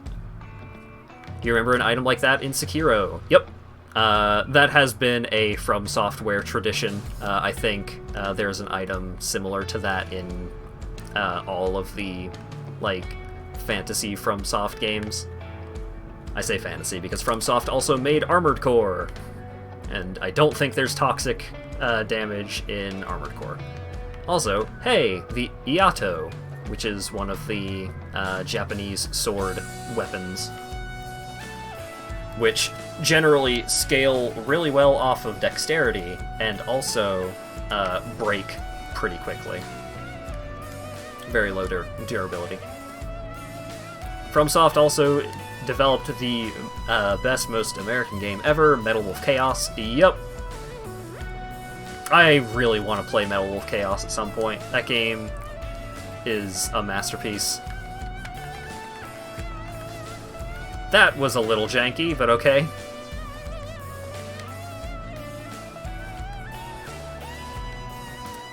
Oh hey, remember when I was talking about tightrope walking?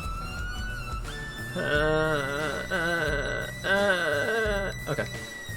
Get some blooming purple moss clumps. And then... okay. They made a lot of games before typecasting themselves as hardcore games with the exact same type of storytelling and bleak, dismal atmospheres. I mean, Sekiro wasn't super bleak and dismal. Sekiro's great.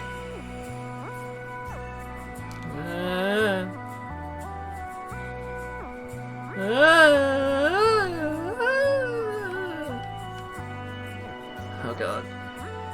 Okay. So the enemy that was running up on me, you may have seen it. Oh, there it goes. So that was a fire dog. The fire dogs breathe fire. The fire that they breathe deals a shitload of damage, even if you have like pretty high fire resistance.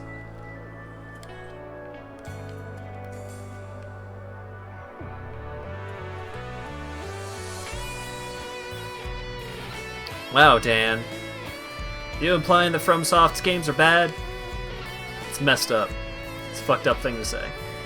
From Software has made some really, really good games. I'm a big FromSoft fan. Oh god, how do I get over there again? Yeah, so, like, you can probably see how it's kind of hard to see in here because it's really dark.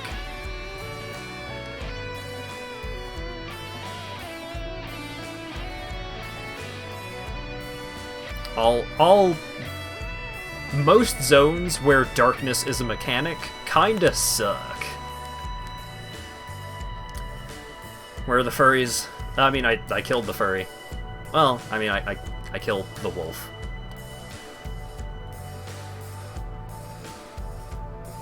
The Dark Skeleton tunnel was honestly darker. It was it was way darker.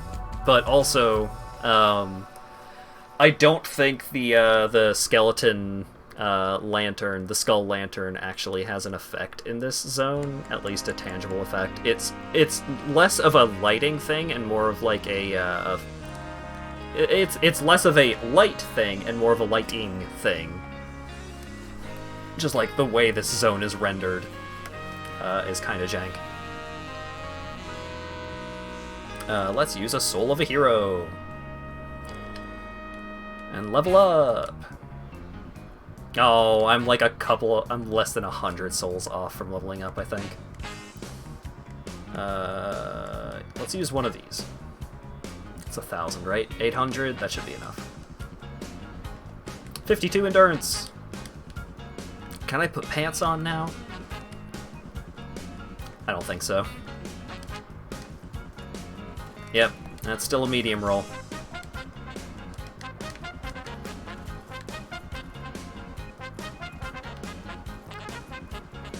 Oh yeah, so earlier I'd mentioned that some weapons have, or some items have misleading item descriptions. Some items have hidden mechanics that are not explained, or at least, like, very poorly explained. So I think that shield down there has a secret mechanic. I'm not 100% sure, but I think so.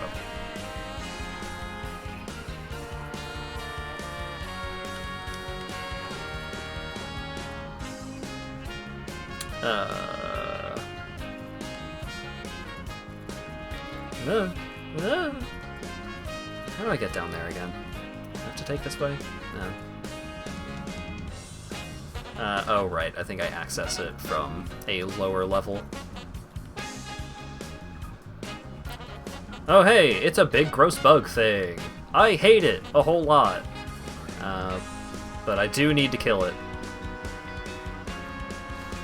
Because it gives a very powerful item.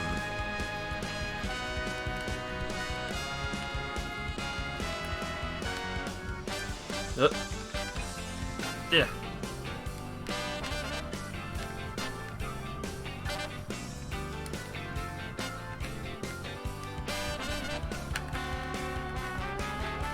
Oh god, let me attack.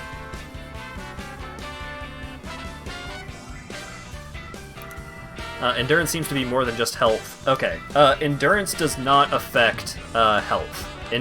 Vitality gives you more health. Endurance gives you more stamina. And also, it does increase your maximum weight capacity. So it lets me wear heavier armor. Which is nice. Because heavier armor tends to have better stats, which is good. Later, in the later games, especially Dark Souls 3, your armor has much less of an effect than it does in Dark Souls 1 and 2.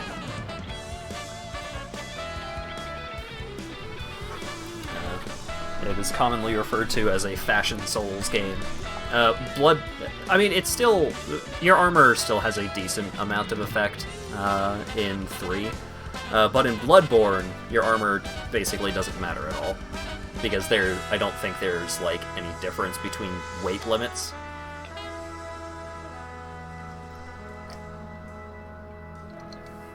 At least not from what I recall.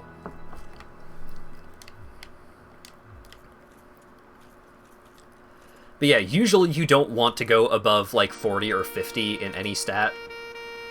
But I'm going to be getting 66 endurance. That is the magic number for this build.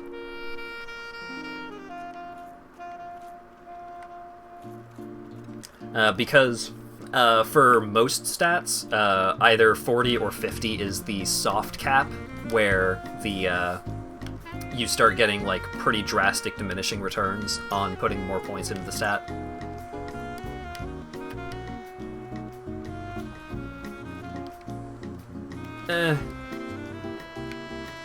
I hate it.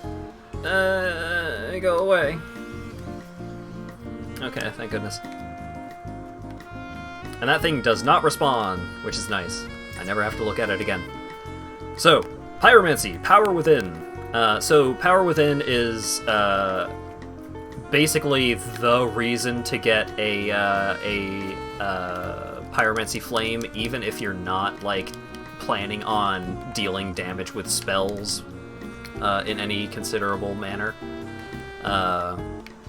Power Within, when you use it, you will start losing life, and it will continue draining your life until either the effect ends or you die. However, you deal a lot more damage.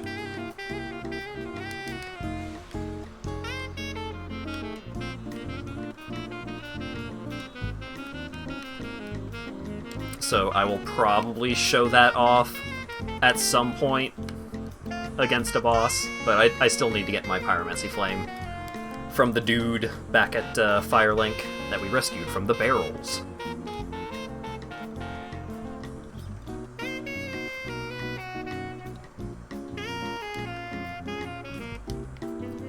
Alright. So we went through the fog gate, which normally fog gate means boss. In this case it meant nothing, basically.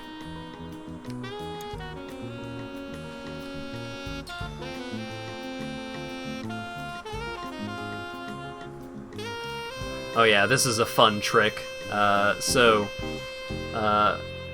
This pit, that down there is where the bonfire is, in the swamp portion of the Blight Town.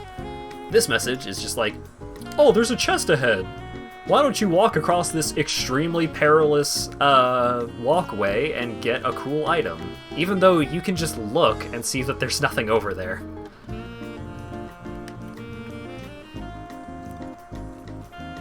fun uses of in-game message asynchronous player communication.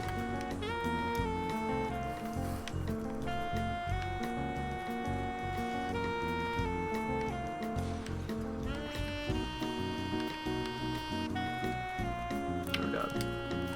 Yeah! Dodge rolled right through that that arrow. So, here's the Wanderer set and the Falchion. The Falchion was like fucked up powerful in one of the patches. I don't know if it's still fucked up powerful in the current patch, but one of the more common like busted PvP builds was to use an enchanted Falchion and just a lot of ways to make you deal way more magic damage. And you would just obliterate people with the Falchion.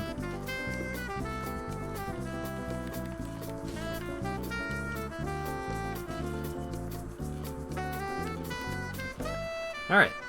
And hey! We're back in Blighttown. Also, it's one of these things. I don't remember if it was ever figured out what the fuck those things are and what they do. But one of them was there. Okay, rusted iron ring.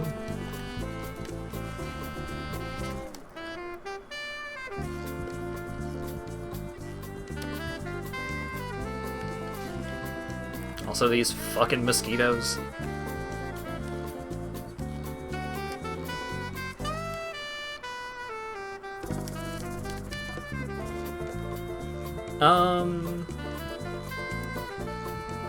You know what? Let's go to Ash Lake. We're pretty much right there. And in Ash Lake, we can meet a big, cool dragon.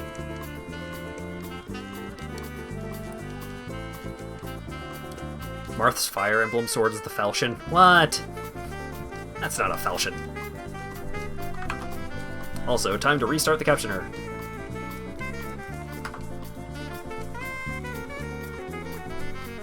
Testing, 1, 2.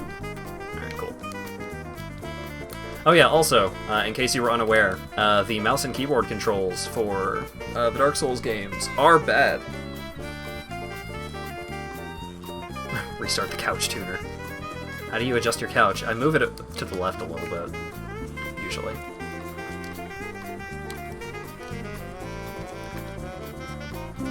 Okay, so this zone is kind of annoying, but I've already went through and gotten most of the items that matter from it.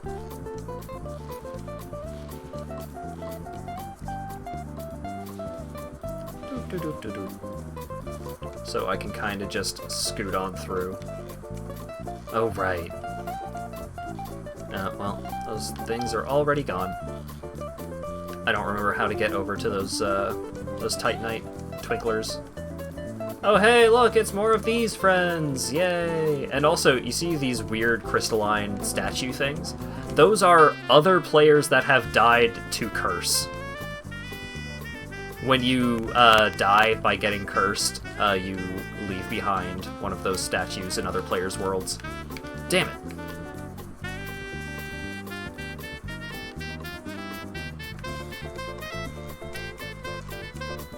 I feel like there was... Oh, right! The way to get to those twinkling Titanite dudes may be through an illusory wall.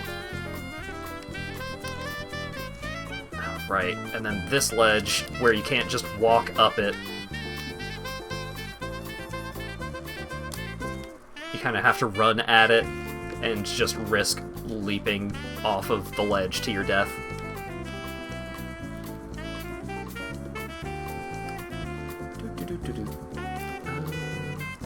Woo!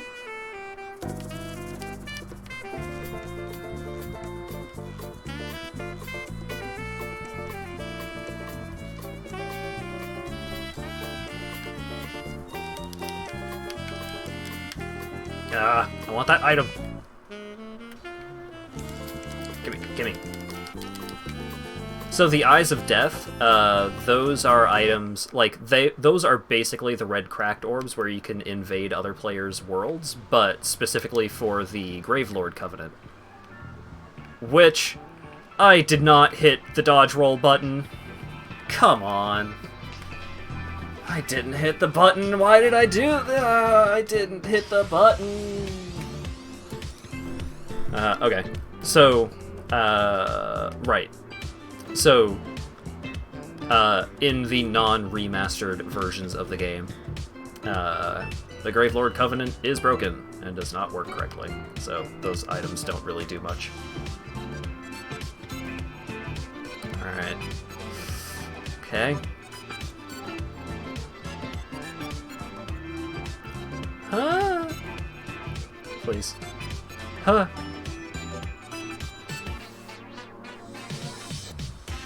No. Okay. Well, I'm still alive, but I wanted to get to the Twinklers.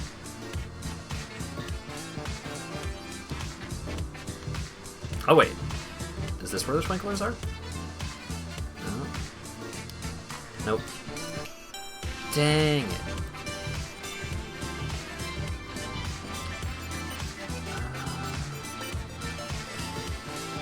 Huh. I'm off the beaten path. Okay.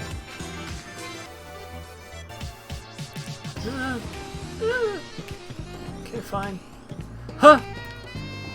Okay. Huh! No, Twinkler!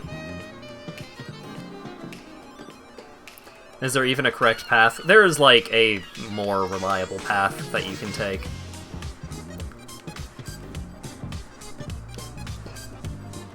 That is, like, relatively easy to navigate.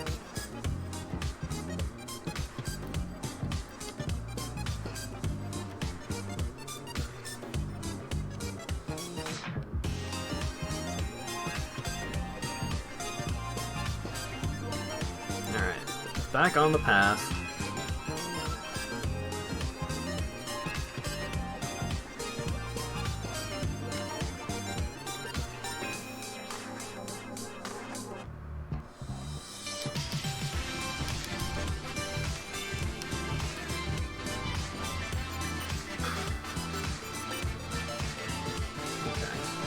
I think there was a thing up that ladder, but first, where the heck are my souls? Oh my god, my souls better not be. Oh my god.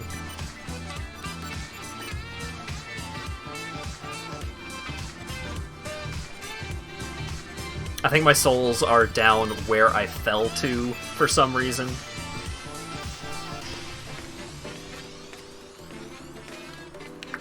Sorry, had to Blistex up real quick. Okay, is there anything over here?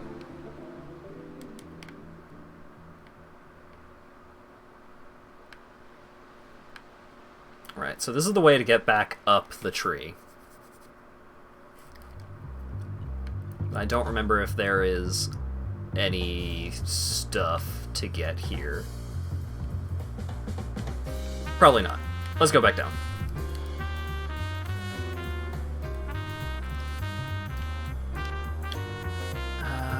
Where did my stuff go? I had 6 liquid humanities. Oh, there it is. Okay.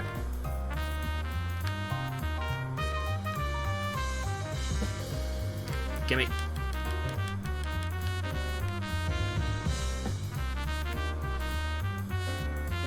Okay. Where is the path down? In this area. There it is. I'm not gonna stop to heal. Just gonna keep walking. Just keep walking, don't make eye contact. Also, there's some mushroom dudes down here.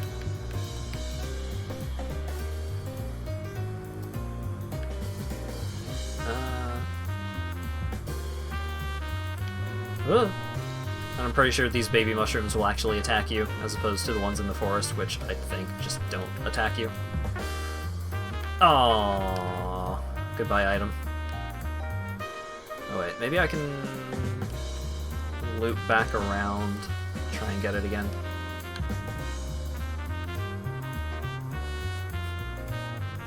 Big bug enemies following you be like eyes emoji. Yeah, that's right. I can make an eyes emoji with my captioner.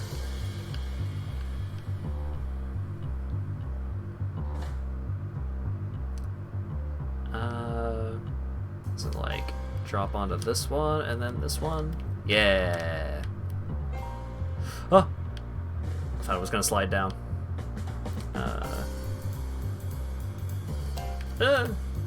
Camera. Yeah, so these things do, Eyes emoji, sweat drops emoji. eyes emoji, sweat drops emoji. Is it just sweat emoji? I don't think the captioner knows sweat emoji. Thank you very much for the bits, though, Cult.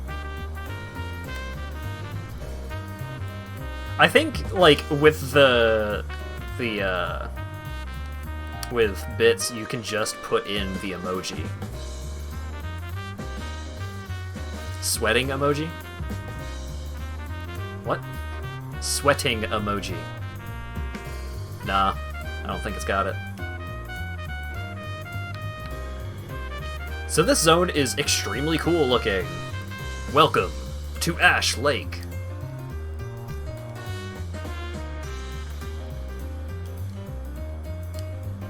So this zone kind of implies that the rest of the world is just supported by these massive trees.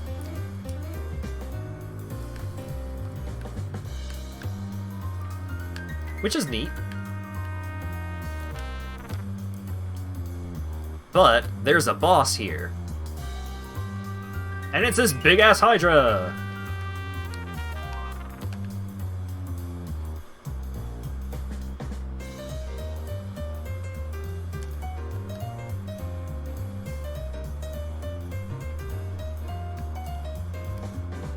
So, game plan. To fight this big-ass Hydra. Get this big-ass Hydra to try and melee attack us.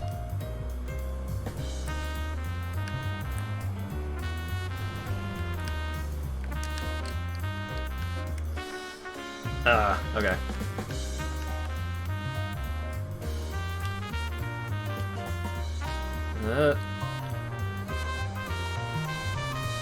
Okay. So you can block most of the Hydra's attacks. Like, it seems extremely intimidating, but the bigger problem is if he chooses not to melee attack you and uses his water breath instead. That is a way bigger problem. Huh. Whoa! Got a little bit of a launch there.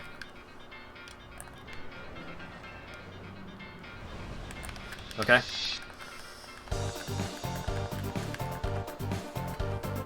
So this is a much harder version of a Hydra that you can find way earlier in the game.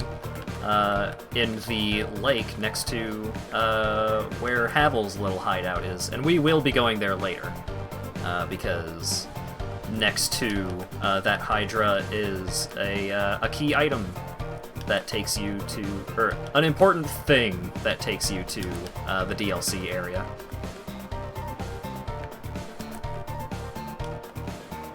Alright. Ouch.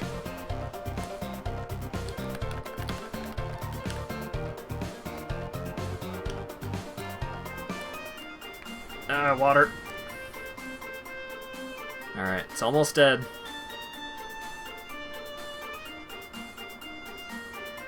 Actually, let me show off one of the fun things about this fight before I kill it. Okay, so first time you see this, it's like, oh shit, it's a Hydra. I will... Whoops. Hey, what if I just ignore this Hydra and run away? What if I go over here instead? And be like, yo, fuck this Hydra, I don't want to mess with any of that.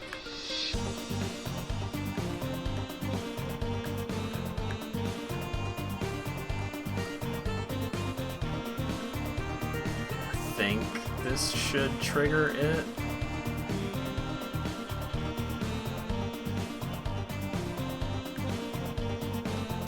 This is a little risky. I may end up having to fight the Hydra again, but... Alright, is it gonna do the thing?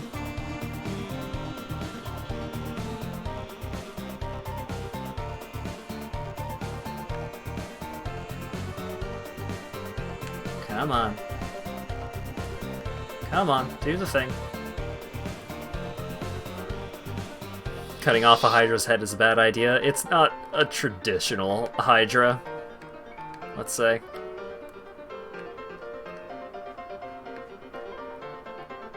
Do I have to, like, hang out in the water a little bit?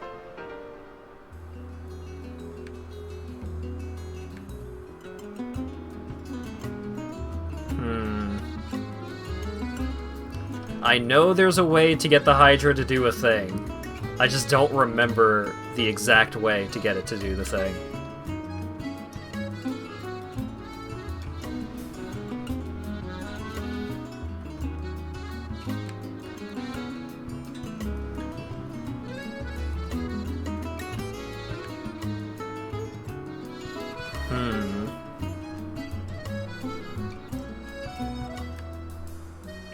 Yay! Woo!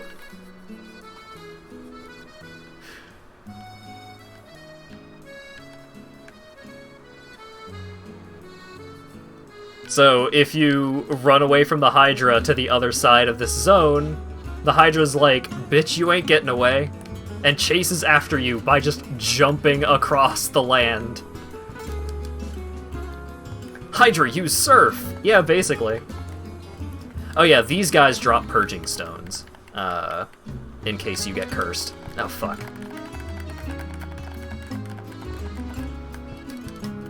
That grab attack is another grab attack that actually has a unique escape animation for if you mash L1 and R1. Ooh, they also drop Twinkling Titanite. I forgot about that.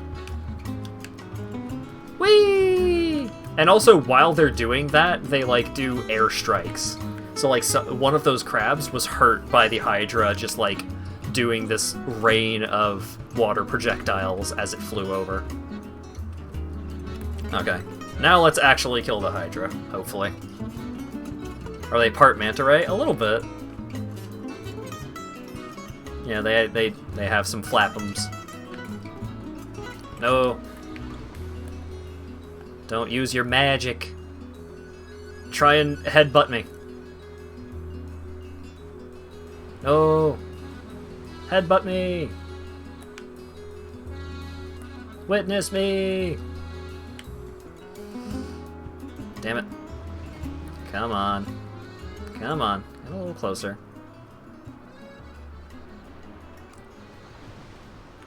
One v one me, scrub. Come on. Oh, he's getting closer. Come on. Come on. Yeah! Okay. Whoop! Yay! Goodbye, Hydra. And you get 2 dragon scales and 10,000 souls for it. So that is, like, practically a boss fight, but it's not actually a formal boss fight. Also, be very careful when you're walking through the water, because if you walk off that ledge, you die.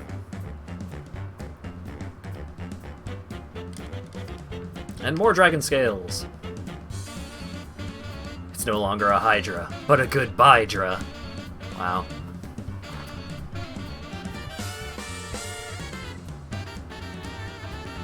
Alright. So we're gonna head over this way and see if we can meet a cool dude who's hanging out down in this weird sub-basement of the world.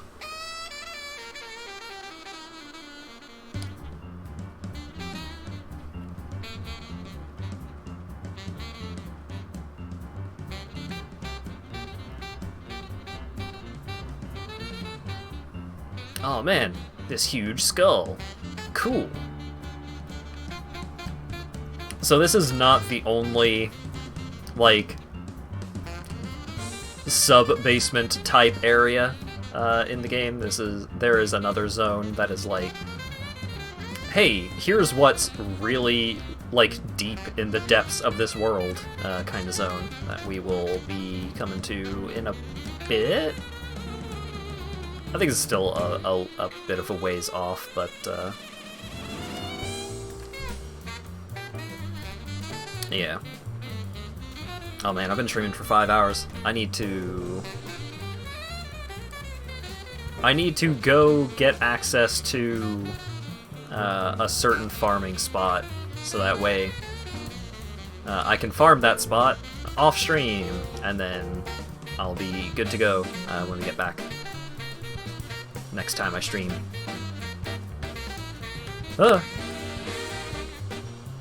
So the camera right here sucks extremely bad because the weird, like, normally the camera tries to adjust itself for if you were, like, too close, if you or the camera is too close to a wall, but, like, those weird jutting out branches all over the place confuse the camera, and so regularly you will just, like, oh, I'm just walking around, doop-de-doop, and then the camera completely does, like, a 90-degree turn, and you just walk off a ledge.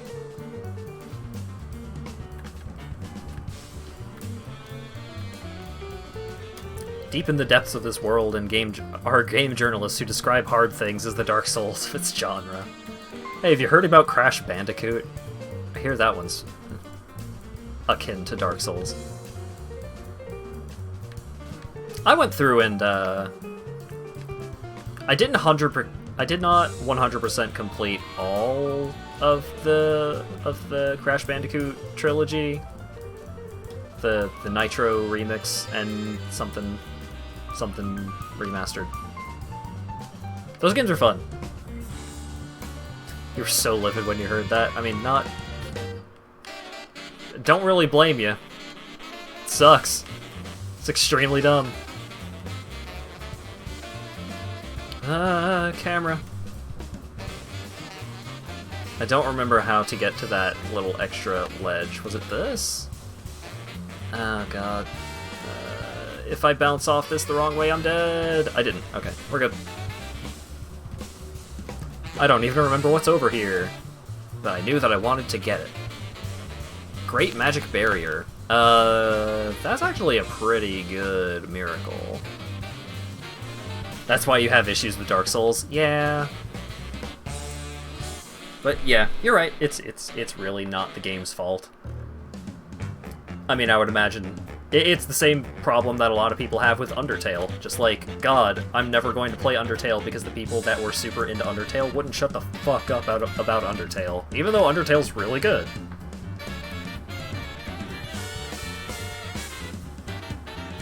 Just the culture around the game can cause some problems. Oh god. Oh god. That thing was pretty close to killing me. I don't remember how many more enemies are around here. I don't know if I should pop another humanity or just wait until the bonfire that I know is upcoming.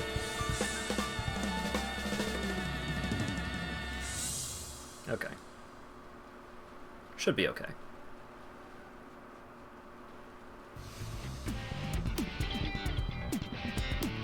Oh boy, oh boy, oh boy.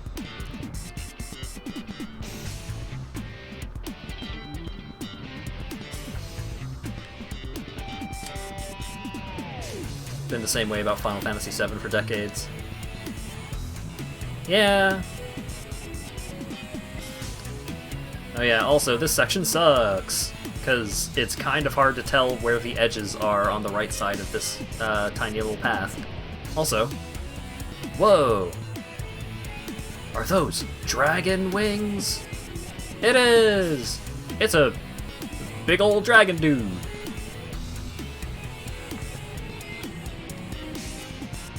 And this bonfire is kindled because it gave me 10 Estus flasks, you see.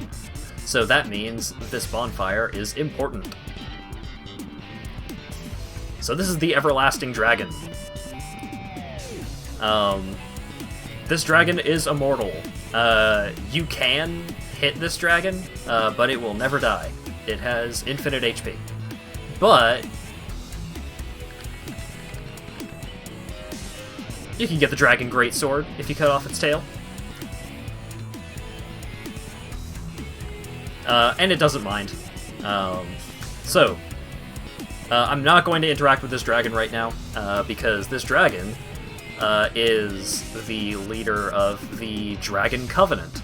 So if you bring a bunch of dragon scales to this dragon, you can get the Dragon Headstone and the Dragon Body Stone. The Dragon Headstone is a usable item that turns your head into a dragon head.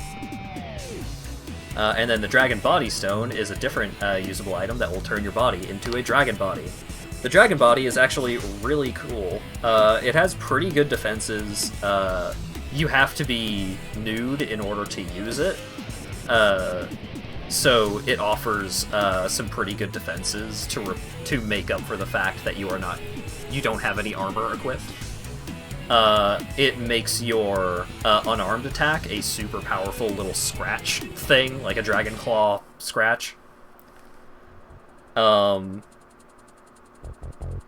And it also, if you use the Dragon Body Stone, you give yourself a short duration little buff, and I think it staggers enemies that are near you when you use it, because you do like this roar.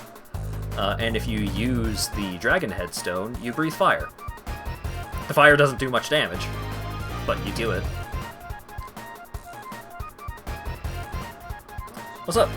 Well, I see you made it out. Yeah, I made it out safely too. I have my Pyromancy of the Great Swamp, so I can usually manage with a bit of care. Oh yeah, and by the way, I can share my spells with you. I think you have a knack for it. All you need are the materials. I'd be pleased to help you. Unless you find the magic's unsavory. Nah, I like magic.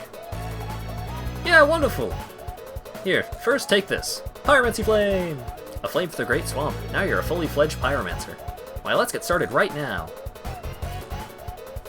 So now I can upgrade my Pyromancy Flame. I'm not going to do that because I don't have like particularly good reason to do so. But also, I can buy all of these cool spells from this guy. I'm not going to do that right now, but I can. Don't you dare go hollow. Oh boy. Aww. So sometimes you can see like ghosts of other players going about their business. Okay, so let's, first of all, let's use a Soul of a Hero, get 10,000 souls, and level up. And then, let's warp to the Daughter of Chaos. Woo! Oh wait, can I warp to... Is there a closer warp to it? The Abyss, Altar of the Grave Lord? No. Okay.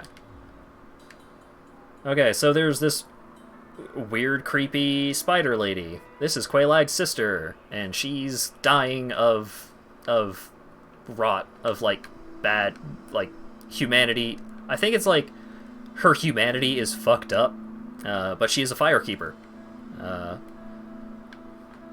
So, as part of her covenant, if I go over and talk to her, if you talk to her, she can't understand you, or you can't understand her. If you wear a certain ring, you can talk to her. I don't remember which ring it is.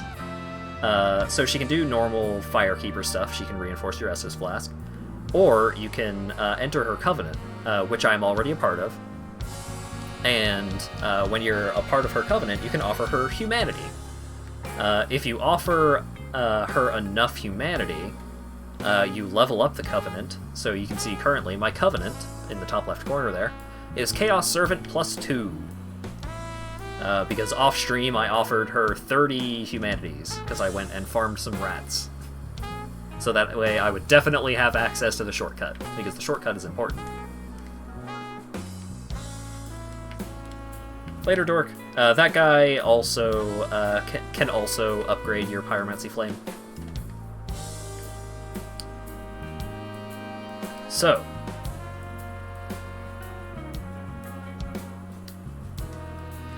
oh, right, I should switch back to my other gear. Havel's Ring, Giant's Armor.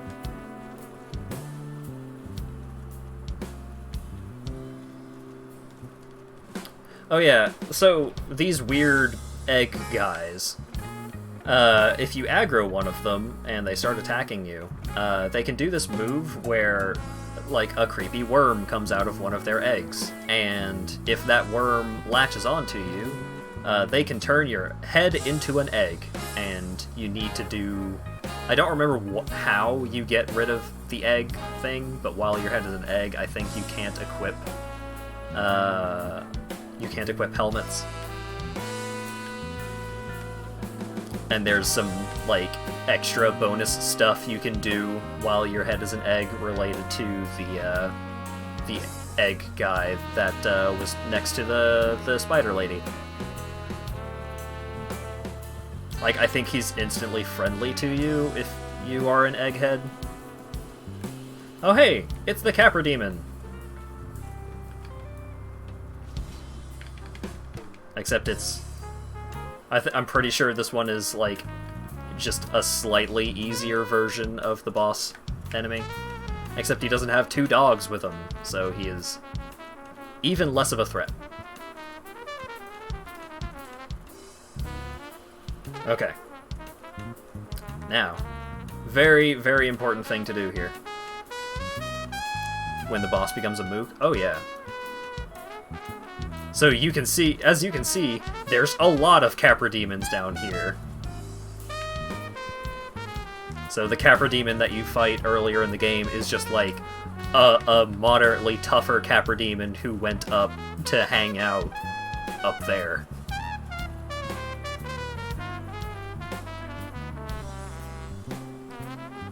So, I'm going to be dealing considerably less damage to a lot of these enemies with my weapon, because my weapon deals fire damage. And a lot of these enemies are very resistant to fire damage, because they are in the lava world. Oh yay! And right here, so... this is, like, the first boss that you're supposed to fight in the game, the Taurus Demon. Which I literally one-shot earlier, or during my previous stream of this.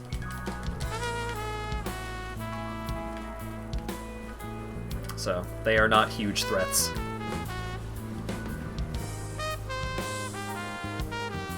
Okay, so through there is a boss fight. We're not going to do that boss fight yet. We're going to hop over here. Gonna grab this item. I don't think there's any more items, so we're gonna hop down onto this. Okay, cool. So if we come down here, there's a bunch of bugs! Amazing item ahead. That is correct. So, we're gonna kill all these bugs. And there's a very good reason as to why we are killing all of these bugs. I will explain once I kill the bug. Okay, so, this door. You cannot open this door unless you are a member, unless you are a +2 Chaos Servant. So, once you reach +2 Chaos Servant, you get, I think, Chaos Firestorm, which is a pretty good pyromancy spell, and access to open this door. Always kill all bugs? Yeah, generally. Woo! Okay. So, one of these bugs in particular, I think it's this one? Yeah, this one has the glowing red eyes. Get out of here! And he drops the Sunlight Maggot! And we're gonna kill the rest of them anyways, because... oh, I should have had my Servant Ring equipped. So, if you do not kill that specific bug there, the one that dropped the Yay, Twinkling Titanite. If you don't kill the bug that drops the sunlight maggot, then a certain character, after you progress their storyline enough, will meet their doom here.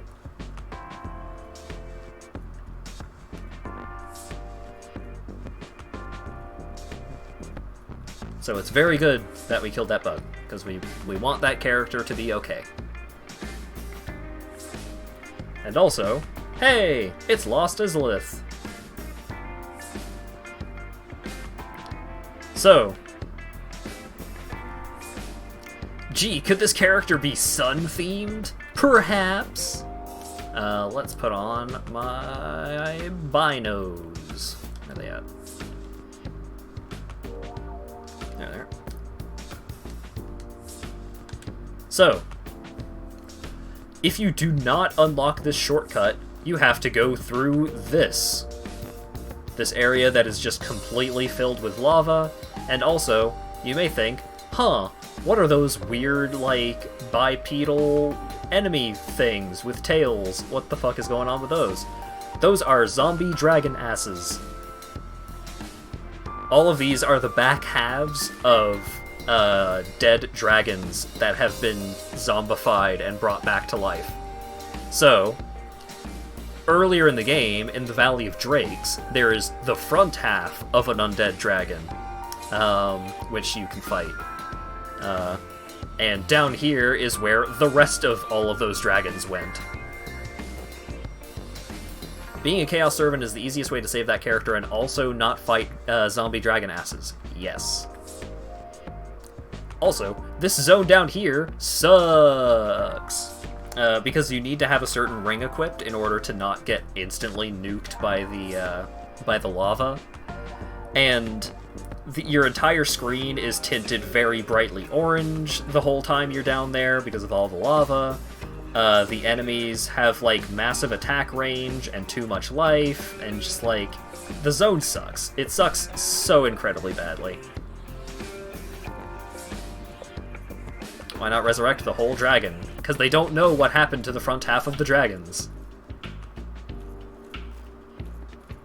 But the back halves all fell down here.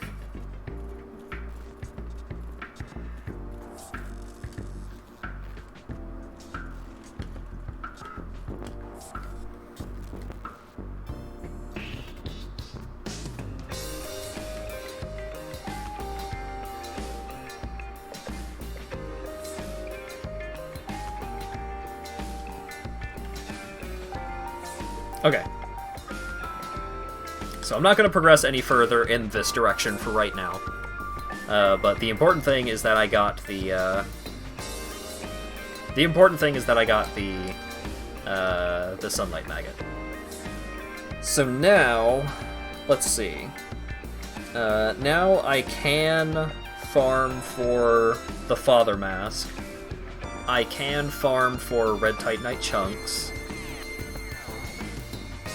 There's a couple of character plot lines that I should progress, but I don't know how right now, so I'll probably look that up in between streams.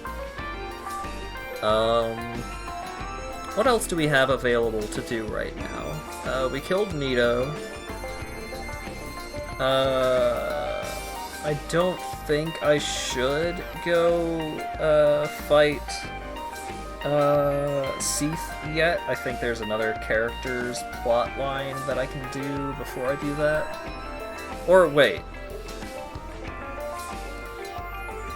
Yeah, no, okay, there is another character's plot line that I should progress before I go that way. I could go... Right, okay. I know where to go. Undead Parish. Let's go fuck up the other Hydra.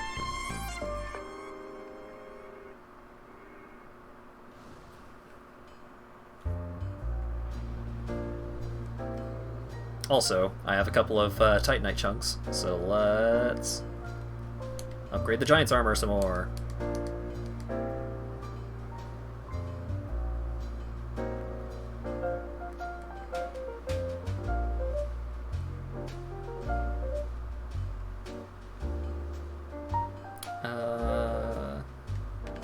Okay.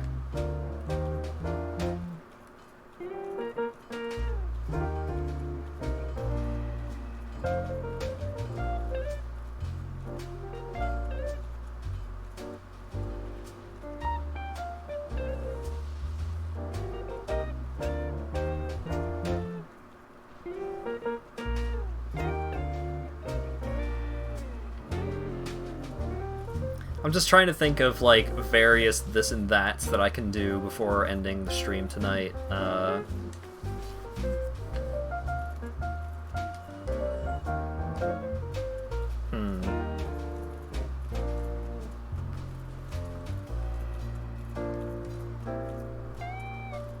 There's a couple of, like, Covenant-related things that I could do off-stream. I might do some of them, because I would like to show off the Dragon Torso Stone, but in order to earn the Dragon Torso Stone, you have to do a lot of PvP, and the PvP scene in this game has basically all moved on to Dark Souls Remastered. What happens when you give the Spider Lady enough humanity? I don't think anything particular happens. I think she's theoretically better, but not actually, like, not recovering in any noticeable manner. It's just like, hey, thanks, you're helping her out. I don't think that specific plotline has a specific resolution. Because one thing about Dark Souls 1, like Dark Souls 1 specifically, more than the others, is this game is unfinished. They had to cut a lot of content in this game in order to, like, meet the deadlines, probably. So there are certain zones that are, like, just clearly missing. Down by where the shortcut was, you saw that there was a fog gate that I could have gone through, but instead I went off to the right and went down the branch. Through that fog gate is a boss. Immediately after that boss is another boss. It is very clear that there was supposed to be, like, more stuff to do in between those two encounters.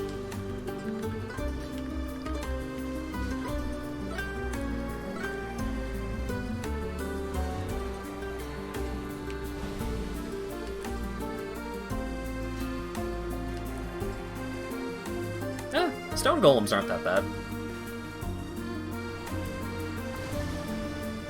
Also, this water is knee-deep, so walking through the water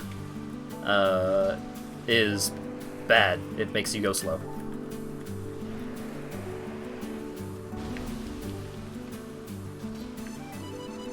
Alright, one more head should be enough. I think it's theoretically possible to kill the Hydra, like, to deal so little damage to the Hydra as a whole, yet cutting off all of its heads, that the Hydra is still alive without any heads. I think that may be a thing that's possible. I don't remember if that's possible, or if it's possible to just, like, cut off all the heads and kill it that way without dealing enough damage to the Hydra itself. To kill it. Alright, come on. There we go. Bam. No, I'm dead! I got the Dragon Scale and the Dusk Crown Ring. The Dusk Crown Ring reduces your max health, but increases the damage and effectiveness of spells. Also, this is where the Knight starter died.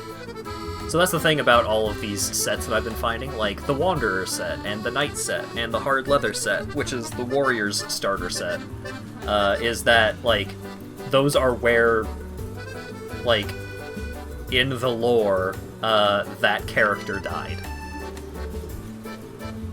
Like, each of the, all of the different starter classes is a character that exists in the world that you can find dead.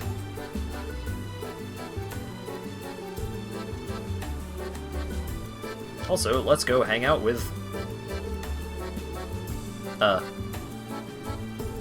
Oh, right, you have to kill the Hydra and then reload the zone. I'm pretty sure. That should load this thing in. Yay!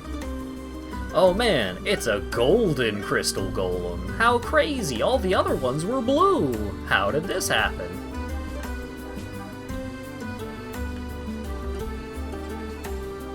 So this one is way stronger than the other ones. It has like crazy uppercuts and shit. Still not extremely powerful. Bop. Oh man, sick loot! It dropped a lady. So it is thou who rescueth me. Most gracious, I am deeply obliged. I am Dusk of Ursil. I cometh from an age long before thine. I cannot stay here for long, so before I disappear, allow me to ask one thing. My home, Ulasil, is the home of ancient sorceries. My hope is to pass this profound knowledge to thee with thine approval. Would this be of assistance to thee? Sure. My heartfelt thanks. I am pleased beyond words. Then I shall engrave my signature. If thou art in need, pray summon me from my signature. It seems that my time is done. May the great flames guide thee. Woo! And she's gone!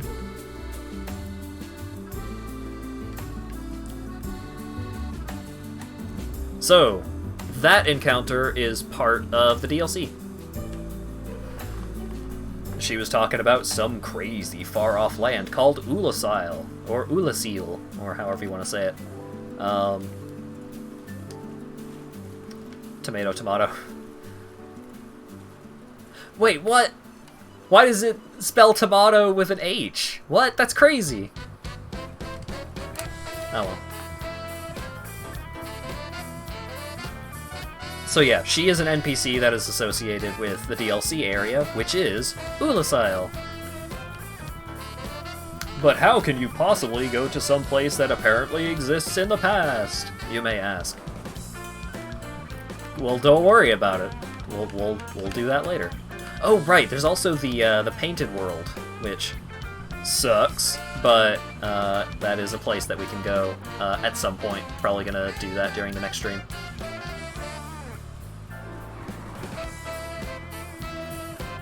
It's an optional zone. The DLC is also an optional zone, but it's something that we can do.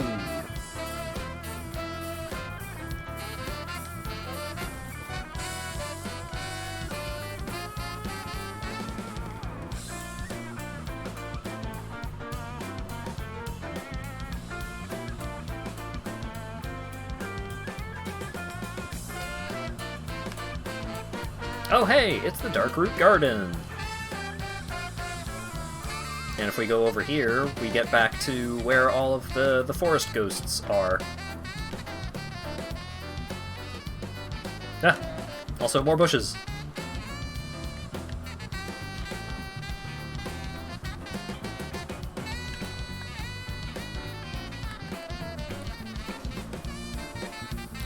Yeah. So, theoretically, I can obtain sorceries from her. So, she's weird. She is the only NPC vendor that you summon with a summon sign.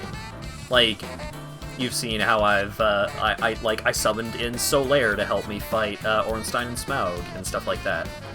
Normally, NPC summons are just to help you fight a boss or help you work your way through a zone or something. Ulasil, or Dusk of Ulasil, is the only NPC that you summon with a summon sign that is a vendor, and just like a static NPC that you interact with. And you can only interact with her through her summoning sign. Or rather, you summon her with her summoning sign, and then she just, like, stands there, and you can buy stuff from her.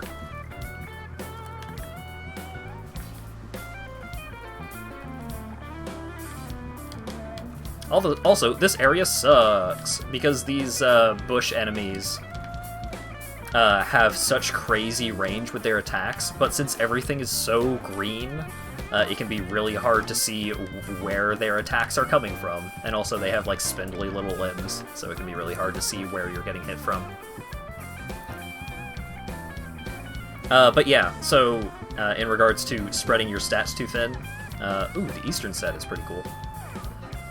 In regards to spreading your stats too thin, that is definitely a thing. Like, if you want to give yourself, like, okay, let's say you give yourself 20 in every, like, in most stats. Like, you give yourself 20 vitality, 20 endurance, 20 strength, 20 dexterity, 20 0 resistance, if possible, 20 intelligence, and 20 faith. You are now mediocre in, like, all of the different aspects of the game. You are mediocre with strength weapons, you are mediocre with dexterity weapons, you are mediocre with spells and stuff like that. There are a couple of mechanics that kind of work around those, like pyromancy. Pyromancy doesn't scale off of your stats at all, it just scales off of how much you've improved your pyromancy flame, which is just something that you just pump souls into.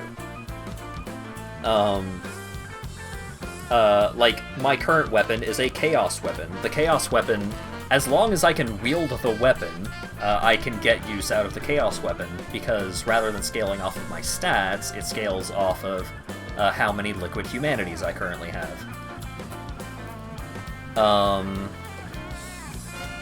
But if you actually want to invest into something like spellcasting or strength or dexterity or anything like that, you really don't want to, like, you really don't want to be able to do a little bit of everything, because that, you know, jack of all trades, master of none.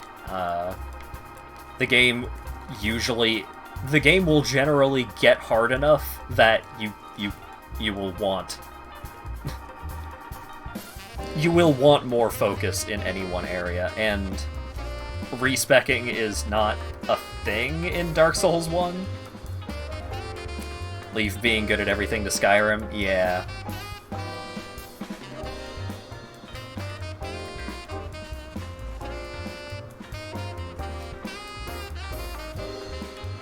Twin Humanities, Black Bow of Ferris, Ferris's hat. So the Black Bow of Ferris is pretty cool, because it has, it has a longer range than most bows, so you can use it to cheese certain encounters. Also, dropped a pretty dapper-looking hat. Oh, right, while I'm looking at stuff, let's show off the Eastern armor.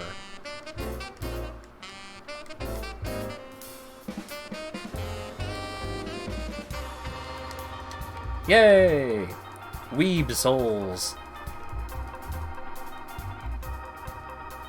A certain NPC has this armor and also has a cool weapon, but we probably not gonna see that NPC.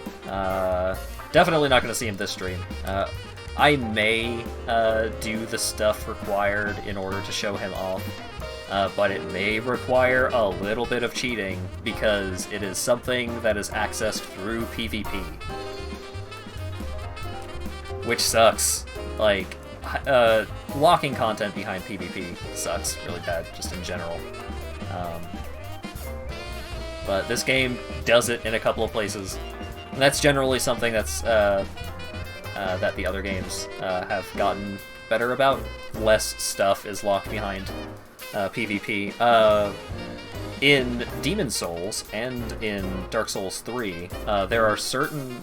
Oh, and in Dark Souls 2, there are certain encounters where they are boss fights, but the boss fights are different based on whether or not another player is, like, participating in it, air quotes. Not on your side, but on the boss's side. So in Demon Souls, there's a certain boss that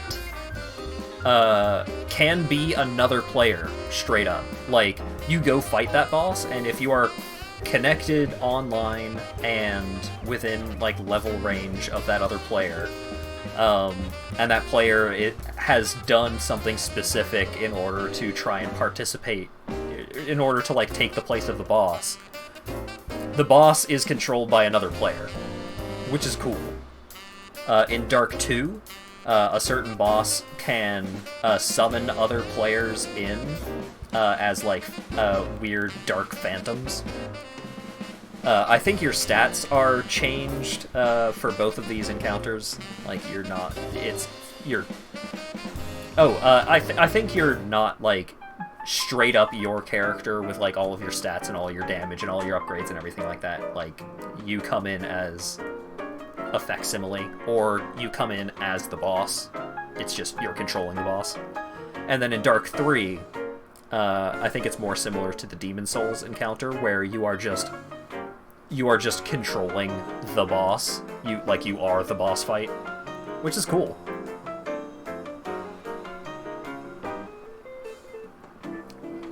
But the better thing about, like, having that part of those encounters is that you can still just fight those bosses. If like, fighting those bosses does not require another player to participate in the fight. That would be messed up. What was I doing? Okay, I fought the Hydra. I don't want to start the archive yet, because the archive is a whole thing.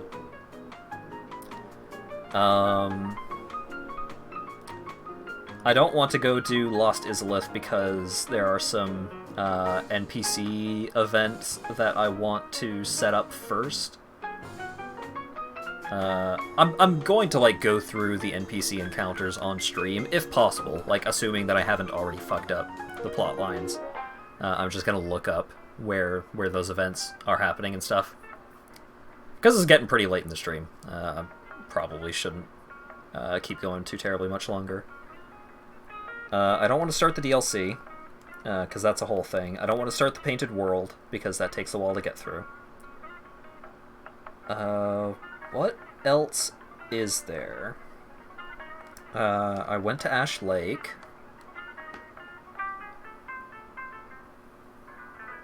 There's a couple of things that I want to farm off-stream. Father's Mask, some red Titanite chunks, Twinkling Titanite.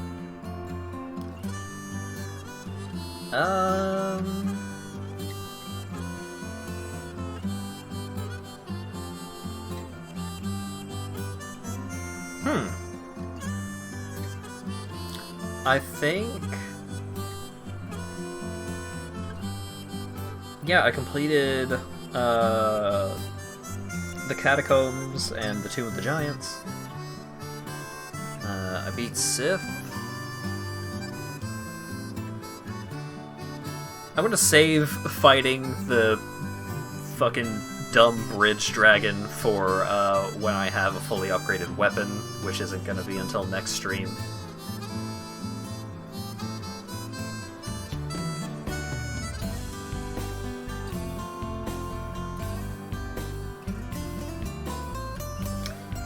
Yeah, I think... You know what? I've played a lot of Dark Souls today. And I've done a lot of things in Dark Souls. Can't believe Hat's speedrun didn't parry Gwyn to death in under an hour. Yeah. I may try and do a Soul Level 1 playthrough for Dark Souls 2. Oh well. Yeah, I think I'm just gonna call that a stream. What time is it? Oh god, it's midnight. I forgot that I started so late. I'm an idiot. Ah!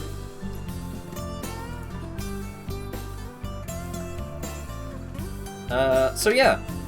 Hey, thank you all so very much for joining in and watching my stream. I mean, I wasn't sure if I was going to do a stream today, because yesterday sucked a big one, and not in the fun way. And I slept like garbage today.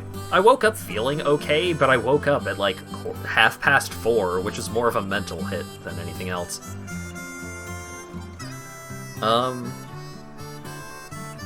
Yeah. Thanks to all of you for swinging by and watching and chatting and hanging out and all that good stuff. thanks again to Cult for the bit donations. Thank you very much to Dan for the $20, and thanks to Klevtosrathu, I think, for the follow. I believe that Ash's Flames also subscribed, so thanks to him for the subscription. Plans for the next couple of streams. I've got a couple of irons in the fire at this point. It's probably just going to be like one more full stream to finish up Dark Souls, or at least probably finish up Dark Souls. So probably one more Dark Souls stream this week, because I love this game. Dark Cloud 2 is on the docket. I think I have some off-stream stuff to do for Dark Cloud 2, but that's going to happen sometime next week. There was one other game that I was playing, I can't remember. Oh, Risk of Rain 2. Hey, do you guys like playing Risk of Rain 2? If you like playing Risk of Rain 2, then perhaps you would enjoy participating in a big ol' multiplayer stream of Risk of Rain 2. The current plan is to oh my goodness. Hang on. I need less intense music. Where's my Costa del Sol? There we go. The plan is to shove a bunch of dumb mods into Risk of Rain 2, and then invite a whole bunch of stream watchers, like viewers, and some of my friends, and all that good stuff. Just overload a lobby with a bunch of dumb mods, and just do a good old-fashioned day of some Risk of Rain 2. So, if you want to participate in that, first of all, let me know.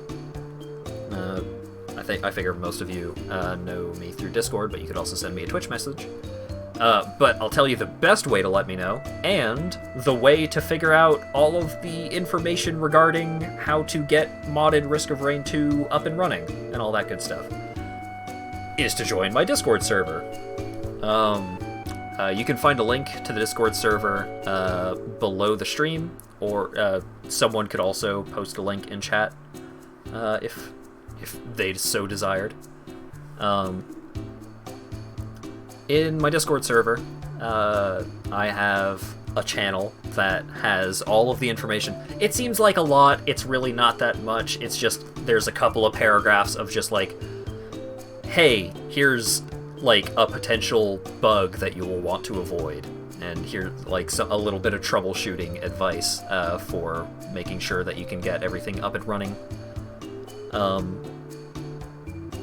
It seems like a lot, but it's not that much, trust me. Easy. Other people that have played modded Risk of Rain with me can attest that it's easy peasy to get that stuff set up. So yeah, if you want to participate in that, join the Discord server, let me know that you're interested, and, you know, get that stuff up and, you know, try and have that stuff up and running before the stream itself. If you use the mod manager, which is included in the instructions, you can set it up so that you have, like, different mod setups for, like, you know, if you wanted to do my stuff, you can have a different mod setup for that. Or you can just, with the mod manager, launch the game vanilla. So it doesn't mess with your base Risk of Rain game, aside from, like, unlocks and stuff. But there are ways of messing around with that. If you have concerns about that, let me know, and we can work through it. But hey, that's something that I'm hopefully going to do next week. So, again, Discord server if you want to get in on that. Hopefully next Saturday I'll be in a better state of mind for continuing Paper Mario. Because that playthrough has been a lot of fun so far. It takes a lot of effort, comparatively. I think that's everything. Again, thank you guys so much for watching and chatting and supporting me and all that wonderful stuff. And hopefully I will see you guys on Monday.